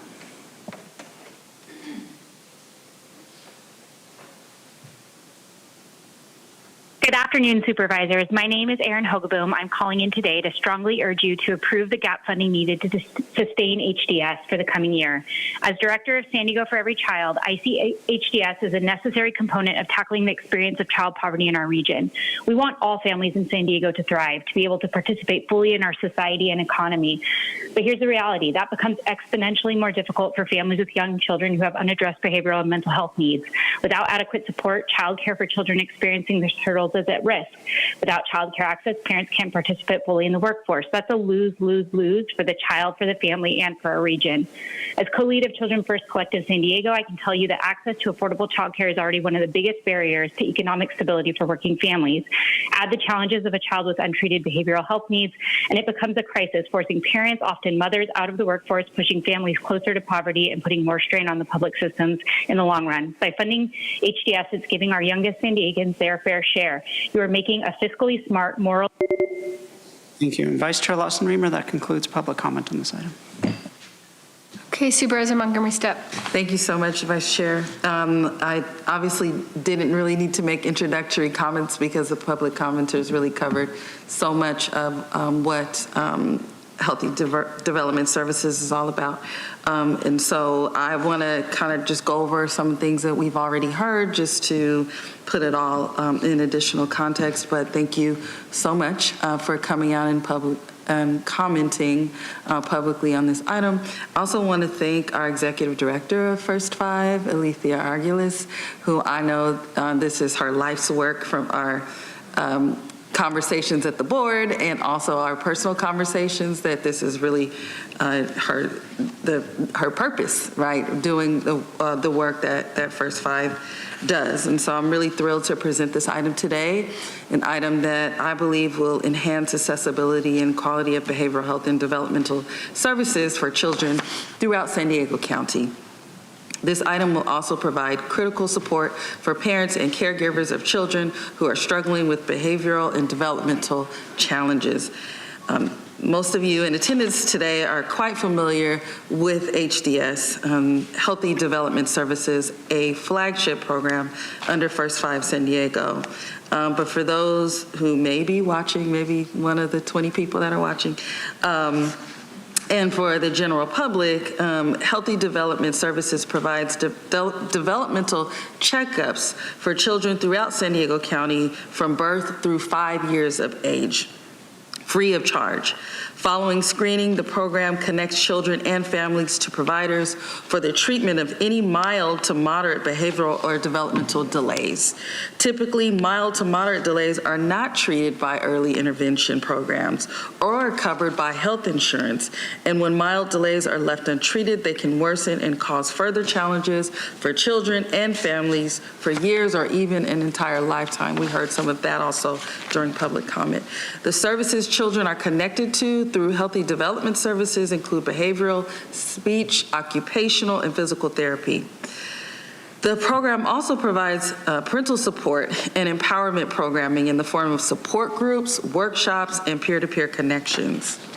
HDS strives to support the whole family, as consistent engagement in services is crucial to the success of the family. Parents and caregivers are the agents of change for their children, and this program provides them with the tools needed to enrich their child's development. Healthy Development Services fills a significant gap in our continuum of care for children ages 0 to 5. To further illustrate the need for this type of programming, the National Survey on Children's Health found that about 1 in 4 children in California from birth to 5 years of age are at risk for developmental and/or behavioral delays. Additional research found that only half of children with delays are identified before they enter school. Children and adults with developmental delays and behavioral health conditions face a wide range of social inequities that hinder their access to resources and negatively impact their quality of life in the short term and long term. Social stigma and deficient support systems create barriers to optimal educational attainment, employment opportunities, and healthcare access. This ultimately results in negative social outcomes, including higher rates of dropout, poverty, unemployment, housing insecurity, incarceration, and disease risk. By focusing on early intervention, Healthy Development Services helps get children on track toward meeting their developmental milestones and prevent mild to moderate delays from becoming severe delays that persist in adulthood.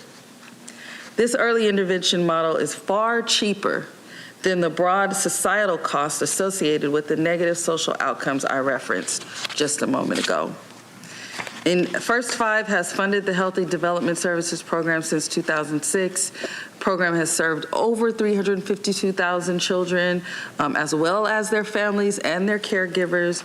The program faces significant financial challenges moving forward, and I'll just tell you a little bit about that. Proposition 10, passed by California voters in 1998, imposed an additional tax on tobacco products. The revenue generated from that tax is used to fund programs and activities that promote early childhood development and represents a major source of revenue for First Fives across the entire state. Due to that declining revenue from Prop 10, the HDS program is facing a proposed $4.3 million budget reduction beginning this upcoming fiscal year.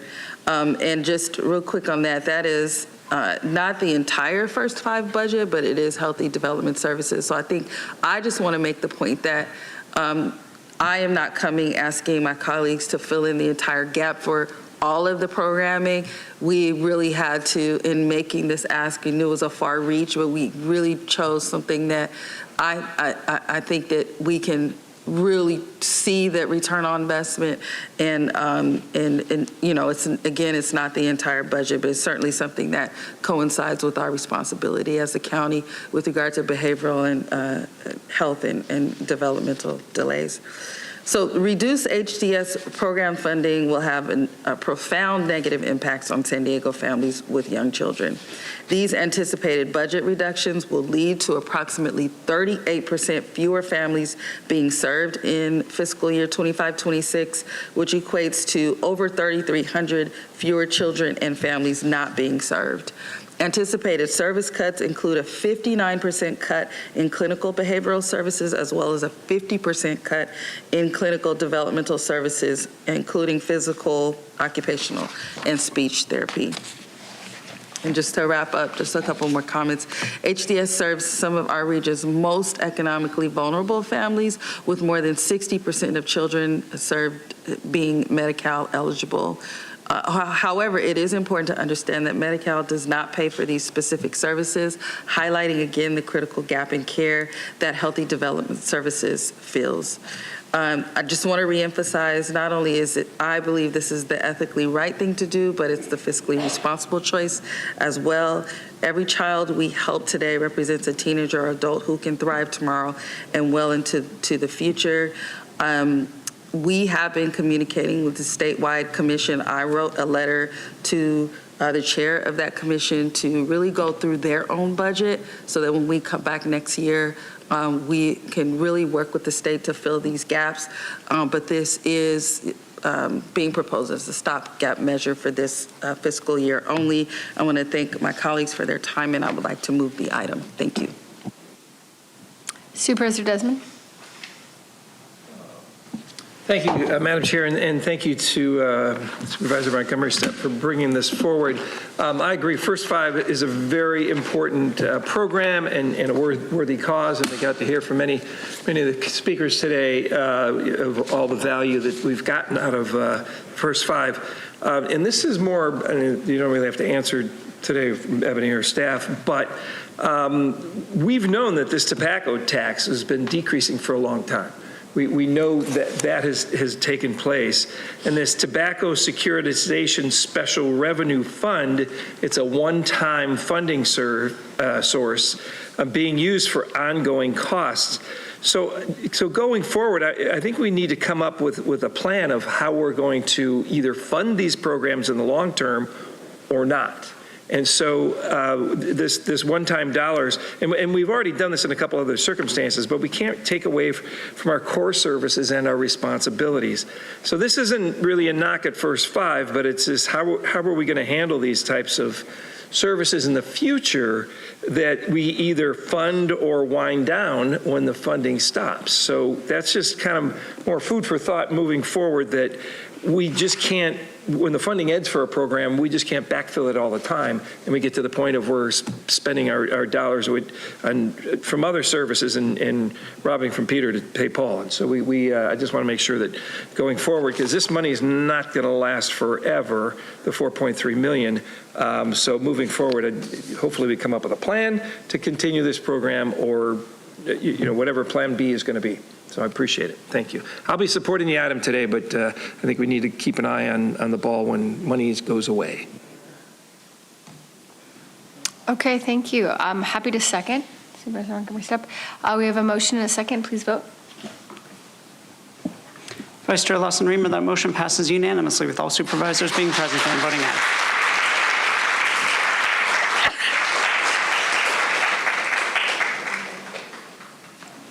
Okay, thank you. Thank you, Supervisor, for your creativity. I will now introduce item 16.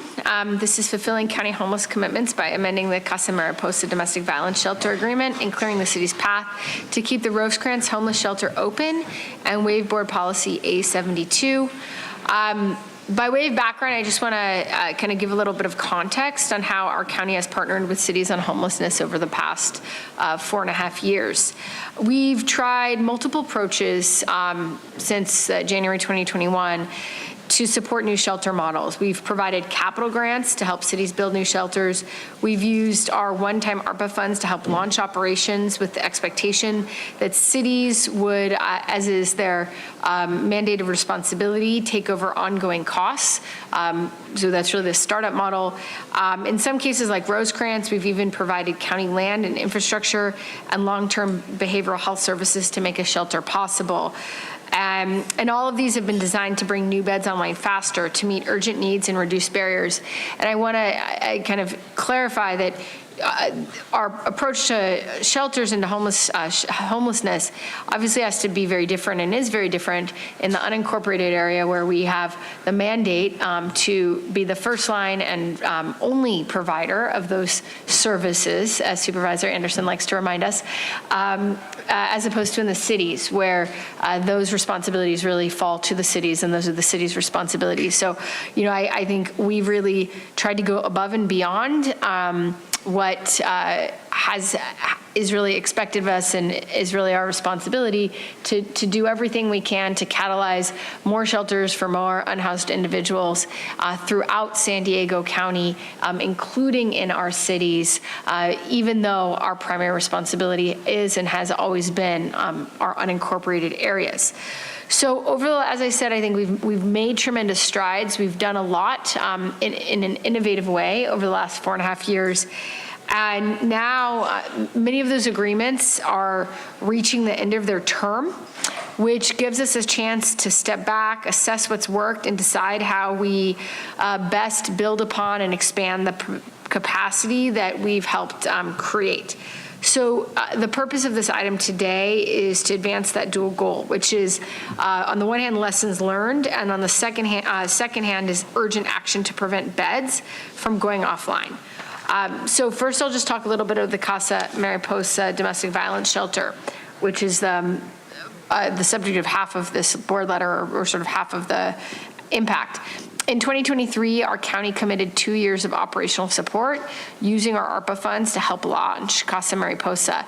And the agreement was conceptualized and implemented as a temporary startup support to catalyze a really critical shelter that it was very vital for our region for domestic violence victims, and that we knew we had in unfortunately very short supply. And our intent and the goal was to catalyze this new operation, with the city then agreeing to identify long-term operational funding after we created a 2-year runway.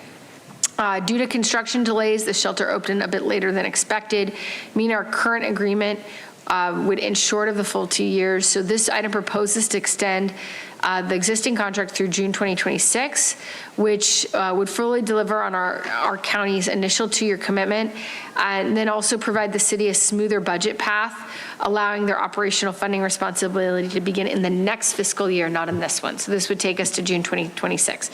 So this is a small extension, but one that honors our promise and supports budget stability. The Rosecrans shelter is a different model, and it's a great model. The county, we provided land, it's our county land, site prep, utilities and behavioral health services, and the city funded operations through a contracted provider, and our partners in the philanthropic community, Lucky Duck, provided the shelter structure, which was great. So the agreement, when we signed it back about a little over 4 years ago, assumed that the adjacent health services complex would be demolished as part of our long-term behavioral health plans, which is now moving forward. And as a reminder to everyone, that health services complex is being demolished so we can expand bed capacity at the psychiatric hospital that's adjacent. So, because the Rosecrans tent shelter, Sprung Shelter, relies on the health services complex building for utilities, a new utility infrastructure would need to be built to keep the shelter open. Sorry, this is so complicated, but it is. Okay, so what this board letter is trying to do is basically save money and keep as many beds open as possible. And so I appreciate the collaboration of the CEO's team on kind of thinking creatively about how to reshuffle funds to keep beds open and really honor our commitments in this area. So here's what this board letter proposes. Casa Mariposa's operating expenses came out to be lower than initially expected. So if we extend our agreement just to June 2026, which is the end of June 26 is the fiscal year, that would leave us $800,000 in excess ARPA funds from that grant that we would then have available because it would have to be either used or returned very quickly because it's the old ARPA funds. So this item then proposes to repurpose that $800,000 to cover the utility relocation at the Rosecrans shelter. It won't fully cover the utility costs, but it might get us about a half or a third of the way there, so that hopefully we would be able to then invite our partners at the city and in philanthropy to cover maybe the other half. And this is, of course, all contingent on the city committing to continue its own obligation to continue operating the shelter as it has been doing for 4 more years. So my personal belief is in regards to the Rosecrans shelter, I do believe it's a really important shelter. It's over 150 beds. It's necessary for our region. There's a lot of folks that are in the community that otherwise would be sleeping on the streets that would impact, everyone in my district very directly. And this shelter is in my district, I'm noting, which is why this is very important to me, is to continue ensuring that we are all doing our part to tackle our homelessness crisis. So I think that we should continue to cover the ongoing utility costs, which we have been doing, and our staff should get to work with city engineers to finalize the estimates for rebuilding the utility hookup and we should use that $800,000 that we could save from the Casa Mariposa domestic violence shelter to contribute towards at least a portion of rebuilding that utility hookup. And that would mean that we would keep putting our land out there, keep using county land in a really central and critical location, and providing utility services on an ongoing way, and contributing a portion of what it would take to rebuild the utility hookup, and really inviting the city to continue being a partner with the county to continue funding the operating expenses for the Rosecrans shelter. So I think that in my mind, this is what a responsible partnership looks like, trying to learn from past efforts, act early to protect what's working, and doing everything we can to efficiently and cost effectively keep people safely sheltered. Again, apologies, I know it's very confusing. So usually we go straight to public comment, but I acknowledge that this was quite a lot of details, more than normal in a board letter. So I did want to give my colleagues a chance to ask me any questions or clarifying questions before we go to public comment. And then after that, we could have a discussion. So if anyone, I know Joel, you've raised your hand. If anyone has a question for me, I'm happy to take it. Well, it isn't so much a question to you.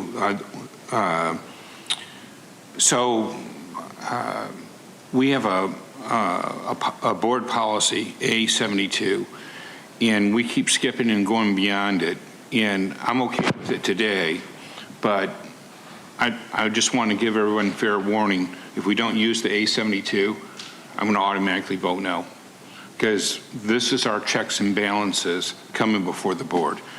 The concern I have, and I'm fine with this plan because I supported it before, but the concern I have is I keep reading about how the city's not going to fund their shelter and fund their portion of the shelter.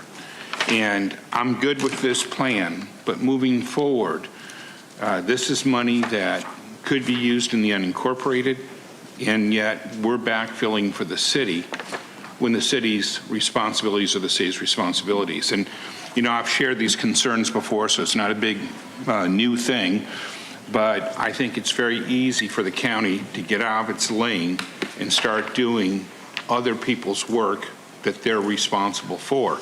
And when I look at our upcoming budget, I want to make sure that the roads for the unincorporated, the infrastructure for the unincorporated aren't being cut, or our services aren't being cut to backfill the city because they have not chosen to put their priorities in the right place. So I'm happy to second it today. However, I'm deeply concerned that the city's got to be a good partner. It can't be one-sided, and it's not our responsibility to do the city's work.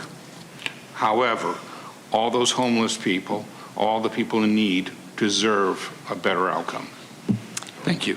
Thank you, Supervisor Anderson, and I completely agree that partnership is really critical, and this would only work if the city also agreed to fund their share and to be a partner, and because we can't dance alone, not on this. We're not dancing by ourselves. So, okay, with that, we will happy to take public comments. Thank you, Vice Chair Lawson-Remer. We have 12 requests to speak on this item, 5 in person and 7 requesting to speak by phone.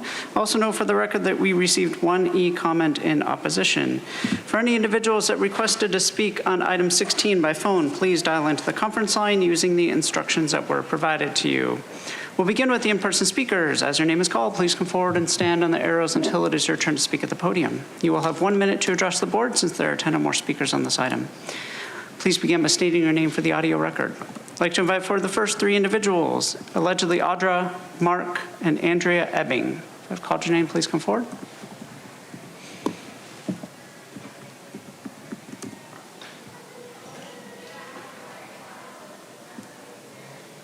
Andrew's not here. My person uses the name Audra. I mean, how smart is it to partner with the city, especially when they're killing people in Tent City? It's a good person to partner with, and I'm sure the city would have more money if they weren't doing their Pride Promenade. But hey, Todd Gloria dances by himself. Todd Gloria is back. Gloria is back. That's the kind of stuff he does. He spends our money on. So, I mean, it's really smart to provide these services with people that don't care about homeless. So it's so funny that you guys are like, we really care about them. If you did, then homelessness would get better as we go, right?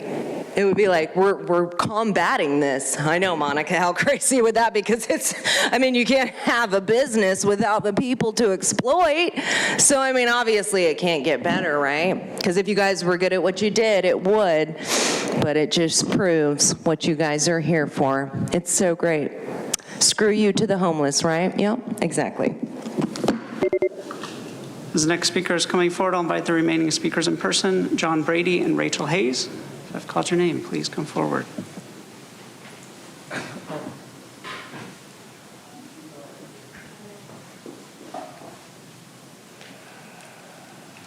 Hi, Rachel Hayes with Lived Experience Advisors. I fully support this because to close 150 beds of a shelter, where are they going to go? Back to the streets. And let me tell you right now, the streets, that's the last place I'd want to be because it's rough and it's tough. And it's not like a community like it used to be. Not at all. When the encampment ban started, you destroyed communities. They destroyed people's lives. They made it worse. They made it harder for everybody. I work on the ground, I know. And do whatever you have to do to keep the shelter open. Doesn't matter, it's partly your responsibility too, and the city's. But everybody should work together hand in hand, even if you have to get a mediator. Just get it done and help the people. You know, I was homeless for over 10 years. We all know that. I've only been housed just under 2. So it can be done. Thank you. Next speaker, please. Mark, so you never mentioned the root cause of all this. What causes most financial stress and people to break up is people need to see this YouTube title from 6 minutes, 40 seconds to 24 minutes. Inflation, huge. Financial stress is the main cause of people breaking up, and that causes violence sometimes.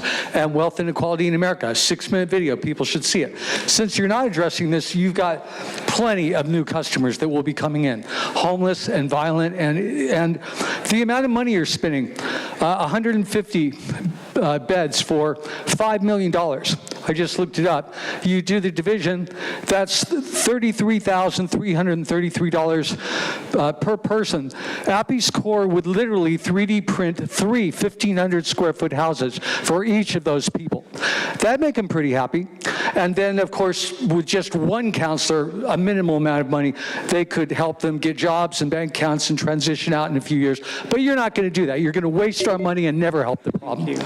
We'll now hear from the individuals that requested to speak by phone. We will start with our first caller.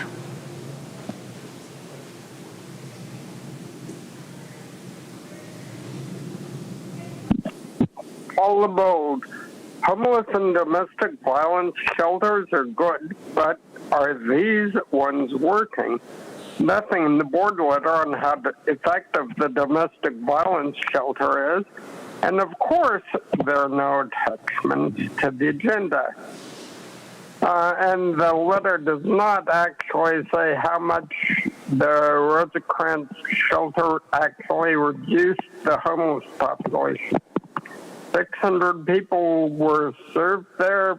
Of those, 155 got county services. About the other 445. Well, the DV shelter is a county project. The Rosecrans shelter is not. Why are we bailing out the city on this? Is it so they can offer more midway rising units to the rich folk and not the homeless? And why are we taking money away from the shelter funds for utilities? Thank you. Hear from the next caller.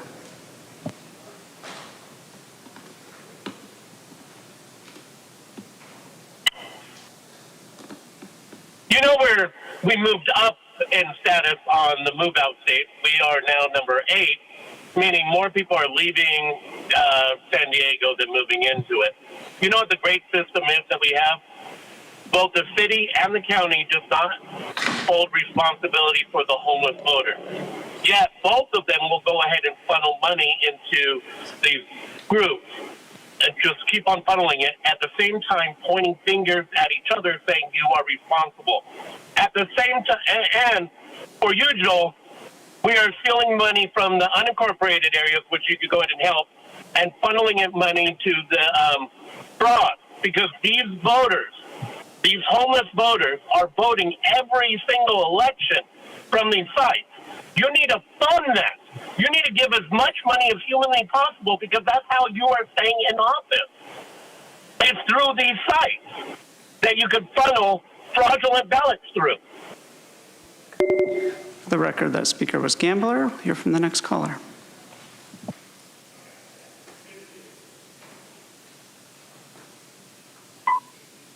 Hey, it's truth. This item is basically the county bailing out the city of San Diego again. Apparently, the 2024 multi-million-dollar flood of negligence wasn't enough.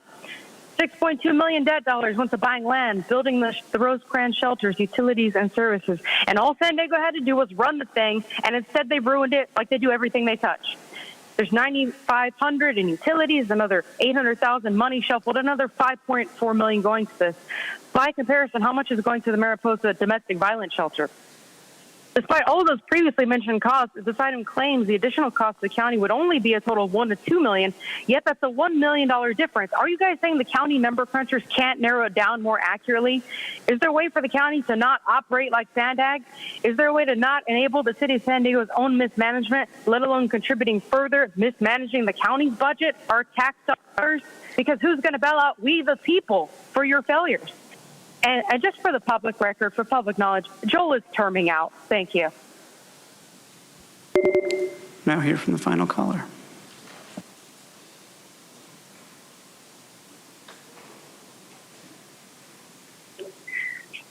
Lahela Maddox. Good afternoon, and thank you for the opportunity to speak in support of item 16. My name is Lahela Maddox, and I serve as the Chief Operations Officer for the Regional Task Force on Homelessness. Our CEO, Tamara Kohler, sends her regrets for not being here today as she is currently speaking at the City Council meeting. Today, our TFH released the 2025 point-in-time count, which shows a 7% decrease in homelessness across the San Diego region. This progress is a result of collaborative, data-driven strategies, and it reinforces the importance of continuing what works. Closing a 150-bed shelter would undermine this progress and return people to the streets. Preserving and protecting our collective efforts is critical to sustaining and accelerating these gains. We understand the financial pressures facing the city, the county, and service providers, but that makes coordination and strategic investment even more essential. We appreciate and support the county's continued commitment to funding and providing services at the Rosecrans shelter in a time when regional collaboration is yielding measurable impact. The county is answering the government.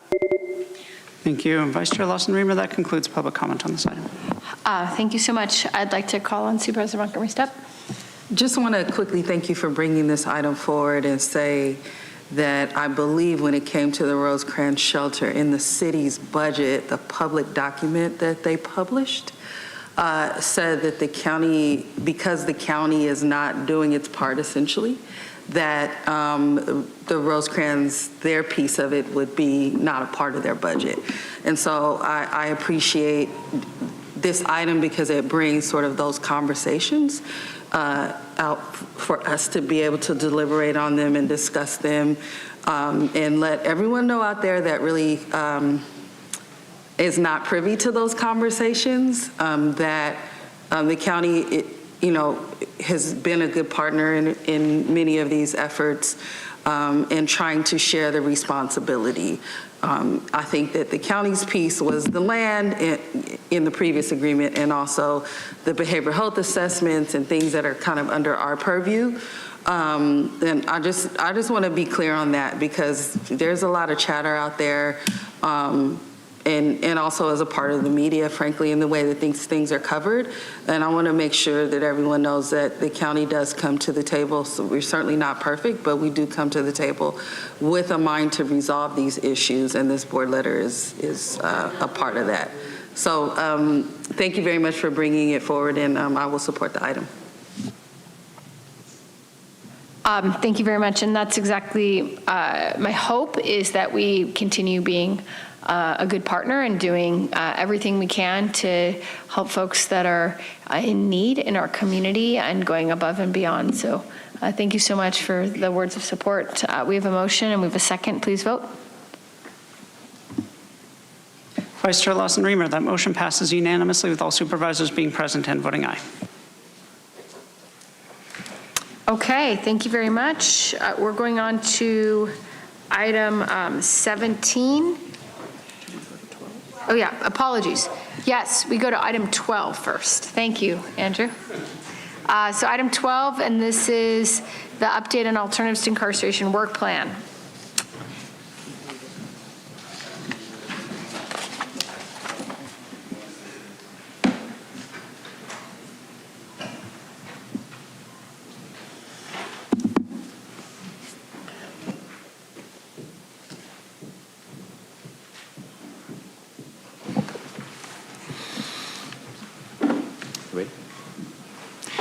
Good afternoon, Vice Chair Lawson-Remer and members of the board. Today I'm joined by partners to provide an update on alternatives to incarceration. Presenting with me are Dante Dawes, Director of Prevention, Diversion, and Reentry, who leads the county's efforts to implement the Alternatives to Incarceration Initiative. Dr. Andrea Dauber-Griffin, Administrative Justice Service System Integration. Dr. Sion Thealala-Pavin, the county's Public Health Officer, and Dr. Ricardo Busutro de Villa, the county's Chief Evaluation Officer. Alternatives to Incarceration, or ATI, was initiated in October 2021 with the board direction for analysis and recommendations for strategies and investments in supportive services to prevent incarceration and reincarceration of people who do not pose a public safety threat. In 2024, actions, the board adopted a Local Fair Chance Act ordinance, approved contracting actions for a resource and reentry hub, and directed county staff to work with the ATI structure to develop specific actions to extend universal transportation, care coordination, and housing for individuals released from jail. Today's action provides updates on these items, seeks additional authority to implement the resource and reentry hub, and seeks authority to apply for grants. I will now turn the presentation over to Dante Dawes. Thank you, Andrew. Fundamental to alternatives to incarceration is the ATI Advisory Group. This group came out of the final ATI recommendations and aligns with the county's general management system. It continues to play a crucial role in guiding ATI with subject matter expertise and diverse community perspectives. The advisory group is composed of community members, including those with lived experience, community activists, social service providers, the chair of the San Diego Reentry Roundtable, and local government leadership. The advisory group includes departments across the enterprise, including Public Safety, Health and Human Services Agency, and the Office of Equity and Racial Justice. Its purpose is to engage the community and advise county leadership on next steps.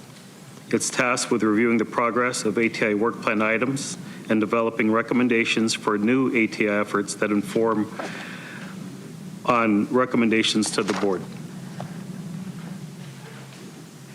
Community engagement stands at the forefront of the ATI initiative, fostering collaboration and trust while bridging the gap between county services and the needs of justice-involved individuals. Over the last year, there has been significant community interest in ATI reflected at a variety of engagement sessions and outreach events. For example, an industry day for the Resource and Reentry Hub attracted over 120 participants, and we received regular input through the San Diego Reentry Roundtable, where community providers hold essential discussions about services for justice-involved individuals and their families. Community members have voiced strong support for ATI and their thinking on where the county should focus. Consistent, significant turnout for ATI events demonstrates that community members welcome the opportunity to engage, and they're committed to change through direct participation in reentry solutions that impact their neighborhoods. Today, we present results from the initial 20-action work plan as Attachment A. This is also posted on the county's ATI webpage for the community to review. We'll share just a few highlights. The Sheriff's Office has enhanced support for incarcerated individuals at risk of homelessness by adding correctional counselors, transportation contracts, and interim housing contracts, connecting over 428 individuals to interim housing and more than 200 others to additional programs. Additionally, the county launched a care coordination and housing program that has seen early success engaging high need and homeless individuals with repeated brief justice system encounters. The number of homeless pop-up resource fairs has doubled from 11 to 22 fairs since the beginning of 2024, serving more people than ever before. Following a national model shown to reduce emergency room visits, hospitalizations, and criminal justice system costs, HHSA, the Sheriff's Office, and Office of Evaluation, Performance, and Analytics collaborated to procure a Transitions Clinic Network program. In this program, a community health center employs community health workers with lived justice system experience to connect with individuals in jail to build trust and support the client's reentry plan to improve their whole person care. The contractor is working closely with the National Program Office to ensure fidelity to the model. Last year, the board authorized procurement actions to establish a resource and reentry hub pilot, where justice-involved individuals can meet many needs in one visit with the help of multiple public agency and community-based services on site. Since then, the county has sought extensive input to prepare a request for proposals that will establish this first-of-its-kind service. A wide range of stakeholders have voiced strong support for the hub, and local organizations who currently serve the target population are eager to bring their services to the space and make a difference. We also heard the requirement to provide the central area facility would be a barrier for many organizations. Therefore, today's request is to authorize the county to conduct a real estate search for a central location. The RFP itself would allow applicants to either offer their own space or deliver services at a location leased by the county. Staff would return to the board to approve any lease for a county site. Additionally, we are collaborating with our partners to think creatively about ways the hub may support local implementation of Prop 36 and the population impacted by Prop 36. I will now turn it over to Ricardo to provide an update on the measurement and evaluation framework. Thank you, Dante. ATI's measurement and evaluation framework is led by the Office of Evaluation, Performance, and Analytics. The framework, which was shared with the board last March, provides a roadmap to assess the design of the initiative, its implementation, performance metrics, and equity. The Office of Equity and Racial Justice has played a central role in shaping the equity analysis, for example, through complementing performance data with population insights, ensuring that the entire evaluation is guided by a strong equity lens. A future phase will focus on evaluating ATI's impact. Our current focus is on performance measurement. We aim to tell ATI's story through interactive web pages using program metrics, public data, and input from people with lived experiences. We met with 7 departments to identify relevant metrics and developed 15 key performance indicators that will be used for 13 work plan items. Reportable metrics will include outputs, like the number of people receiving ATI services, and outcomes, like connections to jobs, housing, or mental health treatment.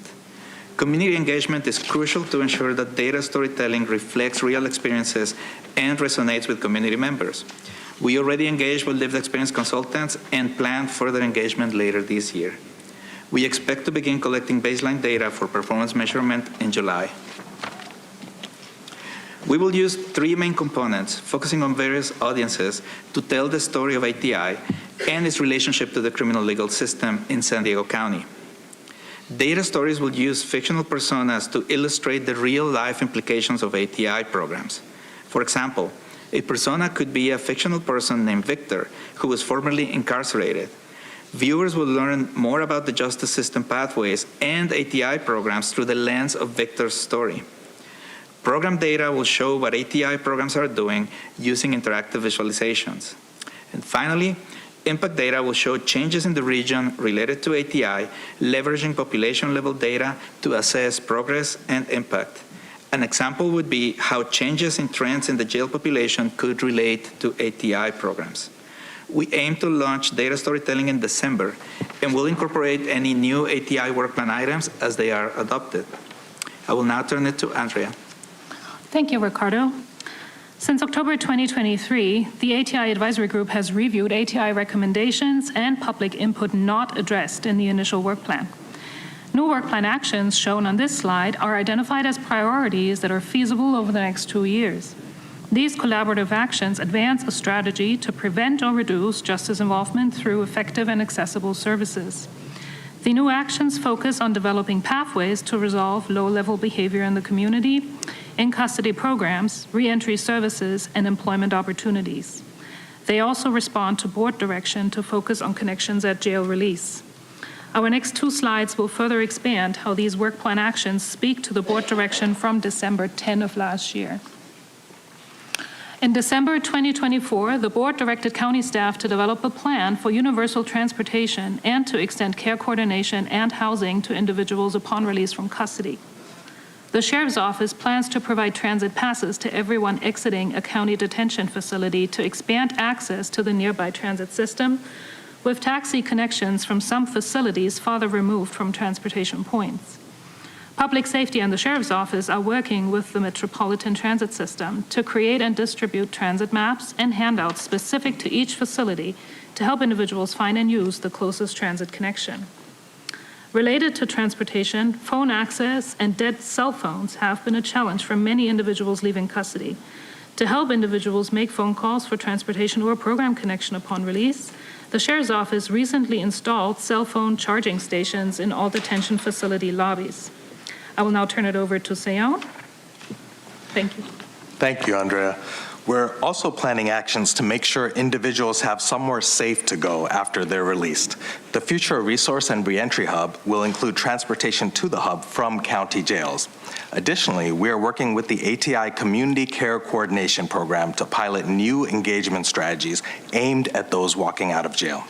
Using lessons learned from this pilot and grant-funded iterations of the community care coordination model, we will re-procure and sustain these successful programs, which provide housing, peer support, and 12 months of case management. The new service will include traditional reentry populations, such as veterans and those with serious mental illness, and also those with shorter jail stays. New services would also leverage Medi-Cal transformation for case management and supportive services. In related actions, as part of Medi-Cal transformation, or CalAIM, the Sheriff's Office is implementing services to help individuals up to 90 days pre-release and setting up individuals for successful reentry into the community. I will now turn it back over to Andrew. Thank you. And thank you, Seyon. Today's recommendations are to receive today's presentation, including updates to ATI framework and work plan actions, and new work plan actions. Approve actions related to citing a resource and reentry hub. Upon successful negotiations of a lease, staff will return to the board for approval of the lease agreement. And allow county staff to submit grant applications that support prevention, diversion, and reentry programs to support justice-impacted individuals through June 30th, 2030. Vice Chair Lawson-Remer and board, this concludes our presentation, and we're here for any questions. Thank you so much. I mean, obviously, this has been a lot of work. It's an ongoing work. I appreciate the consistent report backs. I just want to give my colleagues a chance to ask any questions before we go to public comment. Okay. Go ahead, please. So we're, I guess we're sending out an RFP for services for a hub. Is it going to come back to us before there's lease approval? Yeah, Supervisor Desmond, through the Vice Chair, thank you for your question. So we will be putting out for procurement possibly by June. We're just shaping up it's going to be more of a statement of objectives so that we could be a little bit more flexible for the potential bidders. Your question is, will that be out before returning to the lease? It depends on what bidder we select. There's going to be two options. I guess what I'm asking is, are we going to have another bite at the apple here and a vote on this particular hub? Yeah, and Supervisor, through the Vice Chair, yes, we will return to the board after the negotiations of the lease to give opportunity for the board to make a policy decision on where to move forward. Thank you. Yep, thank you. Okay, we'll go to public comment. Thank you, Vice Chair Lawson-Remer. We have 12 requests to speak on this item, 7 in person and 5 requesting to speak by phone. Also note for the record that we received 2 e-comments, 1 in support and 1 neutral. Any individuals that requested to speak on item 12 by phone, please dial into the conference line using the instructions that were provided to you. We will begin with the in-person speakers. As your name is called, please come forward and stand on the arrows until it is your turn to speak at the podium. Again, because there are 10 or more speakers on this item, you'll have 1 minute to address the board. I'll ask you to please begin by stating your name for the audio record. I'd like to invite forward the first 3 individuals, Bill Payne, allegedly Audra, and Kimberly Grady. If I've called your name, please come forward.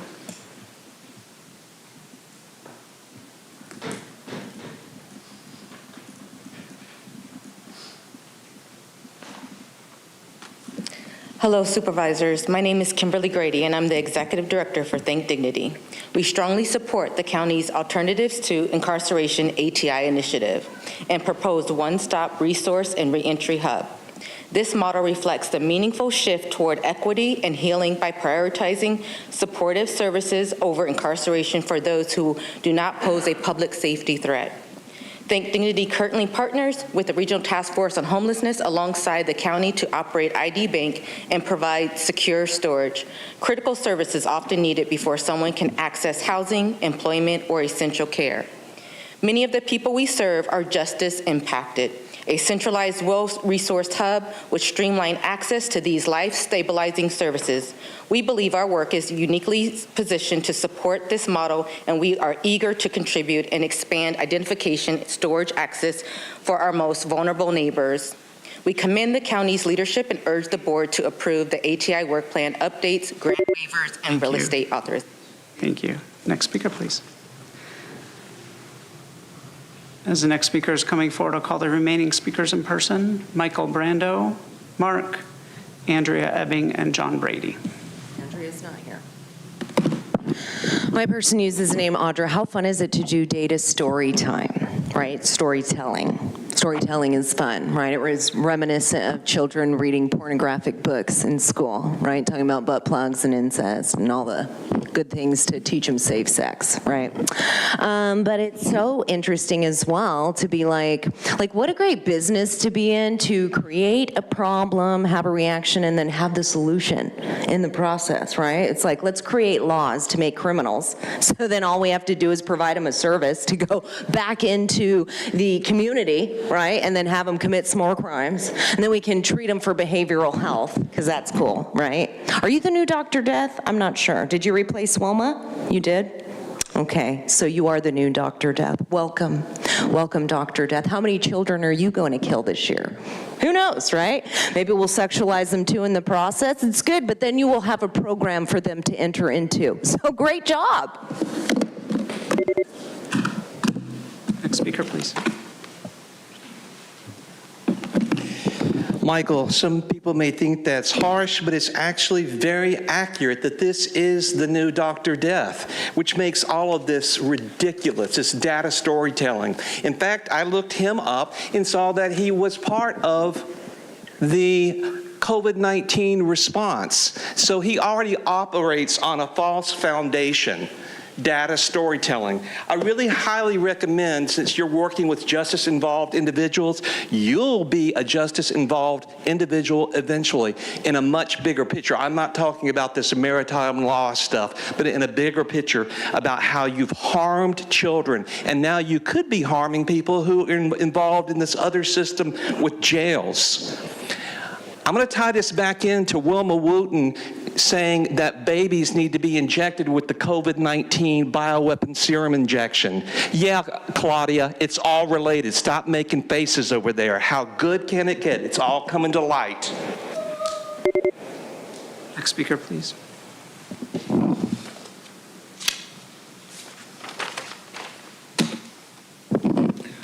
Stakeholder input. Those are the companies that will be making money off this, and some of them may even have shareholders. Sandag, 50 recommendations. Who was Sandag? People should see this video on YouTube. This is by Sandag. Showing a Sandag meeting at 1 hour and 22 minutes and 50 seconds. They're talking about how to force you out of your car here in America. And that's why your insurance rates are really going up. That's who Sandag is. So a wide range of stakeholders, vultures, support the hub. It's like stakeholders are not a good thing. They make money. They want to make money. Is there one single problem you have ever solved? Please, one. You can't name one? No, I didn't think so. No, they just go on and on forever making money for your corporation. You never solve anything. In fact, with the housing, low income, 10%, that Tara was talking about this, only 10% get housing after 10 or 15 years. Thank you. For the record, the speaker was Mark. A final call for Bill Payne, Andrea Ebbing, and John Brady. Not seeing any movement in the chamber. We'll now hear from the individuals that requested to speak by phone. We will start with our first caller.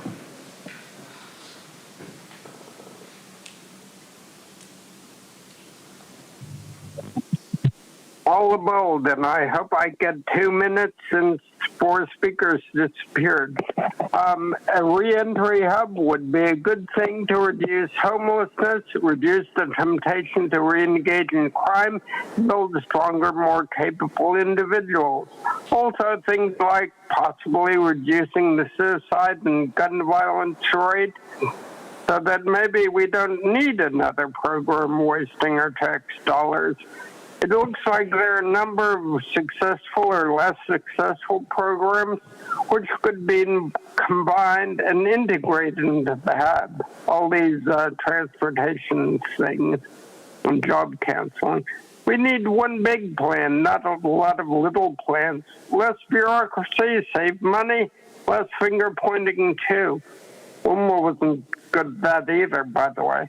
It seems we have, I'm disappointed to see only...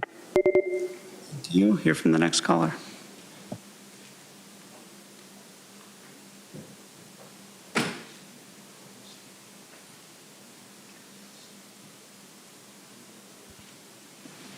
Consuelo here. So here we go. Consuelo here we go. Update on the Alternatives to Incarceration Work Plan. Another program wasting our tax dollars, because we have seen that when programs actually work, they end up defunded. Reminder, that was Project 25. Stakeholders couldn't profit off of healthy, independent beings, so let's defund the program that creates good and helps our society. You know, just more junk, and you guys are getting away with so much only because so many are not paying attention. They only pay attention when it's affecting them, unfortunately, but in the process, we're all being screwed. So I urge and encourage the ones paying attention because they're watching for the Lemon Grove thing or the Spring Valley or whatever, pay attention to it all, because eventually it's going to affect us all. It already is. What am I saying? Wake up, people. Thank you. Vice Chair Lawson-Remer, that concludes public comment on this item. Okay, thank you. Supervisor Montgomery Steppe. Just wanted to say thank you for the presentation and the work that goes into this. I think this is my second report back since I've been on this board. So there's exciting work. I also want to thank folks that have participated in bringing forward suggestions to county staff. I know there was an effort to go out into community and to gain that input, so I appreciate that. All of the offices that are here, these are important efforts to put together. I will call them out: the Office of Equity and Racial Justice, Office of Labor Standards and Enforcement, Office of Evaluation, Performance and Analytics, or OEPA, and to all of our community partners. Appreciate you all moving forward and not just taking in the input, but kind of trying to move some of those suggestions through the bureaucracy. Much appreciated. I also want to just call out in relation to this, the nexus between our unsheltered and homeless population with some of the work that's being done, called out in the board letter as well, work that's being done around the resource fairs for various departments within law enforcement. We also do homelessness resource fairs and have partners there, MTS, which you all are also partnering with. And in addition to that, our Live Well bus, we bring that out for folks to be able to apply for services, the San Diego Rescue Mission, PATH, all of, this is a highly collaborative effort, and it has to be. So as we move forward, I'd like to really see more streamlining of these efforts and that they become sort of more of the norm and not just an outlier in what we do, because I think, again, this is a big investment in people that certainly pays off for our entire region. So thank you again. I see the recommendations before me, so I will move those. Thank you. Okay, we have a motion. I'd happy to second that. I'm just excited also about the Resource and Reentry Hub, so I think that's great. And want to turn it over to Supervisor Desmond for any comments. Thank you. Yeah, a couple of questions. I like the idea of offering the services, and I get it. We have to have a centralized hub, maybe to initiate and get it going. But I'm just curious. I have the Vista Jail is in my district, and I know we also have George Bailey and some South County jails. Where do people get when they're let out of jail, and they're maybe the George Bailey?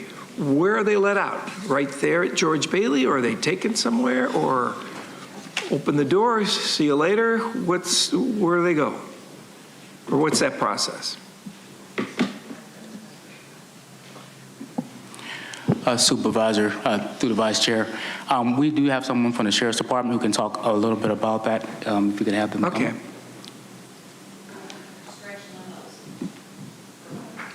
Thank you.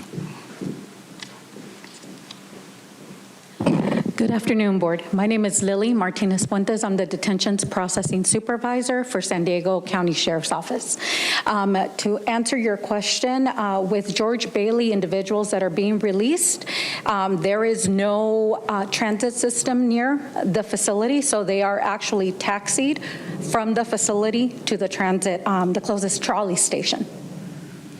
Okay, so all right. So they go to the trolley station, and you give them a transit pass. That's correct. Okay.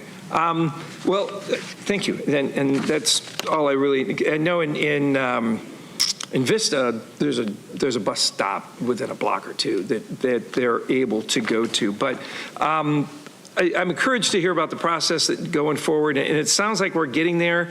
But I had a previous board letter that I know is still going to be coming back, but my intent of the previous board letters was to ensure every person released from jail has options for transportation. I don't think this transit pass is enough, I guess, to try to get people to the hub, and to, especially from all, we have East County, we have Las Colinas, we have Vista Jail, we got jails, that are quite a distance from wherever this hub is going to be, if it's going to be downtown San Diego. And I think we have a responsibility to ensure we don't negatively affect the communities that these people are being released in. And I do think we should help people to try to reassimilate and give them the services. But it sounds like we're getting there with increased transit passes and housing coordinators and things like that, and the taxi rides to a transit stop. But my intention when I brought that board letter forward was we have other options, potentially a service that might be able to pick people up, or that might even include formerly incarcerated people that might be able to provide services to other people who are just getting out, to try to get them a helping hand. And I would love to see, I kind of doubt how many people in Vista are going to want to take a transit all the way downtown. If there was a better options. So I'm looking forward to, what's going to be coming back in the near future concerning the transportation.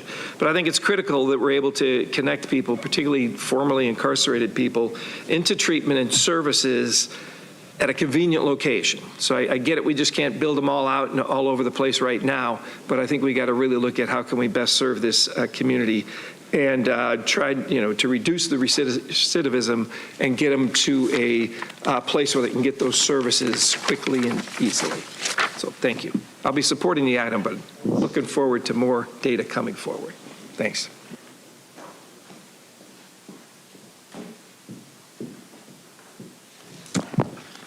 Okay, we have a motion by Supervisor Montgomery Stepp and a second by myself. Please vote. Vice Chair Lawson-Remer, that motion passes unanimously with all supervisors being present and voting aye. Okay, thank you. Thank you, team.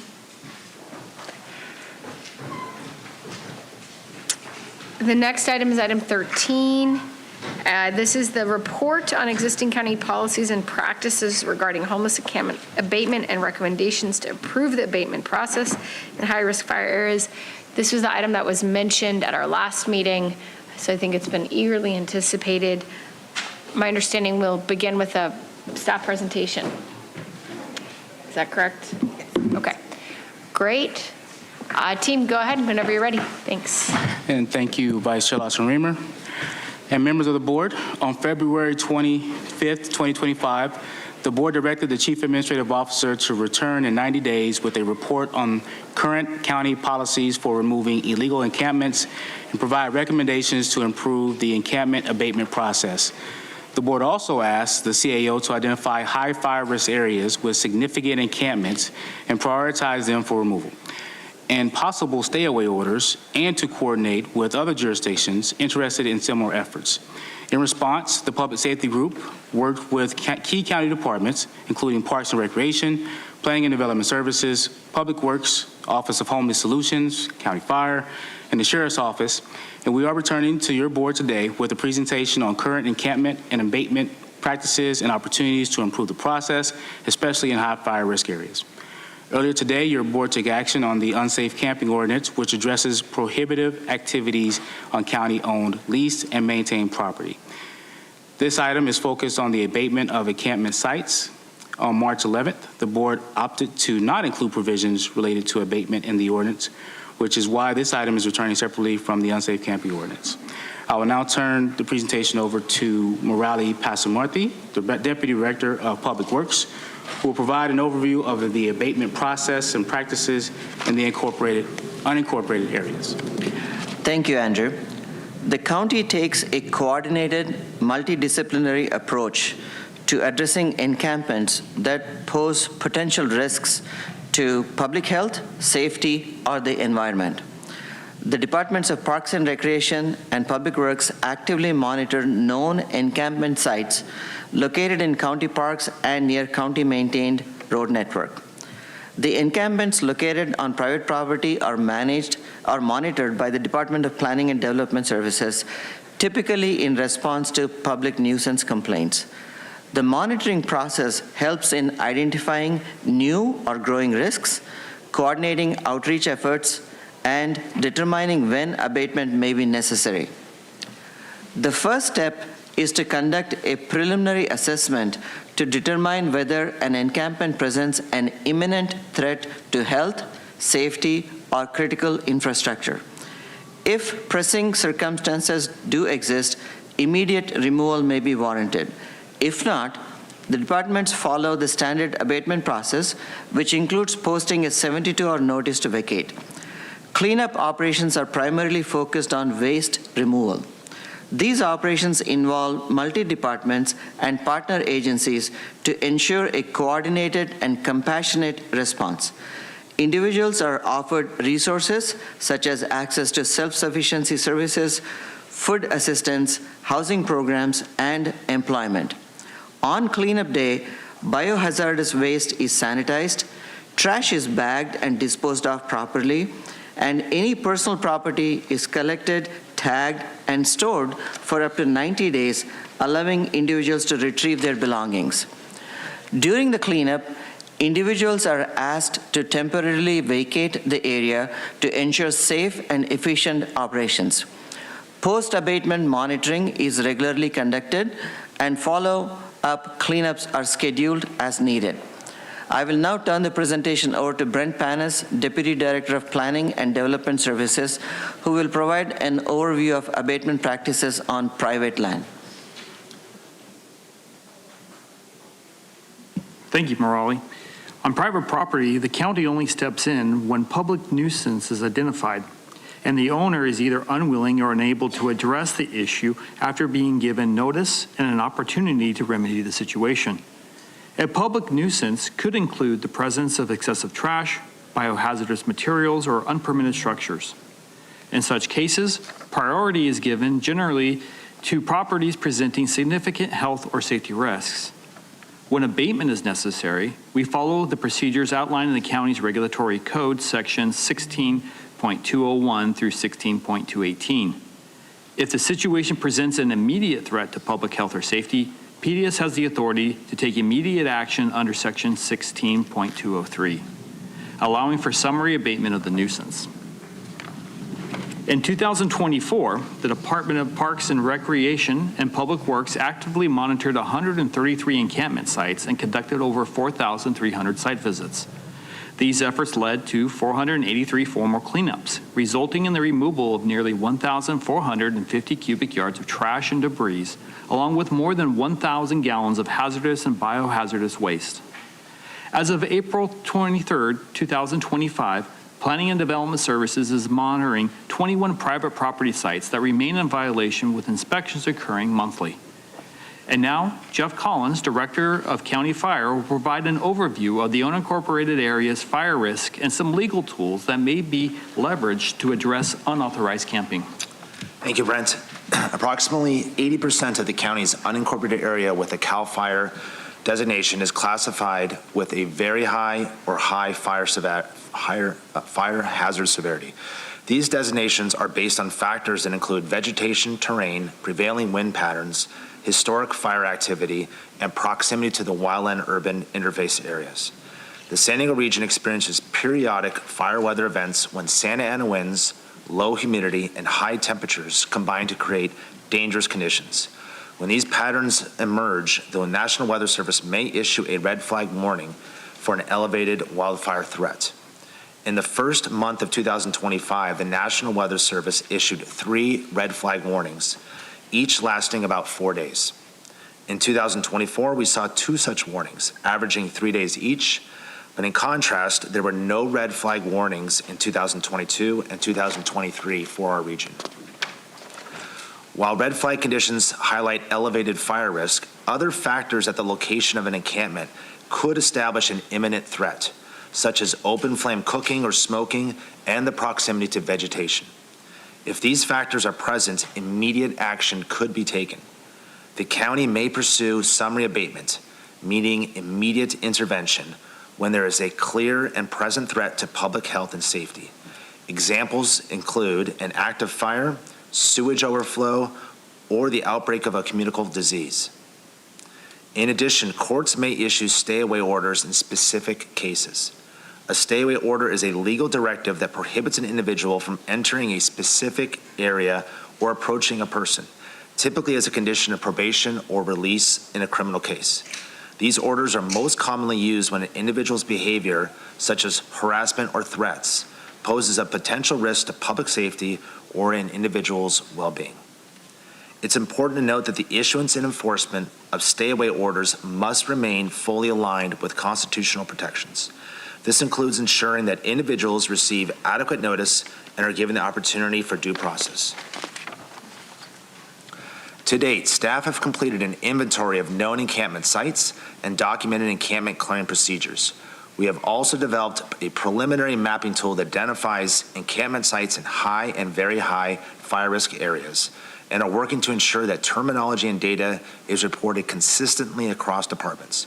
We acknowledge that encampment sites and locations are constantly changing, so what will be available is a snapshot of data at a point in time.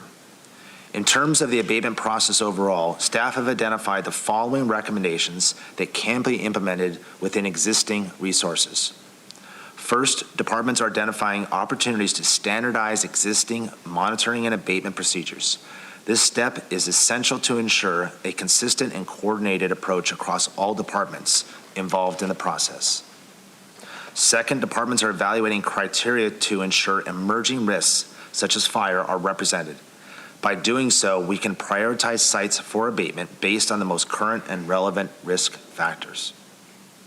Third, departments are exploring increasing the frequency of monitoring and abatement in high fire risk zones.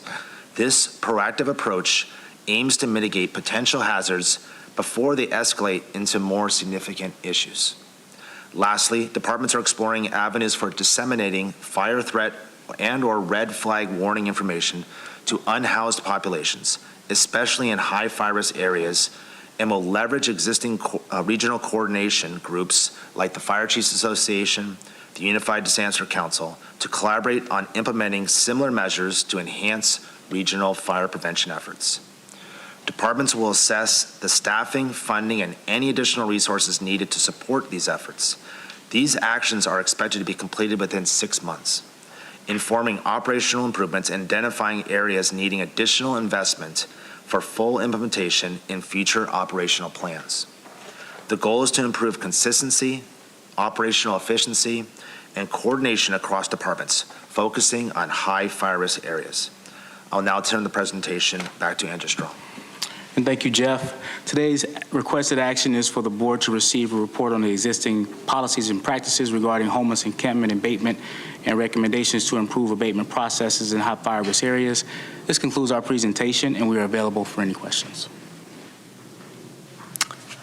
Okay, thank you very much. Do any of my colleagues have questions? Okay, we'll go to public comment. Thank you, Vice Chair Lawson-Remer. We have 14 requests to speak on this item, 9 in person and 5 requesting to speak by phone. Also note that we received 2 neutral e-comments on this item. For any individuals that requested to speak on item 13 by phone, please dial into the conference line using the instructions that were provided to you. We'll begin with the in-person speakers. As your name is called, please come forward and stand on the arrows until it is your turn to speak at the podium. Again, since there are 10 or more speakers on this item, you'll have 1 minute to address the board, and I'll ask you to please state your name for the audio record. I'll be calling you groups of 3, so I'll ask you to please listen for your name. I'd like to invite forward the first 3 individuals, Pam, Oliver Twist, and allegedly Audra. If I've called your name, please come forward.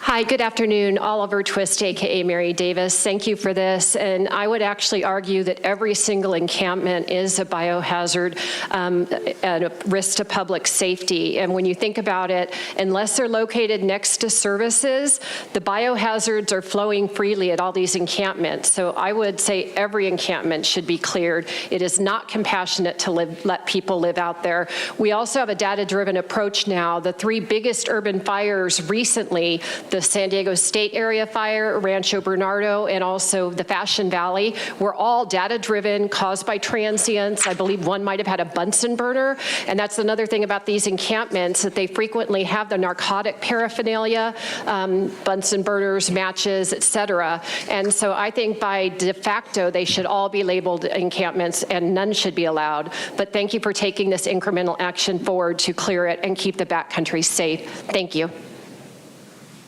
Thank you. Next speaker, please. Gosh, remember, Pam, remember when the border was open and illegal foreigners were allowed to camp and build fires in our county? Remember? Anyway, I love that you're exploring the feasibility of increasing frequency of monitoring, and you're exploring avenues of disseminating info to the homeless in high fire risk areas. So this is not being done?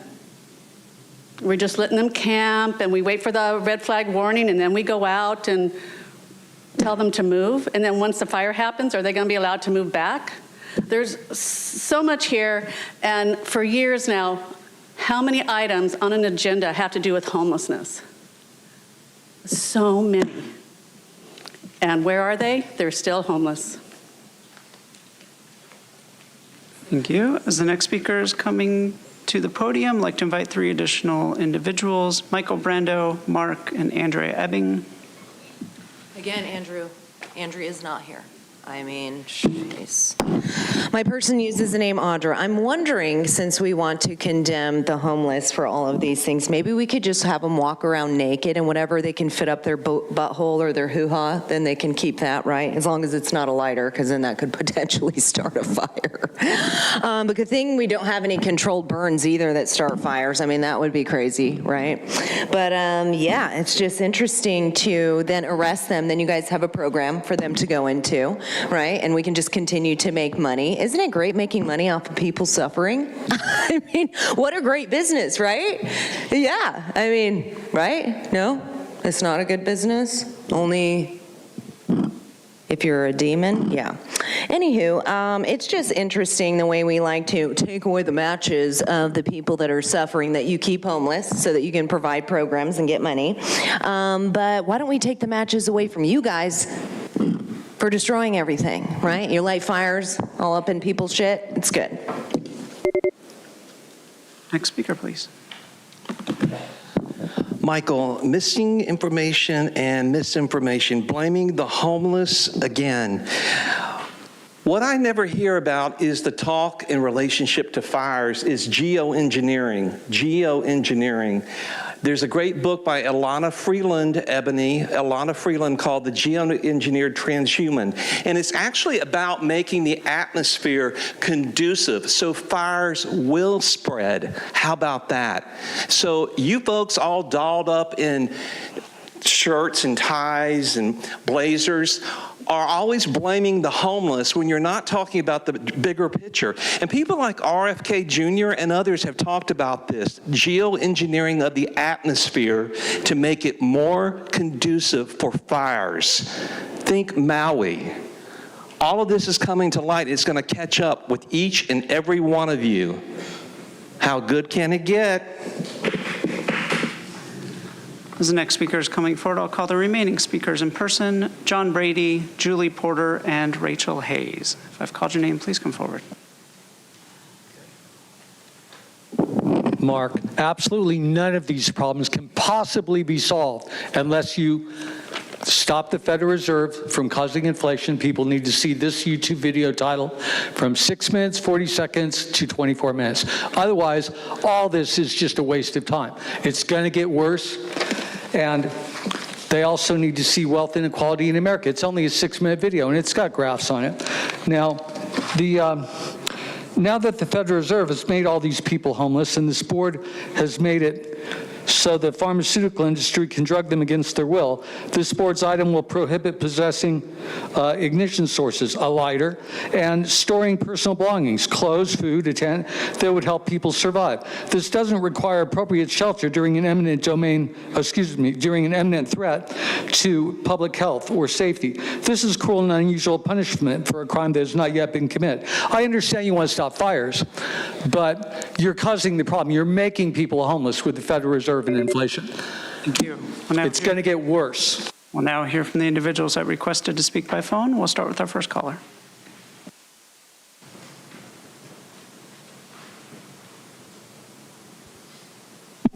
All abold.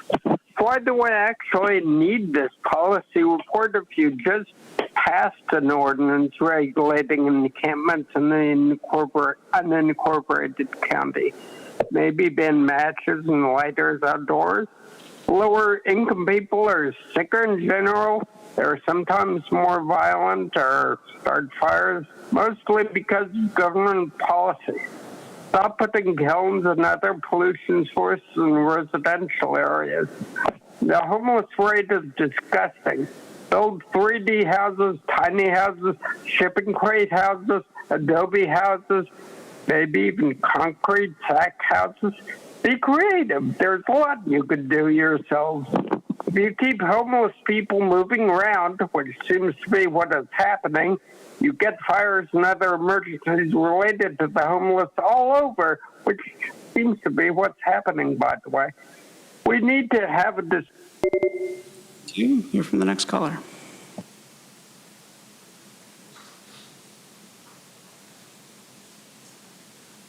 Amen, Paul the Bold. Gonzalo here. Remember when the border was open and illegal foreigners were allowed to camp and build fires in our county? Remember?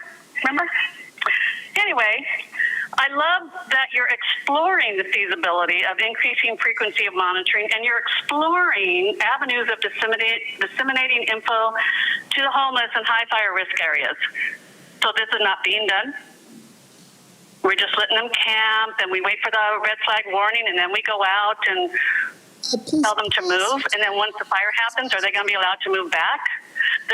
I just remind you that we cannot play back a previous comment. So if, County Council, if you'd like to explain why people cannot play back a previous comment. Rule 4B addresses the ceding of time to other speakers. Playing back the same statement that was just made on the item is the same issue. It is giving the time to the prior speaker again, essentially doubling their time of speaking by the new speaker essentially giving their statements again. That's the ceding of time issue. Okay, can we all please move on? Just to restate, to make sure I think that seemed pretty clear to me, but the rule is that you can't cede your time to the previous speaker or any other speaker. And so playing a recording of someone who previously spoke is the same as ceding your time to another speaker. You should write that in the rules then, because you are arbitrarily deciding this right now. Okay, so I appreciate the opinion from County Council. We will continue operating this meeting in accordance with our Brown Act. So please, if you have your own comments, you're welcome to continue using your time, the remainder of your time for your own comments. Consuelo, I'll go ahead and unmute you. Okay, so according to the Brown Act, you are in violation. And yeah, shut up, Claudia, honestly. So as I was saying, or you know what, just, yeah. It's just very, hold on, baby. It's very unfortunate that you guys don't follow your own rules and your own laws. But I can play whatever it is I want, and I was not off. You'll hear from the next caller.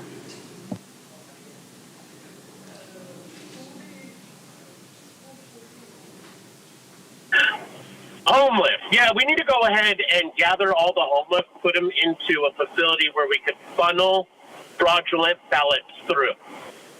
So, yeah, no, I agree with you. We should go ahead, any small camping ordinance, gather them all together, hire some NGO to gather the registration cards and fill out the fraudulent ballots, and then you could go ahead and secure your seat.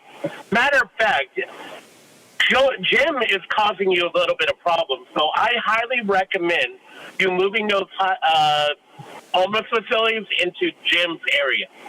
That way, the next election comes up, we could guarantee someone with the ACLU will take over his position, furthering money into the NGO's hands, taking it away from the people's hands. By all means, the NGOs steal our ballots on a constant basis. You allow that to happen, and you cover that up. I've explained to you guys. You will now hear from the final caller.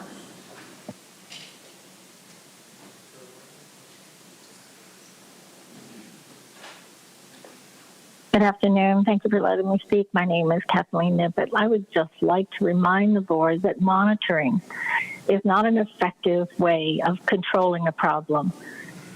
It relies on the public to be responsible reporting parties, and they do not want to be in that position. So thank you for letting me speak. Thank you. Vice Chair Lawson-Remer, that concludes public comment on this item. Okay, thank you. Supervisor Desmond? Thank you, Madam Vice Chair. Appreciate all the staff's work on this effort. I know we've gone back and forth a couple times with this, and also to Supervisor Anderson for your work on this effort, as well as trying to suppress fires, particularly in the unincorporated areas. I think our staff is doing a great job. I learned a lot about how we're already engaging with the homeless population, and on a regular basis, the clearing of encampments in the unincorporated areas every couple of weeks. I understand that. I also glad to hear that we have a request for quotes for animals to potentially clear some of the brush and fuel that's out there. Well, I'm looking forward to a hearing, the report back in 6 months about what we need, the resources that we might need for encampment clearings during the high fire risk days, like the Santa Ana's high heat, not just the National Weather Service high fire days, but we know when Santa Ana's are coming about a couple of days ahead of time usually, and if we want to be proactive on making sure we have less fire hazards out there. But I would like to ask staff to include in the report coming back the feasibility of adding red flag days to the criteria to make the inclement weather program vouchers available. That way we might have more vouchers available during those high red flag days so that we can get people into safe places or vouchers or hotel rooms or whatever the case may be, but to make those inclement weather vouchers available during red flag days would be helpful.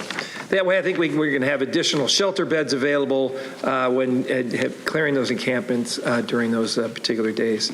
So I think we got to do whatever we can to prevent fires. We all, the Palisades fire, we don't want to have that happening. Anything we can do to prevent fires here in San Diego County, I think we owe it to our constituents to prioritize this effort. So thank you very much. Supervisor Montgomery Steppe. Just real quickly, thank you for the presentation and also walking my staff through the abatement process, as you did here as well. Specifically, Jeff, thank you for that. We were trying to understand the process so that we could certainly balance the responsibility of protecting our higher fire risk areas, but also, when folks lose their belongings in the abatement process, oftentimes they lose a lot of things that could allow them to apply for benefits or other kind of resources or services. And so appreciate that, keeping that in mind through the abatement process and returning those personal belongings or personal property within a certain amount of time. So I just wanted to call that out and thank you.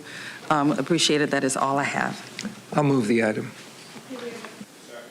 We have a motion by Supervisor Desmond, a second by Supervisor Anderson. Please vote. Vice Chair Lawson-Remer, that motion passes unanimously with all supervisors being present and voting aye. Thank you very much.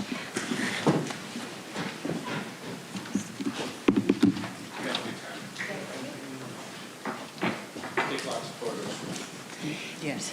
Tomorrow's going to be the real pictures. Video. Today is Moana, tomorrow's Ballet Folklorico. It's just too much.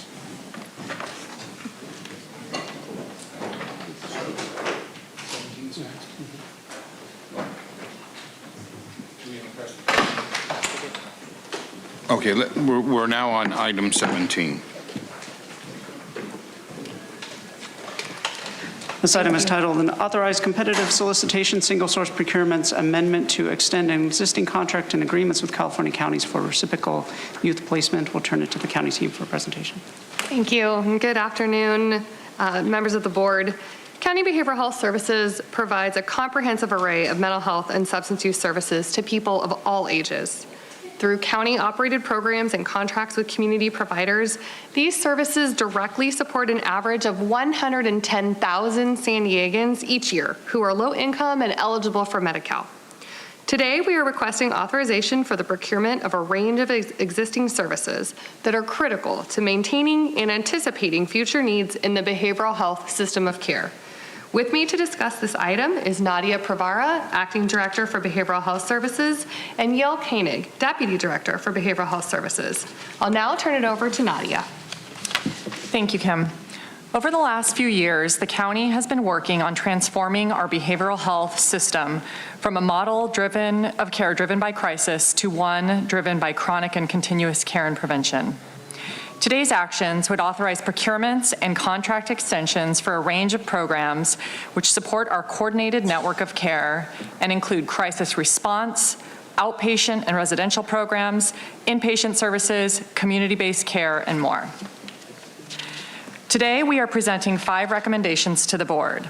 The first 4 would authorize competitive solicitations, single source contracts, and amendments to extend existing contracts, culminating in an estimated total investment of around $115.7 million, 49.3 million of which is funded through Medi-Cal and other non-county funding sources. The 5th recommendation would authorize place agreements with other California counties for reciprocal youth placement, which we will discuss later in the presentation. I will now turn it over to Yael to provide an overview of the contracts included in today's actions. Recommendation 1 requests authorization to issue competitive solicitation for. Just a moment, we can cut her mic on, please. Thank you. If it's not working, you may need to move to the seat next to you. Thank you. Thank you. Recommendation 1 requests authorizations to issue competitive solicitation for 11 essential services. First, our alcohol and drug court and reentry court programs, which combine the resources and expertise of behavioral health practitioners and justice partners to improve public safety. Of the 174 clients who completed the program last fiscal year, over 100% remained arrest-free at the conclusion of treatment. Next, our assertive community treatment or ACT services, which provide the more intensive level of outpatient treatment for adults with serious mental illness who are experiencing homelessness. Last fiscal year, these programs served 275 clients, with 76% showing functional improvement, 74% showing clinical improvement, and 85% showing progress in their housing goals.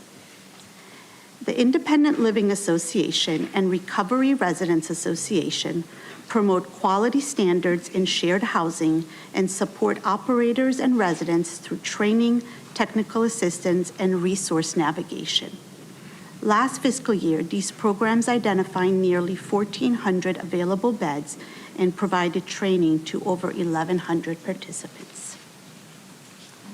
Next are biopsychosocial rehabilitative services, or BPSRs, which provide community-based mental health and recovery services for adults with serious mental illness.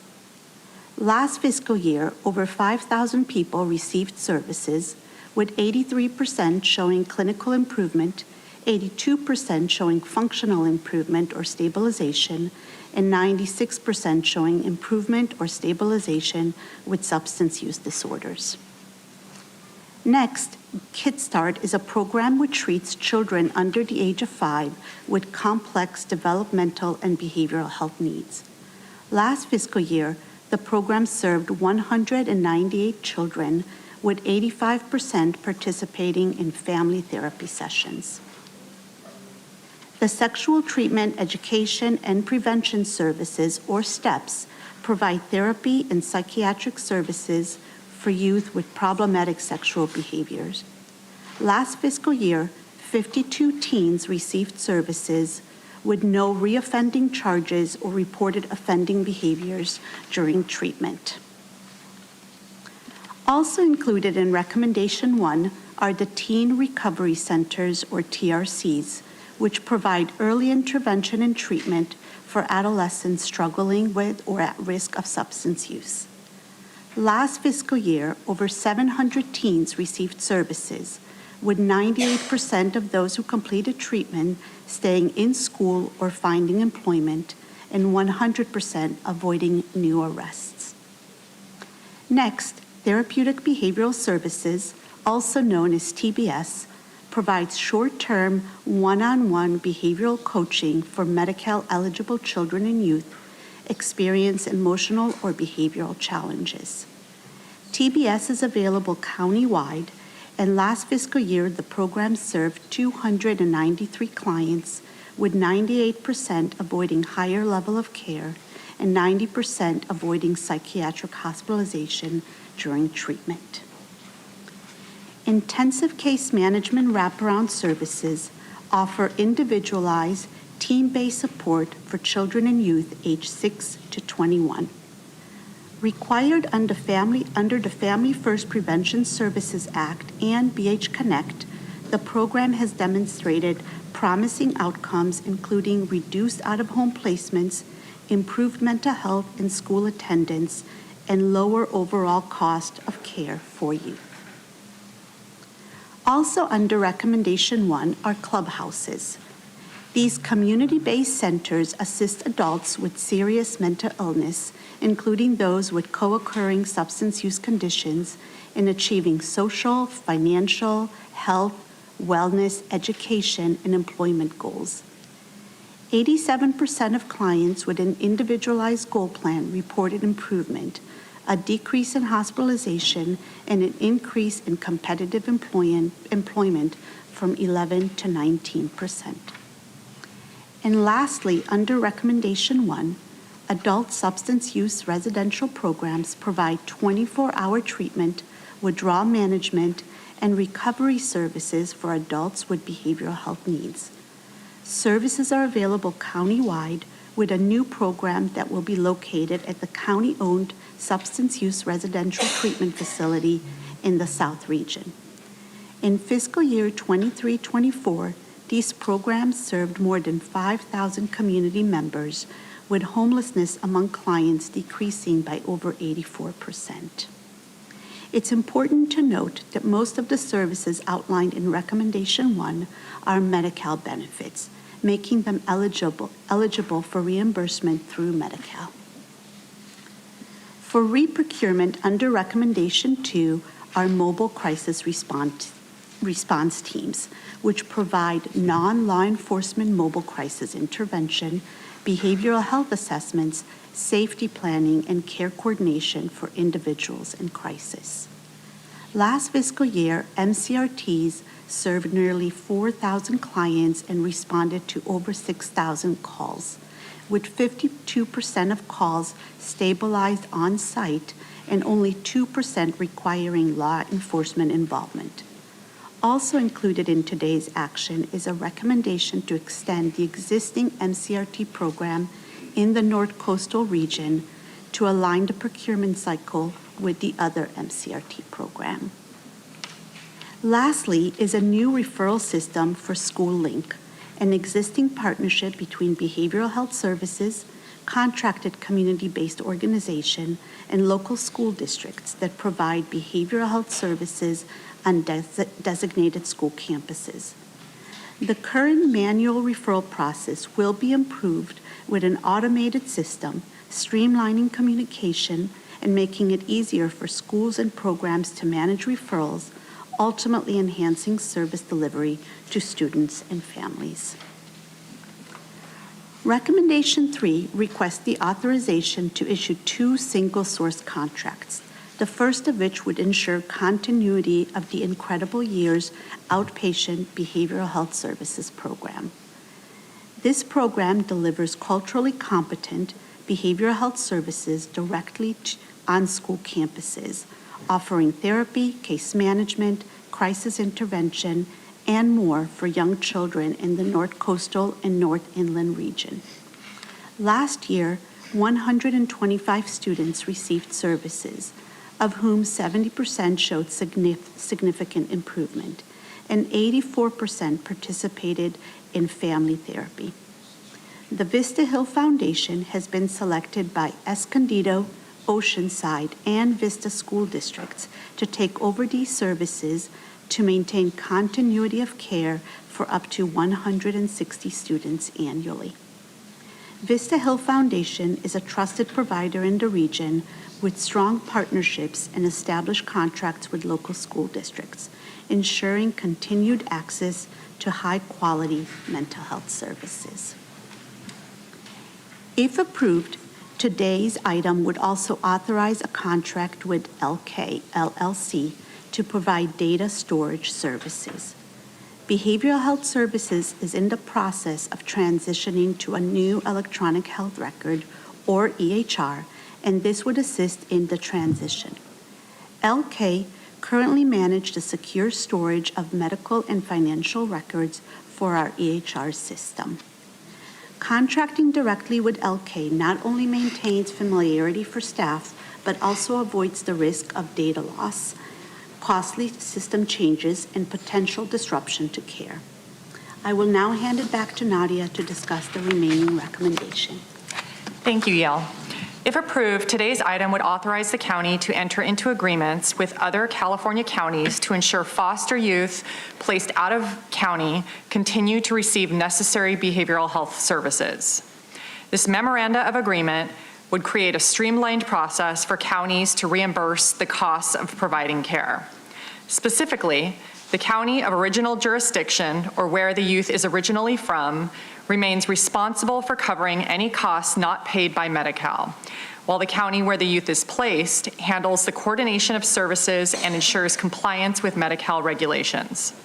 For example, when a foster youth from another county is placed in a residential treatment program here in San Diego, their county of origin would reimburse us for any costs not covered by Medi-Cal.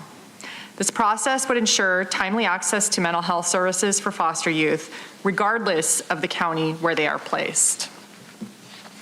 In closing, the county is currently facing significant budgetary challenges.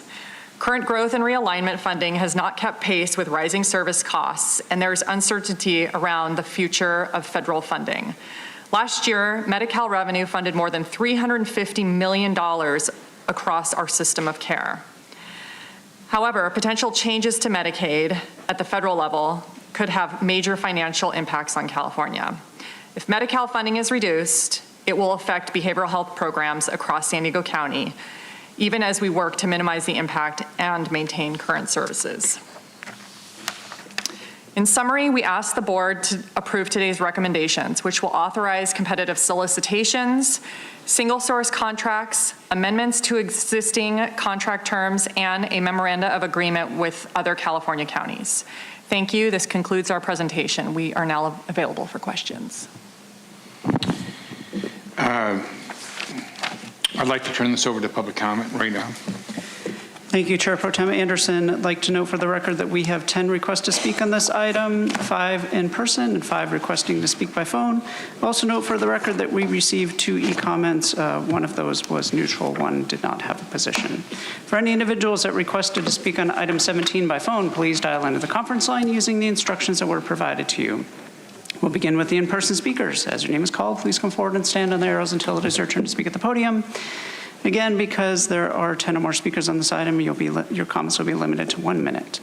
I'll ask you to begin your comments by stating your name for the audio record. I'd like to invite forward the first 3 individuals, Pam, allegedly Audra, and Michael Brando.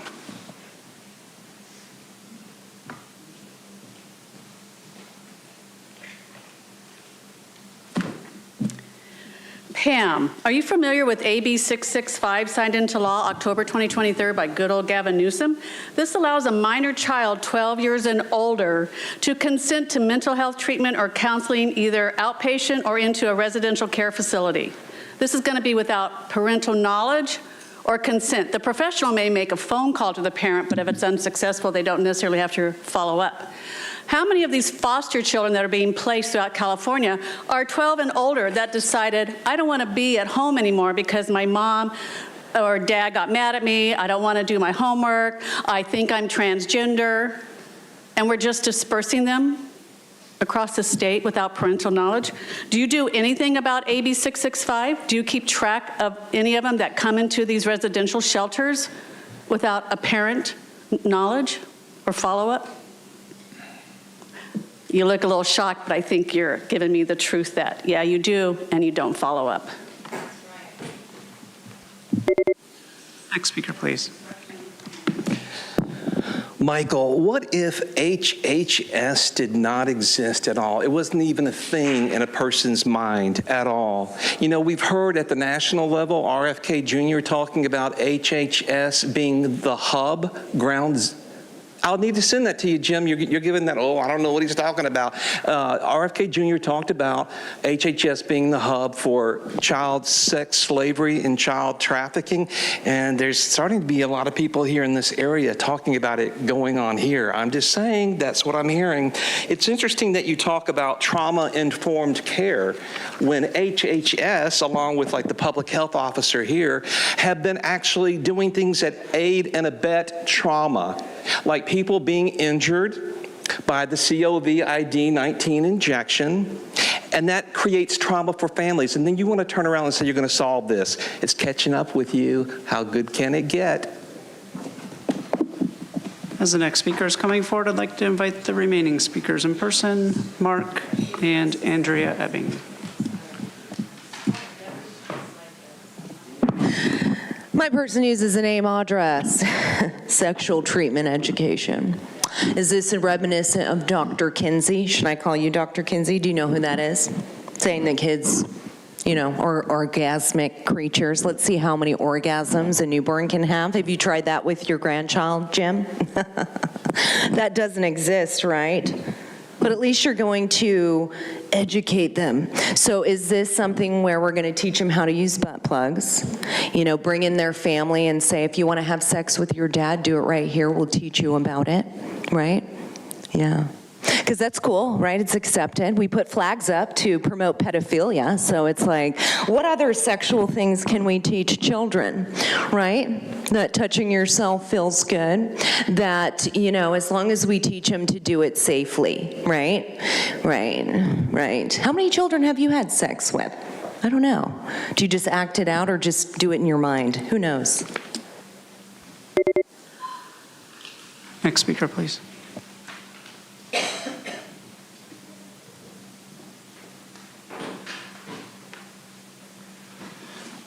Mark, I have a lot of serious concerns here. Behavioral health assessments, little children shouldn't be thinking about like suicide or like how depressed they are. Like there's some things that just shouldn't be in their mind. Medical payments for drugs, Medi-Cal payments for drugs.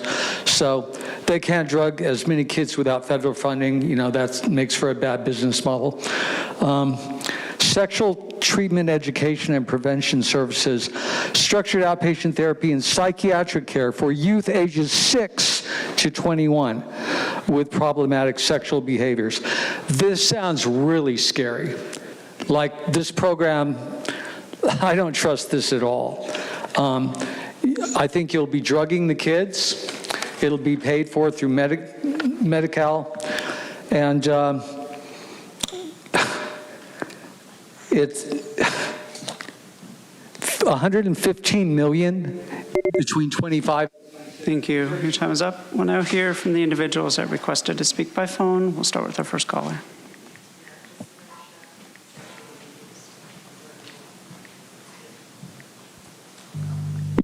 All the bold, competitive and open contracts are good.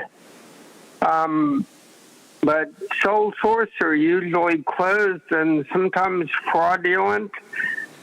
An example being the HHSA sole source with a contractor who failed an LA County audit and had multiple complaints of bad patient treatment in this county. Single source with the Vista Health Foundation or ChildNet for school mental health services makes no showing that that's the best way to go. While several school districts approved, they may simply not be aware of the other options. Small sample though. Only 70% of 71 discharged patients showed clinical improvement. It's not a great statistic. Thank you. Now hear from the next caller.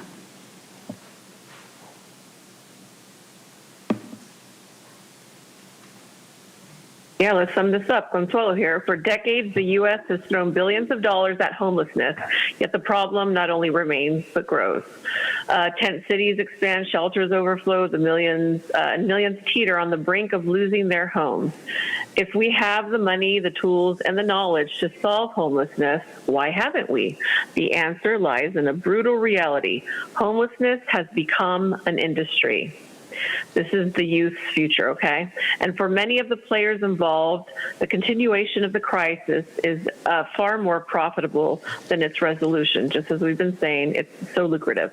This isn't just about moral failure. It's about systematic incentives that prioritize Band-Aid solutions over structural change. While it's inaccurate to say that homelessness, whatever. There are ways in which the system can be structured to generate revenue for various entities, including government agencies. Thank you. Now hear from the final caller.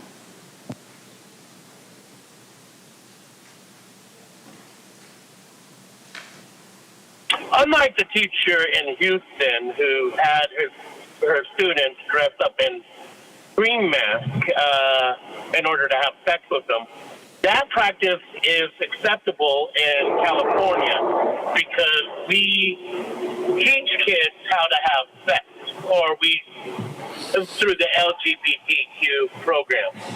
We teach them if they are gay how to go ahead and give blowjobs. We teach them, if they're lesbian, how to throw on a strap-on. I mean, it's a great idea that we're teaching 13-year-old kids how to have sex here in California, and therefore that teacher, if she were to do that here, she would probably be praised, right? Because parents don't know how to manage their own students, and you educators know how to teach kids how to have sex and increase the AIDS pandemic going clear across the board, because you're telling people that it is okay. And Chair Pro Tem Anderson, that concludes public comment on this item. Colleagues, do you have any questions? Move to approve. Second. We have a motion and a second. Let's call the vote. Chair Pro Tem Anderson, that motion passes unanimously with all supervisors who are present Thank voting you for aye. your presentation. Okay, now we're moving on to item 18.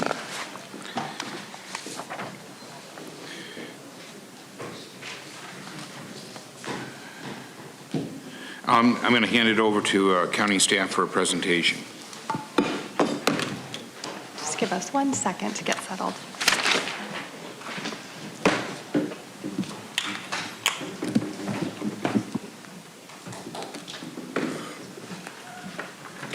Great, thank you. Good afternoon, members of the board. Food security remains an issue in our region, with nearly 1 in 4 San Diegans experiencing food and nutrition insecurity. Over the past year, the county served approximately 8 million meals to vulnerable populations, including older adults, foster youth, individuals living with HIV/AIDS, and youth and adults residing in hospitals and detention facilities. Today, we are presenting an update on year 2 of implementation of the Sustainable, Equitable, and Local Food Sourcing Program and Board Policy B75, and an update on the countywide food contract. This is a values-based food sourcing program and policy that can positively impact populations served, in addition to supporting a more robust, sustainable, equitable, and local food system. We'll be presenting today with Dr. Liz Hernandez, Director of Public Health Services, and Alan Hunsberger, Director of the Department of Purchasing and Contracting. Dr. Hernandez? Thank you, Dr. Giardina. On June 8th, 2021, the board voted on the American Rescue Plan Act framework, allocating $1 million to develop and implement values-based food procurement guidelines. There were several returns, culminating on December 5th, 2023, with the board adopting the Sustainable, Equitable, and Local Food Sourcing Policy B75, and directing a return for updates on year 2 progress and impacts. This slide represents a summary of key points included in Board Policy B75. The policy focuses on program requirements for county-administered food service operations. These include working with program staff to develop, maintain, and progress towards action plans, attending County of San Diego Food Service Leadership Committee meetings for support, peer learning opportunities, and progress reporting, and collecting and sharing annually food and beverage purchasing data related to food service operations. Values-based food sourcing considers principles in addition to cost when deciding which foods to purchase and prioritizes values, such as the ones listed on the slide. The values in the policy include local sourcing, equity-informed sourcing, elevated labor standards, organic or regenerative certification, low carbon intensity, and nutritional co-benefits. Most recently, in March 2024, the board reaffirmed its commitment to advancing sustainable and equitable sourcing by directing the Chief Administrative Officer to initiate a competitive solicitation for food supplies and equipment, require contract supplier to track and report progress on the 6 value categories outlined in Board Policy B75, report back on the data resulting from contracts before option years, and develop an action plan to identify, support, and cultivate local businesses as subcontractors under the contract for future large-scale food contracts. This slide provides an overview of the 8 food service operations at the county. The county serves approximately 8 million meals and spends approximately $30.5 million in food service each year for vulnerable populations. Through this program and policy, the county has an ongoing opportunity to align our public funds through food and beverage purchases to the 6 value-based categories described earlier. This slide shows a program and policy timeline. Executed on May 25th, 2022, formal implementation of the program started with procuring a contractor who served as a technical assistance provider and provided values-based food sourcing subject matter expertise and experience, working with many jurisdictions in implementing a program like ours. The first year of implementation focused on assessing our food and beverage purchases, developing action plans with each food service operation, and developing the policy through the Food Services Leadership Committee, which is made up of all county food service operations and other key stakeholders. Value categories were operationalized through assigning standardized metrics to measure purchasing practices, which may adjust and evolve as we continue with implementation. The second year of implementation focused on progressing in the action plans with extensive technical assistance and a reassessment of food and beverage purchasing data to measure progress. Additionally, the countywide food contract was reprocured to include the board policy B75 and was awarded to Cisco Foods in September 2024. Cisco Foods is utilized by 2 of the 8 food service operations. As a reminder, no generic county-level targets were established for the 6 value categories in recognition of the diversity of each food service operations budget, their operational nuances, and unique clientele. Instead, each operation worked with the technical assistance provider to develop individualized specific action plans to progress in value category purchases. We also identified and leveraged collective activities across all food service programs and operations to maximize impact. These include working closely with vendors to obtain data on where items are grown, produced, and or manufactured, leveraging collaborative purchasing opportunities, increasing local food purchasing through strategies such as incorporating seasonal items and identifying regionally based vendors, identifying menu options that qualified for the nutritional co-benefit and supported the low carbon intensity value category, and emphasizing budget neutrality. As we review data for each value, it's important to note that the technical assistance provider conducted an analysis for FY 21-22, serving as the baseline assessment, and FY 23-24, which allowed us to measure progress in the program. Data reflected here is a range for all 8 food service programs. In addition to this data, we will also be highlighting the subset of data covering the 2 self-operated sites that utilize the countywide food contract with Cisco Foods, which is shown in the green box. It is noteworthy to highlight that data from the vendors on where items are grown, produced, and manufactured dramatically increased from baseline, supporting supply chain transparency and the ability to effectively measure progress. Now, pertaining to local sourcing value, this value had significant increases compared to baseline, with the top of the range increasing from 17.5% to 26.9%. This exceeded the national average for a similar program as the counties. The Cisco Food subset also saw progress in local sourcing value category, with the top of the range increasing from 0.4% to 7.4%. Elevated labor standards also saw improvements for the whole county and the subset of data for Cisco Foods, with the top of the range increasing from 33.1% to 40.3% for both.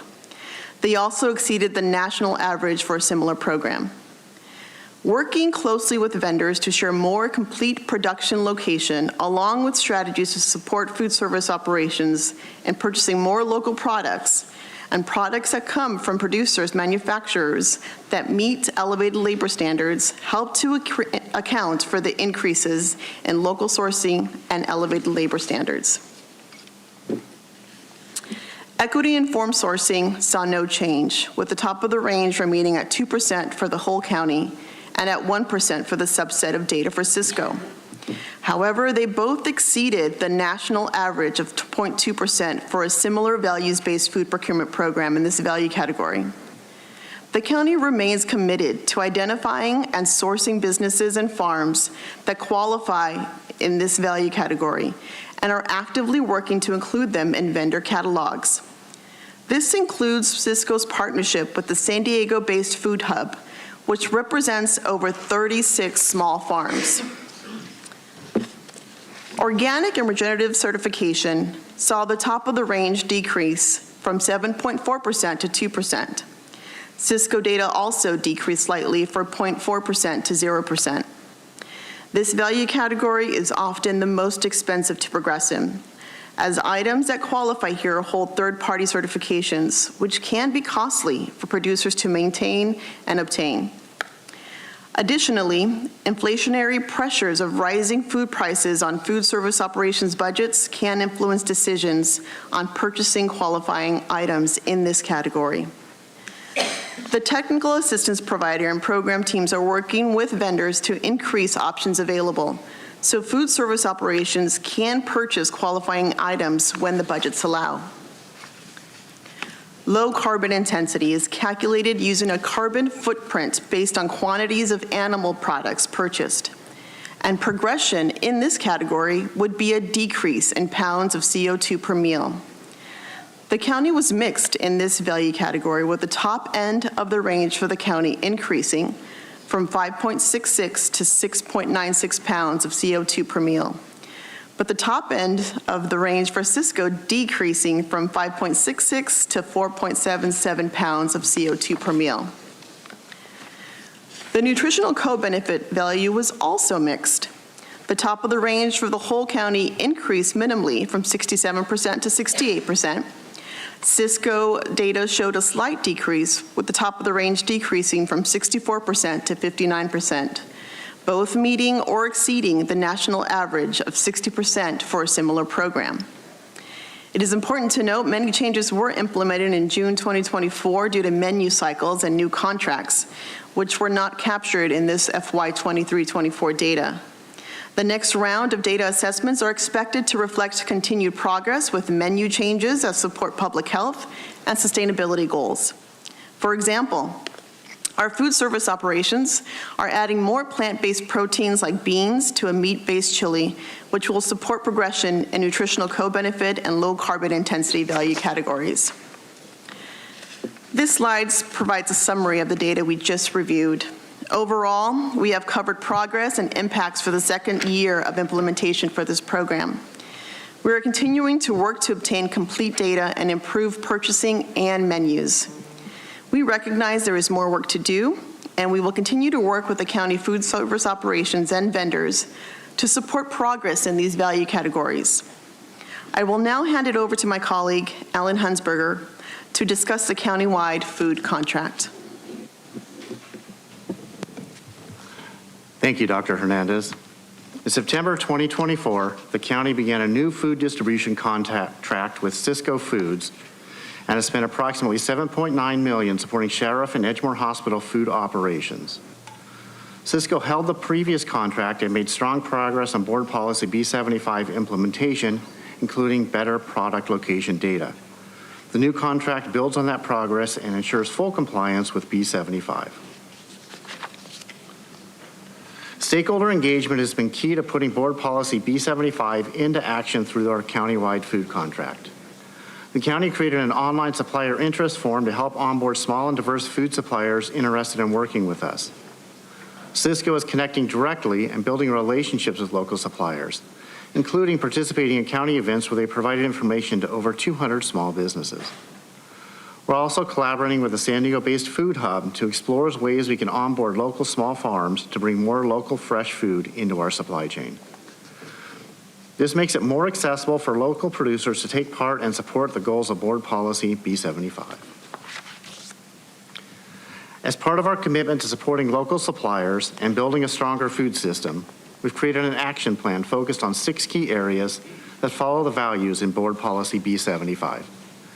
A component of this plan includes improving how we collect and report vendor data to support more informed, accountable decisions. We'll be working with Cisco to explore ways to promote suppliers that meet Biz 75 standards, such as through the Harvest of the Month program. Participants will receive a newsletter via email that features seasonal produce, pricing, and supply insights. Together, these steps help us build a fair, more local food system that truly reflects our values. Overall, the county is making great progress towards advancing a more sustainable, equitable, and local food system. As planned, the technical assistance provider who has provided all of the analysis has 2 more assessments to conduct as contract deliverables for this fiscal year.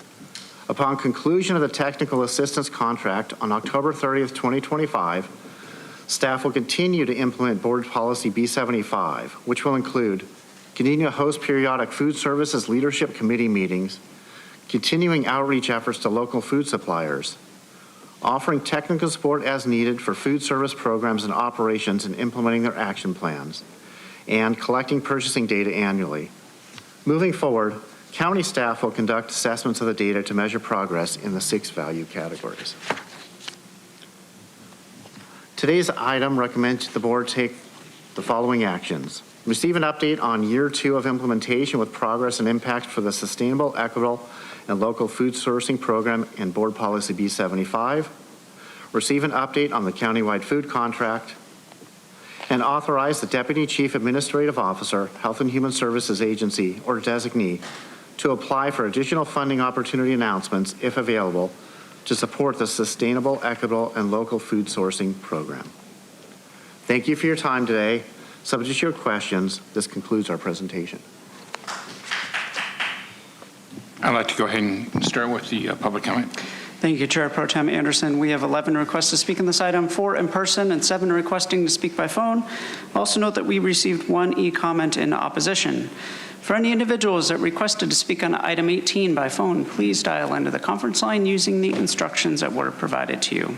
We'll begin with the in-person speakers. As your name is called, please come forward. Again, since there are 10 or more speakers, you'll have 1 minute to address the board. I'll ask you to please state your name for the audio record. I'd like to invite forward allegedly Audra, Michael Brando, Mark, and Andrea Ebbing. Andrea's not. Well, let's counter so that we don't have to take all 2 minutes from people. My person uses the name Audra. Good thing you're giving food to the Polensky Center so we can keep these good and healthy and ripe for sexual abuse, right? Let's keep it going. Anyway, it's like really interesting to think. I mean, I think we could think about fecal therapy because that is very good for you. So instead of taking the solids out of the pure water, if we could just give that back to the people, that would be fantastic. There's also bugs, maggots, and rats at Tent City. We could utilize that. Let's be sustainable, right? But what a great way to get people to be vegan by demonizing meat, right? You know, as long as you guys control whatever people are doing and you're spending $3.80 a meal, I bet those are real quality foods. But I mean, we could start eating dead people as well because then it's sustainable. We don't need all of the burials and things like that. But I don't know, that kind of fights against your guys' racket of making money. But it does also go with your depopulation agenda. So just some tips there. Next speaker, please.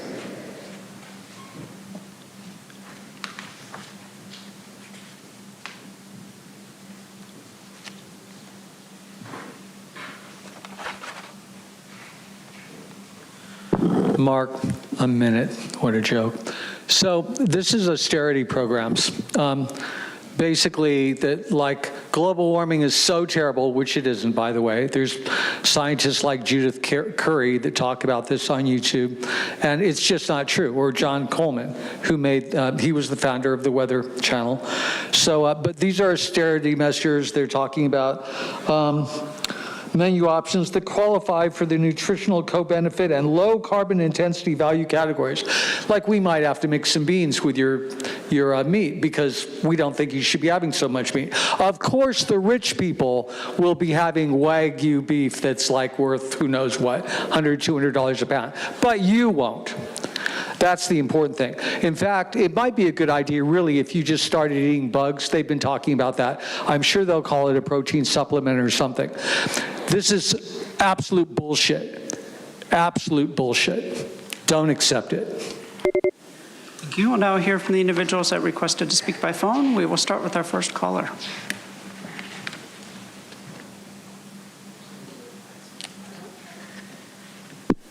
All about this is not a good report. The one value category should be food quality. The percentages in attachment A look good except for food certified organic and regenerative. That at most 2% of spending for this is disgusting. There's been shown many times that additive-laden or genetically modified foods have a negative impact on health. GMOs are harder to digest. Additives in food dyes are known to overstimulate kids. I myself am sensitive to taste enhancers like methyl sulfate. No wonder school kids and poor people have so many weird health problems and violence problems. The action plan to find and uplift and cultivate local businesses seems to be all about Cisco. Tells me that the big picture. Thank you. Hear from the next caller.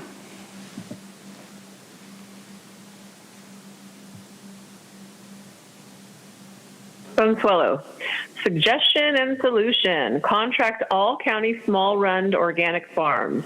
This board continues to claim they care. Here's a win-win solution. Since there are so many beautiful organic farms within our county, like Coastal Roots, I mean, there's so many to name. But they won't. They'll use Cisco because, once again, government is not in the business of wellness or optimal health. Cisco will make it more difficult for small organic farms to qualify to be contracted. Why? Because government will ensure that. They have ensured that. So, yep, here we go. Give our people the genetically modified crap. It's just so sad. It's so sad the way that you guys operate, and it is unfortunate, but that's okay, because people are waking up, and it's actually not.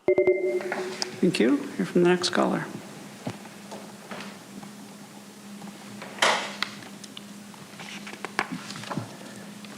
Good afternoon, Supervisors. My name is Amit Aisha. I am representing District 4. First of all, I want to thank you guys for making a commitment to building a more just and sustainable, resilient food system. And I'm urging the board to continue to pursue additional funding opportunities to ensure that this program has long-term success and help and reach its full potential. The program obviously is pretty big. It's reaching 8 million meals annually. So I think it's really important for us to prioritize local producers, make sure there's fair labor and transparency. And that's something that I think we can all get behind. The increase in local sourcing is great from the nearly 27%, and the improvement in labor standards is also great. And I think that represents some progress. But I think we need to strengthen. Thank you. Now hear from the next caller.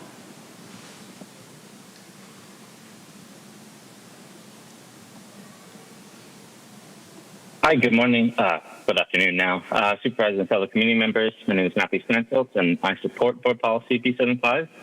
It represents an exciting opportunity to strengthen food security for our vulnerable populations while building a more resilient local food economy. We've made impressive strides, and as we continue this journey, there's several areas to applaud. However, one clear path forward is expanding our plant-based, plant-forward menu strategies. These choices not only reduce our carbon footprint, but also improve nutritional outcomes and create new opportunities for local farmers to grow seasonal produce. When we combine this approach with removing cost barriers for organic certification and setting ambitious equity-informed sourcing goals, we multiply the positive impacts across our community. The authorization to pursue additional funding opportunities will help us expand these initiatives and support our local farmers in adopting sustainable practices. This investment strengthens every aspect of our local food system from the field to the table while advancing our shared county sustainability goals. Thank you for our continued partnership in building a more sustainable and equitable food system for San Diego County. Thank you. Now hear from the final caller.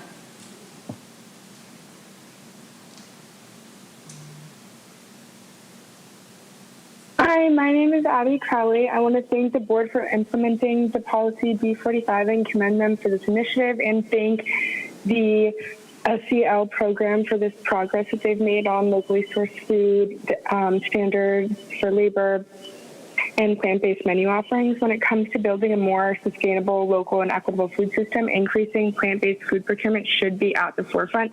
The value category, low carbon intensity, red meat and dairy products are the most carbon and water-intensive foods, so they should be minimized as much as possible. And reducing these foods also correlates to better nutritional co-benefits as they're high in saturated fats. Please keep the momentum going of all the progress that's been made, maybe switching the vegetarian meal days to fully plant-based meal days and increasing the frequency of those days, reducing beef serving frequency even more than a third. And for the Harvest of the Month program, which is amazing, maybe include a plant-based protein. And we had one more registered caller call in. We'll hear from the final caller.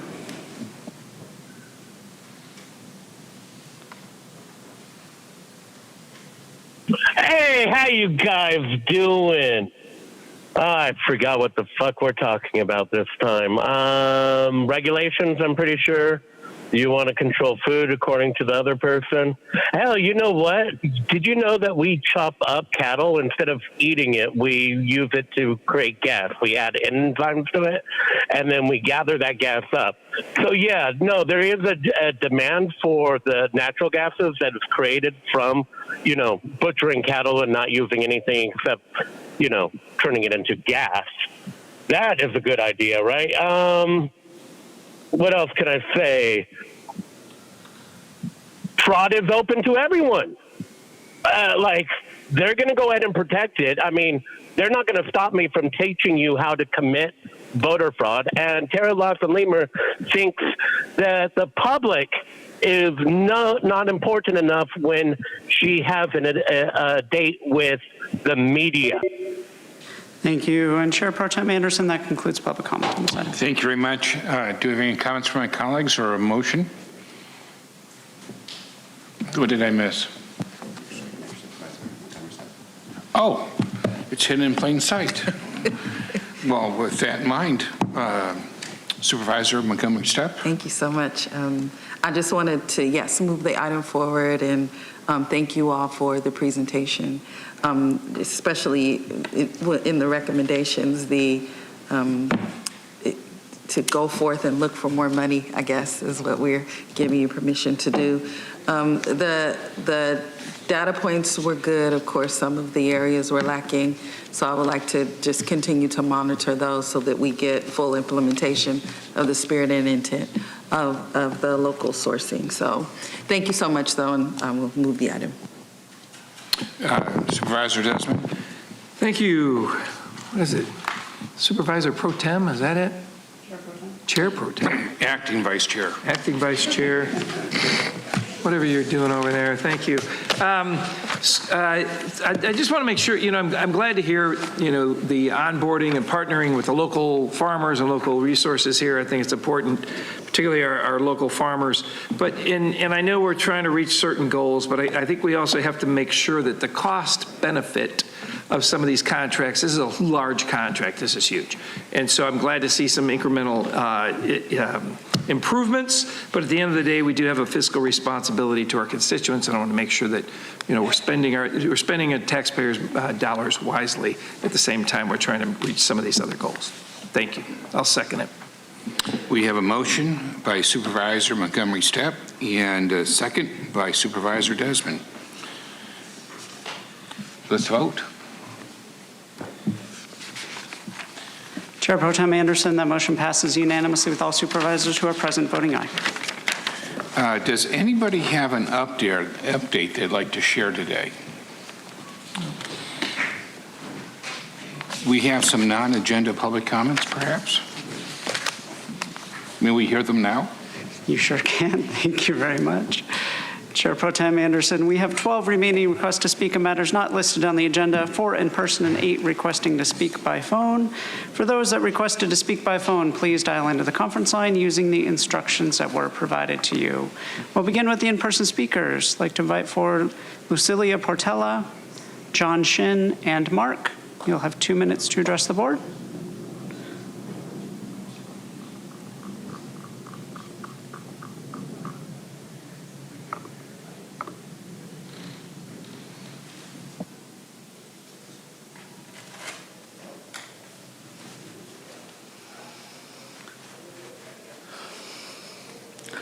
Mark, some supervisors committed corporate breach of duties and malfeasance wrongdoing, resulting in the budget not having enough money for the public's core services.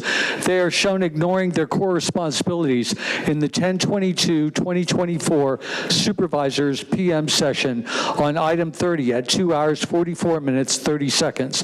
The Jim Desmond motion to approve. Your UN policies have resulted in low-income housing and homeless shelters, which are so corrupt, housing only 10% of applicants, while some contractors, consultants get rich. So the scam UN model should be abolished anyway. Public officials as fiduciaries. The duty care requires that the public official competently and faithfully execute the duties of the office. Under duty of care fall such obligations as the duty to manage assets competently and be good stewards of the public treasury. The duties of a county supervisor include overseeing most county departments and programs, approving budgets, and appropriating and spending money on programs that meet the county residents' needs. You have clearly neglected your duty to meet county citizen needs. You've gone against federal immigration laws by funding illegal immigrants, which is a crime, some of whom are violent criminals and rapists, which has resulted in overwhelming California Medi-Cal programs and our federal funding being, gotta make it smaller here, being cut. And instead of doing everything you can to comply, you have doubled down to ensure no funding. Now thousands of retired taxpayers who have worked hard their entire lives will lose their homes when they cannot pay the proposed solid waste management fee scam, which their taxes already paid for, as in every other year when government met its fiduciary duties, which you are required to do. Thank you. Now hear from the individuals that requested to speak by phone. We will start with our first caller.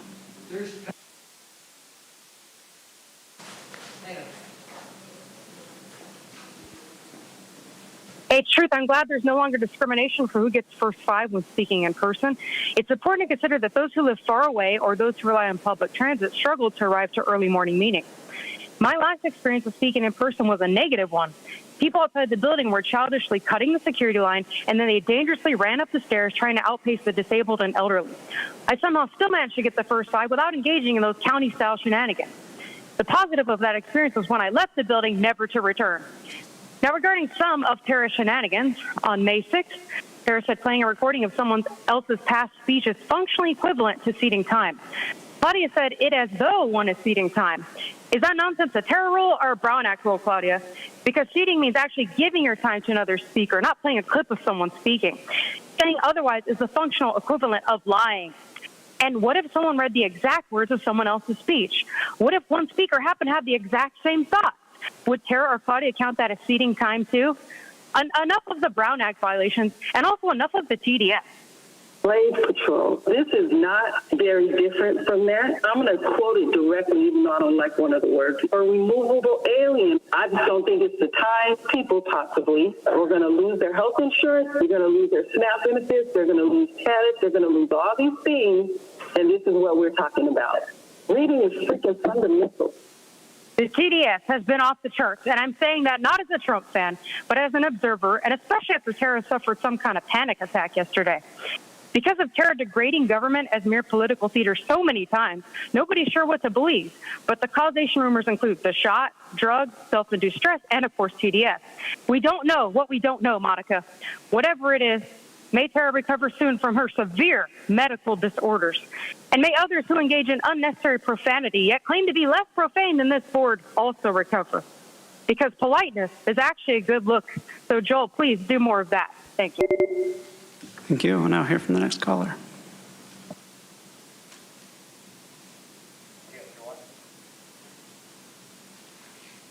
Good afternoon. My name is Kathleen Lippett. As a public health practitioner, I'd like to share some insights from SAM, Smart Approaches to Marijuana, their executive director, Kevin Sabet. He is talking about swapping one addictive, mind-altering substance for another, and they're calling it harm reduction. It's not harm reduction, it's exploitation. THC in liquid form shouldn't be sold as to fill a niche for those wanting to quit alcohol. THC-infused drinks are the latest scheme to rebrand intoxication and keep vulnerable people trapped in a cycle of profit-driven dependency. Setting aside the known health risks, unintentional edible-related THC ingestion in children under 12 surged in 2017 and 2023, driven by edibles that look like candy. And these drinks are no different. They are lemonade, guava-flavored, blueberry-flavored, and they clearly are targeting youth. Trading weed for healing is merely shifting addicted drinkers to THC to maintain and grow dependent-driven profits. And this county board majority supports this industry that continues to create novel and innovative products to continue profiting from exploiting the vulnerable people and maximizing drug use.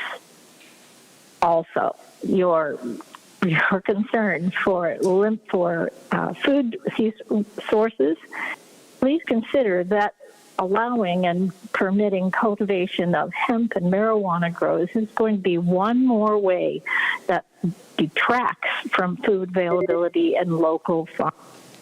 Thank you. I'll now hear from the next caller.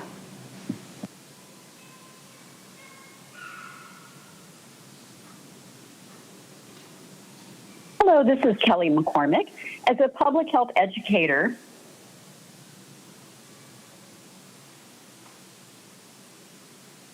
Kelly, your device might be muted.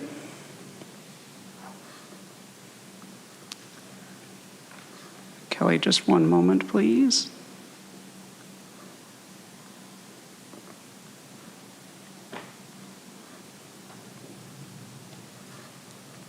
This is Kelly McCormick. As a public health educator, I ask you to take action to approve a comprehensive smoke-free multi-unit housing ordinance in the County of San Diego. There is no safe level of exposure to secondhand smoke. Even brief exposure can cause serious health problems, including coronary heart disease, stroke, and lung cancer in adults who do not even smoke. Infants and children are especially impacted because their bodies are still growing. Secondhand smoke increases their risk for sudden infant death syndrome, infections such as pneumonia and bronchitis, ear infections, and more frequent and severe bouts of asthma, along with slowed lung growth. The CDC's Tobacco Health Equity Report states that, quote, disparities in secondhand smoke exposure exist and persist because of uneven protections and unfair and unjust practices, unquote. The ability to breathe clean air at home should not be restricted to only those who can choose and afford smoke-free properties. High housing costs and the time and expense of relocating make it difficult for apartment residents to move. If neighbors do not voluntarily stop smoking or vaping, or landlords are not willing or able to successfully intervene, residents have very little recourse. Many are unable to afford legal assistance. Some are afraid of retaliation or losing their leases. Others worry that even after moving, they will face the same problems somewhere else. Please give serious consideration to this request. Thank you. Thank you. And Chair Pro Tem Anderson, that concludes the request for non-agenda public communication this afternoon. Thank you very much. Now we have an adjourn in memory. Supervisor Desmond is going to adjourn in memory of Janie McGarity. Thank you, Supervisor Anderson. I want to take a moment to honor the life of Janie McGarity. Janie recently passed away after a brave and prolonged battle with cancer. Throughout that journey, she demonstrated incredible strength, grace, and an unwavering commitment to her family, her community, and her faith. Those who knew Janie described her as someone whose quiet courage and joyful spirit left a lasting impact. She was a source of strength and comfort to many, a true example of selfless service and deep compassion. Our hearts go out to Pastor Jeremy, their family, and their entire Skyline Church community during this difficult time. While words can never fully ease the pain of such a loss, we hope they find comfort in the love and support surrounding them. So let's adjourn today in memory of Janie McGarity, and may we carry forward the example she set of kindness, dedication, and love for others. May she rest in peace. Jim, thank you very much for that. Jim and Carol were her parents, and I got to know them in 1995 when Skyline was still in Lemon Grove. And Jim led that church, moved it. And Janie and her husband Jeremy took over the pastorship and have been just beacons of light for East County. And while they're no longer in my district, Skyline isn't, we passed that blessing on to Supervisor Montgomery Stepp. But they have been instrumental in the lives of so many people in East County, and it's a huge, huge loss. So thank you so much for that moving summary. Thank you. And with that, I get to gavel us down. I'll note for the record that item 20 on today's general legislative session agenda, which are closed session matters, will be continued to tomorrow's land use session. We will take public comment on the closed session matters tomorrow. The next meeting of the Board of Supervisors will begin the budget hearing process, which will begin on Tuesday, June 3rd, 2025 at 9 a.m. when the board will receive a presentation of the fiscal years 25 through 27 recommended operational plan and receive public testimony on all areas of the budget. A second budget hearing is also scheduled for Monday, June 9th at 5:30 p.m. The board is in recess until tomorrow morning at 9 a.m.